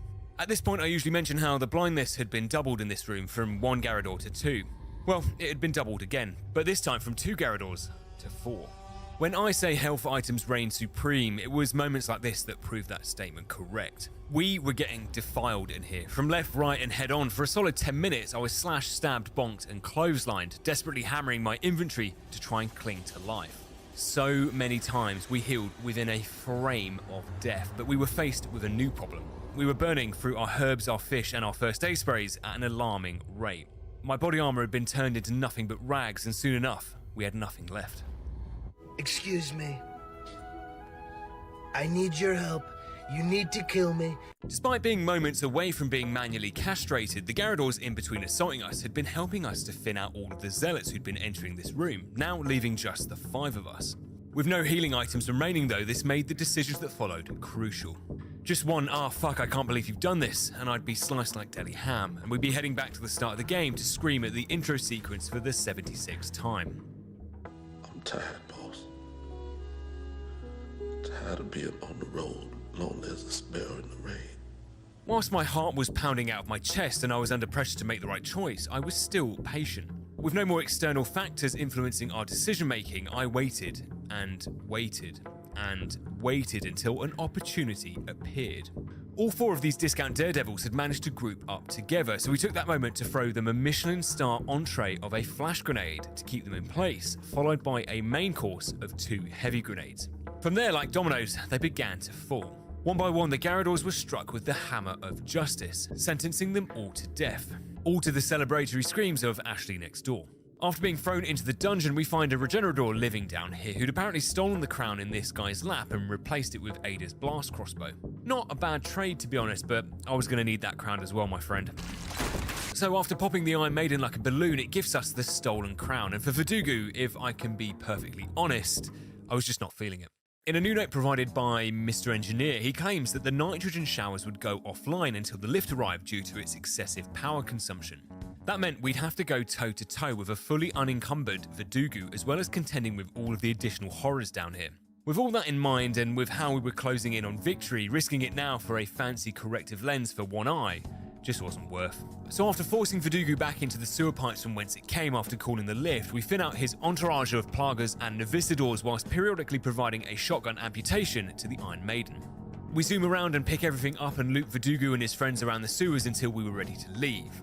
There was no shame with a tactical retreat back to the lift, especially after spending 18 days going through hell just to get this 7 hours of progress. I think on this occasion, I could forgive myself. Meeting up with Luis in Chapter 11, we do some hardcore drugs together before heading in to grab the dynamite from the cave marked M4. Before we even jump down, we can sneak a few shots in here to take care of this brute, and with the rifle and Killer 7 combos, the two Bella sisters hiding out here and their backup were hardly an inconvenience. The inconvenience, though, does arrive when we head over to grab the dynamite, which had apparently been taken by an old friend. Despite the arrival of this guy making me feel physically sick from anxiety, our movement through this area was solid. Doubling back and doing a circuit like this ensures he remains at the very least an arm's length away from us. Although I will admit at times that unit of measurement was sometimes a little closer than I liked. But with disciplined shooting, strict movement, and Luis displaying levels of chattery that had never graced my eyeballs, we finally remove the white mask of Salvador to reveal. We do a little trolling. It's called we do a little trolling. Anyways, with the dynamite retrieved, we can clear the cave in and arrive at the fight with the double El Gigantes in the smelting room. These two take the absolute privilege of accepting the rocket launcher we'd found in the Goat's Head room. It's a worthwhile investment as the entire arena gets flooded with Ganados as well as fucking shock, the Bella sisters again. So rather than risk anything, placing this rocket perfectly between them both gets us a nice double kill and ends the fight in a matter of seconds. We do still have to take care of the Bella sisters, but it's a lot easier without two giants trying to squish us between their toes. Off-brand Disneyland was a nice break away from the usual brain rot we'd been subjected to, but this break, as always, was never gonna last. Arriving at the Novistador's hive, we immediately can't see Luis. Apparently, we're supposed to believe that he'd flown off the minecart and landed directly into the lift. How convenient for him. But this placement smelt pretty sussy. Whilst it did mean that we'd have to brave the Novistador's homeworld by ourselves, we'd found a pretty special weapon on the way in. For those that don't know, the flamethrower was apparently an unused weapon whose files had been hidden deep within the game's archives under the codename WP4701. The Berserker mod had resuscitated this thing of beauty, giving it ammo and merchant upgrades, meaning mobile cremations were but a trigger press away as we proceeded to napalm the Novistador's homeland. But it wasn't until we reached this opening that something felt wrong. There was something different about this area, but before we could question it any further, there she was. The big-tailed beauty had made her anticipated return. Now, not to sound like that guy, but the fight with Passanta was, if I can be honest, pretty easy. She's got all the grace and decorum of a reversing dump truck with no wheels, with the real annoyance coming from the periodic invasions of the Novistadors into the arena. After batting them back every few minutes or so, the Killer 7 and semi-auto sniper combo helps to cut short this multiversal invasion and transport Passanta back to its correct timeline again. After we find ourselves in one of the Tomb Raider remastered levels, we rendezvous with Luis, who rightly gets stabbed in the back for leaving us to deal with all of that bullshit by ourselves. With Krauser repelled like the little sex pest that he was, we double back to the throne room to retrieve the second golden egg from prison and some additional treasure before throwing weapons of reproductive destruction at the Mona Lisa. We double back one final time for our last helping of sushi and head into the clock tower segment with a prayer and a dream. But one thing we didn't head into here with was the new flamethrower, because apparently that shit can crash your game here, which I'm not in the market for.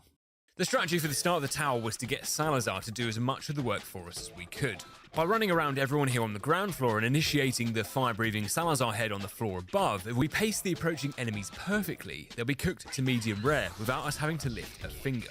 And by also attracting as many of the other enemies up the tower as we could, we can get them to suffer the same fate as well.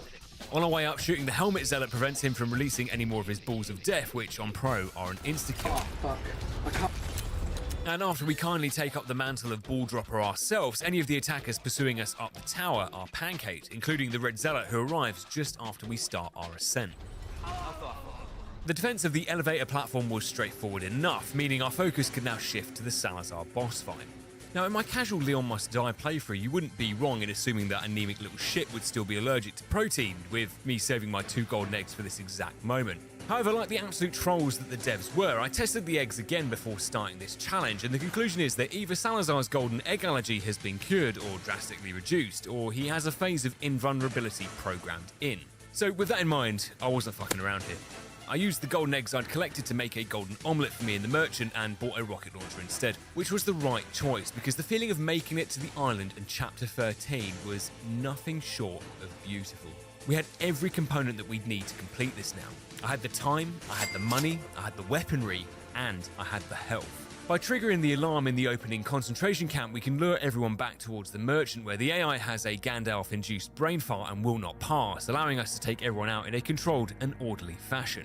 Knowing that the end was nigh, the game resorts to cheap tactics to try and stop us. It starts hiding mines around the place that not even fucking Jesus Christ himself would have been able to see. and inconspicuous vases filled with Semtex.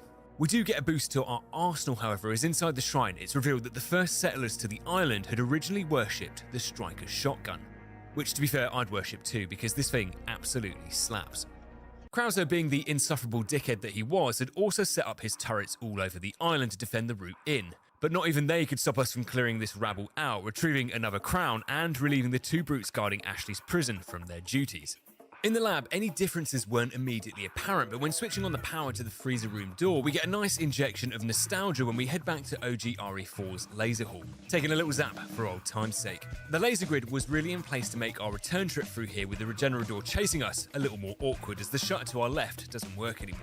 So instead, we remove the latter from the equation by revealing its plagas with the Striker and destroying it the manual way. After rewriting the keycard, we find the thermal scope in its original place from OG RE4 as well, which means we can take out the second Regenerador and retrieve the wrench downstairs from the Iron Maiden who had ingested it. With the card in place, Resident Evil D-Day now begins. We man the machine gun and begin mowing down the onslaught that had arrived in the lab.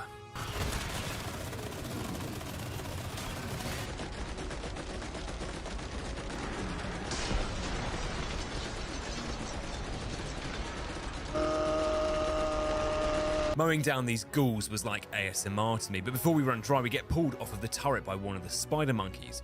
Now, under no circumstances did we want to be fighting or stuck in this room, so we release a flash into the army congregating outside here, giving us enough time to run back out towards the way we'd come in.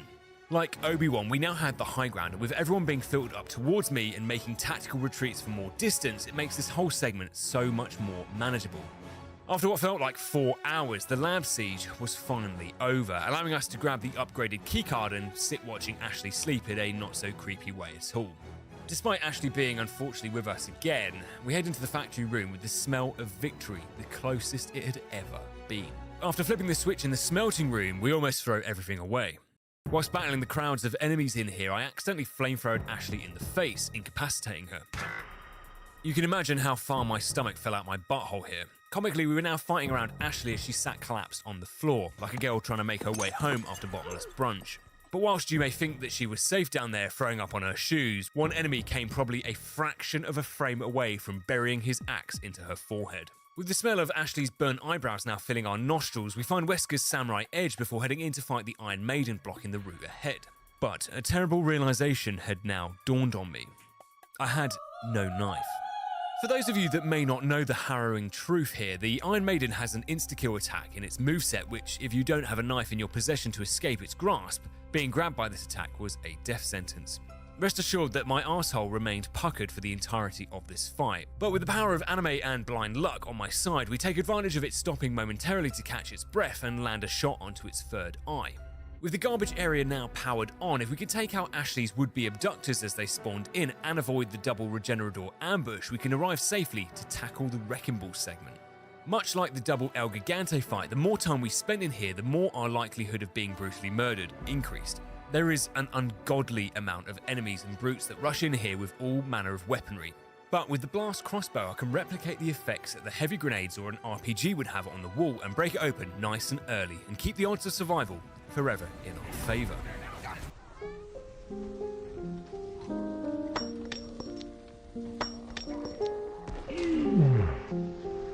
You can imagine how my jaw dropped as this dynamite Hail Mary came flying down, but remarkably, apart from severe concussion, she was just fine. So we double back to take care of the Iron Maiden in the lab for some additional spinels and take the lift up to drop Ashley off at the Sadler daycare.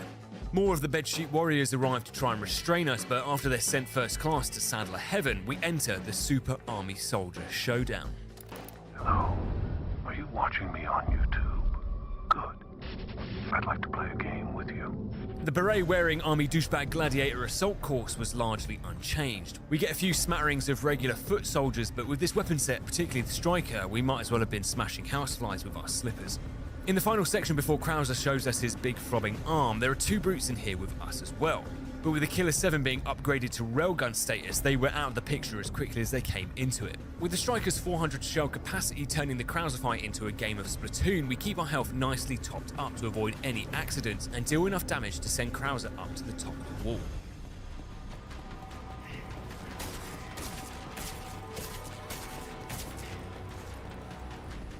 Don't tell me he's stuck on that wall. It's no way.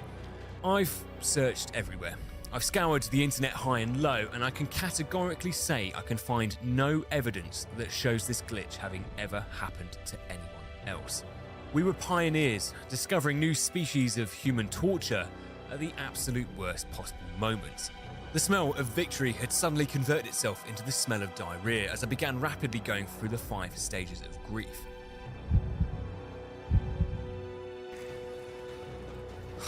Oh, this cannot be happening.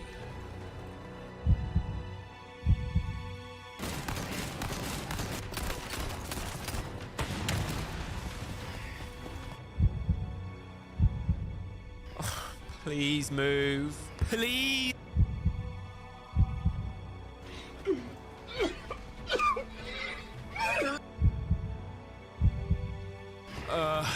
It's over. I can't do anything. There was no worse feeling than believing we were about to beat this thing, only to have it ripped away from us at the most inconspicuous moment ever. At 2 AM on day 18, we'd lost everything. A couple of days had passed since that fateful evening. I'd healed somewhat from the devastation that day had caused on my brain, trying to move on as best as I could from what had happened in Pueblo, but no matter how many days passed or however hard I tried to forget, I was reminded every day of what could have been.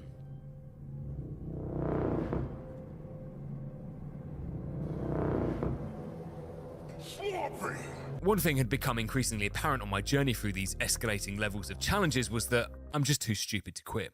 The only way to achieve full closure here was to go back to Pueblo and rewrite this wrong. So I rubbed some G Fuel directly into my eyes, and on day 21, we entered the forbidden 6th stage of grief.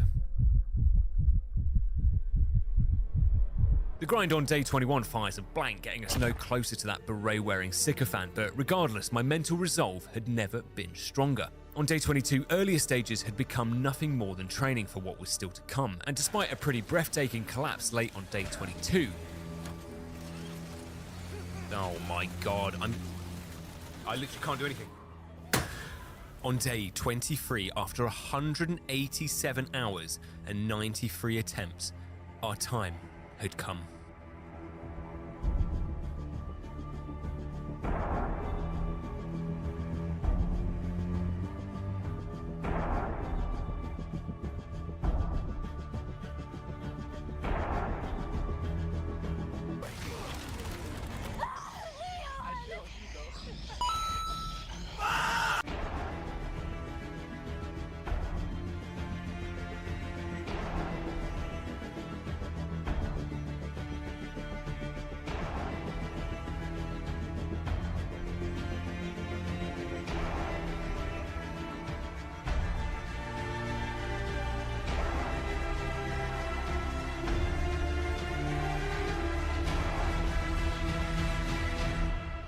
All our training, all the blood, sweat and swamp arse that had leaked into my chair had led us to this moment.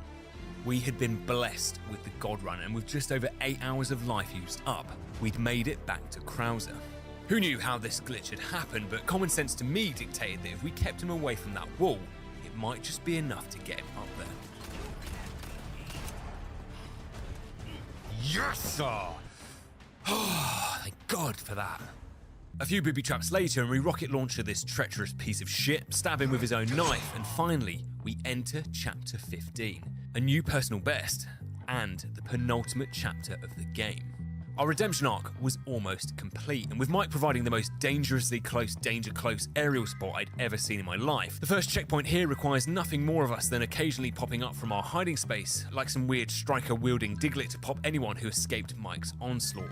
We made frequent trips back to the merchant to repair our body armor to ensure our health remained safeguarded, and with Mike continuing to obliterate everyone in our path, we destroyed the AA turret early with the blast crossbow, meaning that we can continue to use him to melt away the reinforcements before the cutscene triggered his exit. In the next area, our disciplined Spartan-esque retreat back up the tower made sure that anyone who was stupid enough to follow us up here was sent immediately back down. With the first wave deleted, the turret gunners can be JFK'd from the top of the tower before we turn both gate locks off, continuing to use the same shoot and retreat tactic to eliminate any reinforcements. We watch on as Mike Nosedive's Black Hawk Downstar handle two very high-energy religious missionaries before moving very carefully around the Iron Maidens to enter the island's last stand. This was literally the final obstacle. My nervousness was now palpable. I felt stressed, worried, anxious, all of the above, all at the same time. Ammo was running pretty tight, but using our remaining spinels, we can purchase additional gunpowder from the merchant, which allows us to craft just enough to get us through here, which was almost made irrelevant when we take an immediate hammer to the face. Watching my health vanish further and further to zero was immensely tense, and after thanking God for this body armor,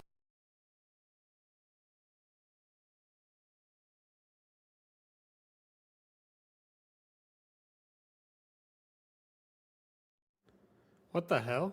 My audio just cut out. Uh-oh.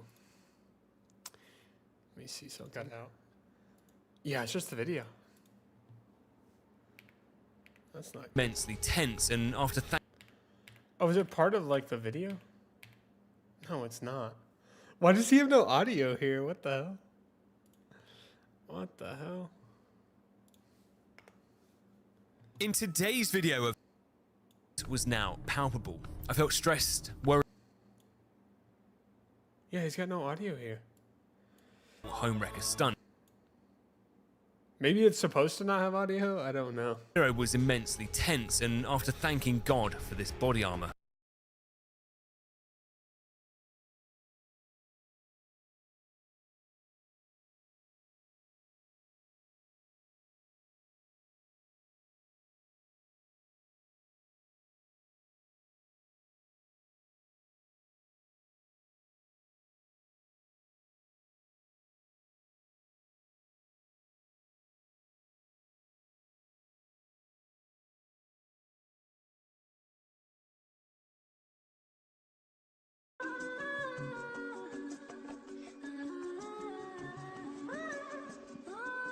You know what it luckily, is? the It's probably Fortnite that like every copyrighted shot that felt shit. cathartic, like I was releasing the pain of every failure we had so far. Justice for all the times we were robbed of runs from these troglodytes. And it was done. All that we had to do now was make sure that we didn't crash This the has been a jet really ski. good video, by the way. Nah, I'm just kidding. Totally made it. However, like the Tiger King, I wasn't sure that I'd ever mentally recover from this, but on day 23, it was finally over. Not only had I completely destroyed myself mentally, physically, and spiritually, but I'd bloated my Steam playtime from 204 hours to over 400. So now everyone could publicly see what an These are absolute all loser the I was. achievements either. Anyways, I'm off to a wellness retreat to recover from this challenge, but let me know in the comments if there's any games or challenges you would like to see next. I clearly loathe myself and my mental health knows no limits, so feel free to make it as difficult as you like. That was a really good video. W Dragster. That was a really good one.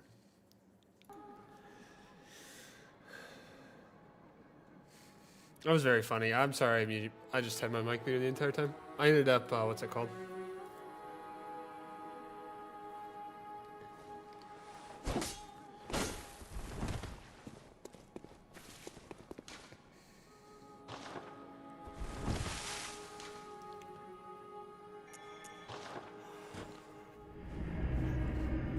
But yeah, sorry, I just ended up muting my mic anyways. Just like, I don't need to have my mic playing while watching that.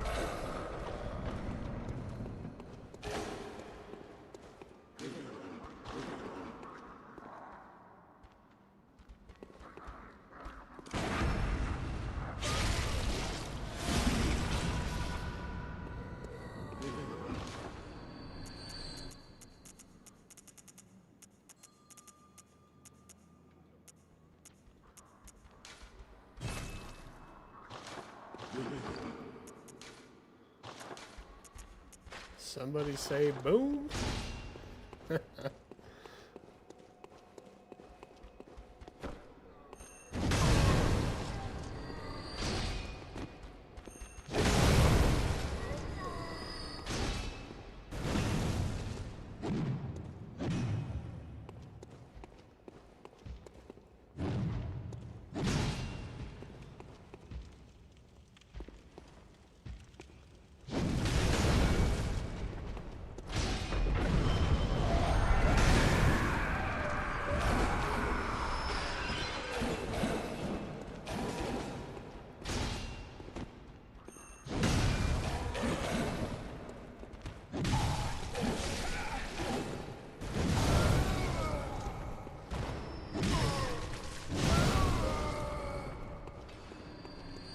This is a very fun weapon to use, by the way, in case you can't tell. Somebody say boom.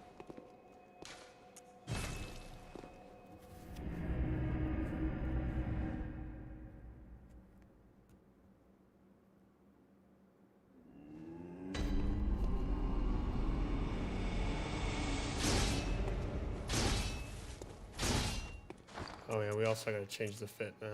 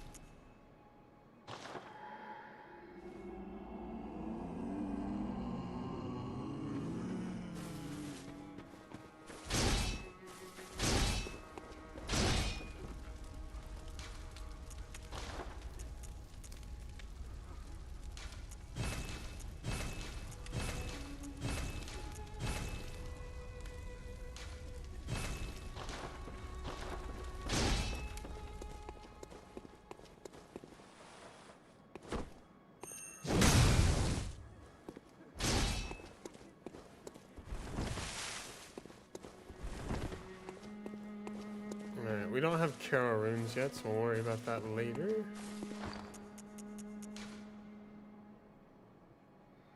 I think what I'll do is I'm actually gonna take a break for a minute. Because I'm like, I want to keep playing, but I'm also like, a little bit tired. So we're gonna take maybe a nap, who knows. We'll be back on today. Keep playing the shit out of this. That was a lot of fun. It's been a lot of fun today. It was a good video as well. See, I'll be back in a minute.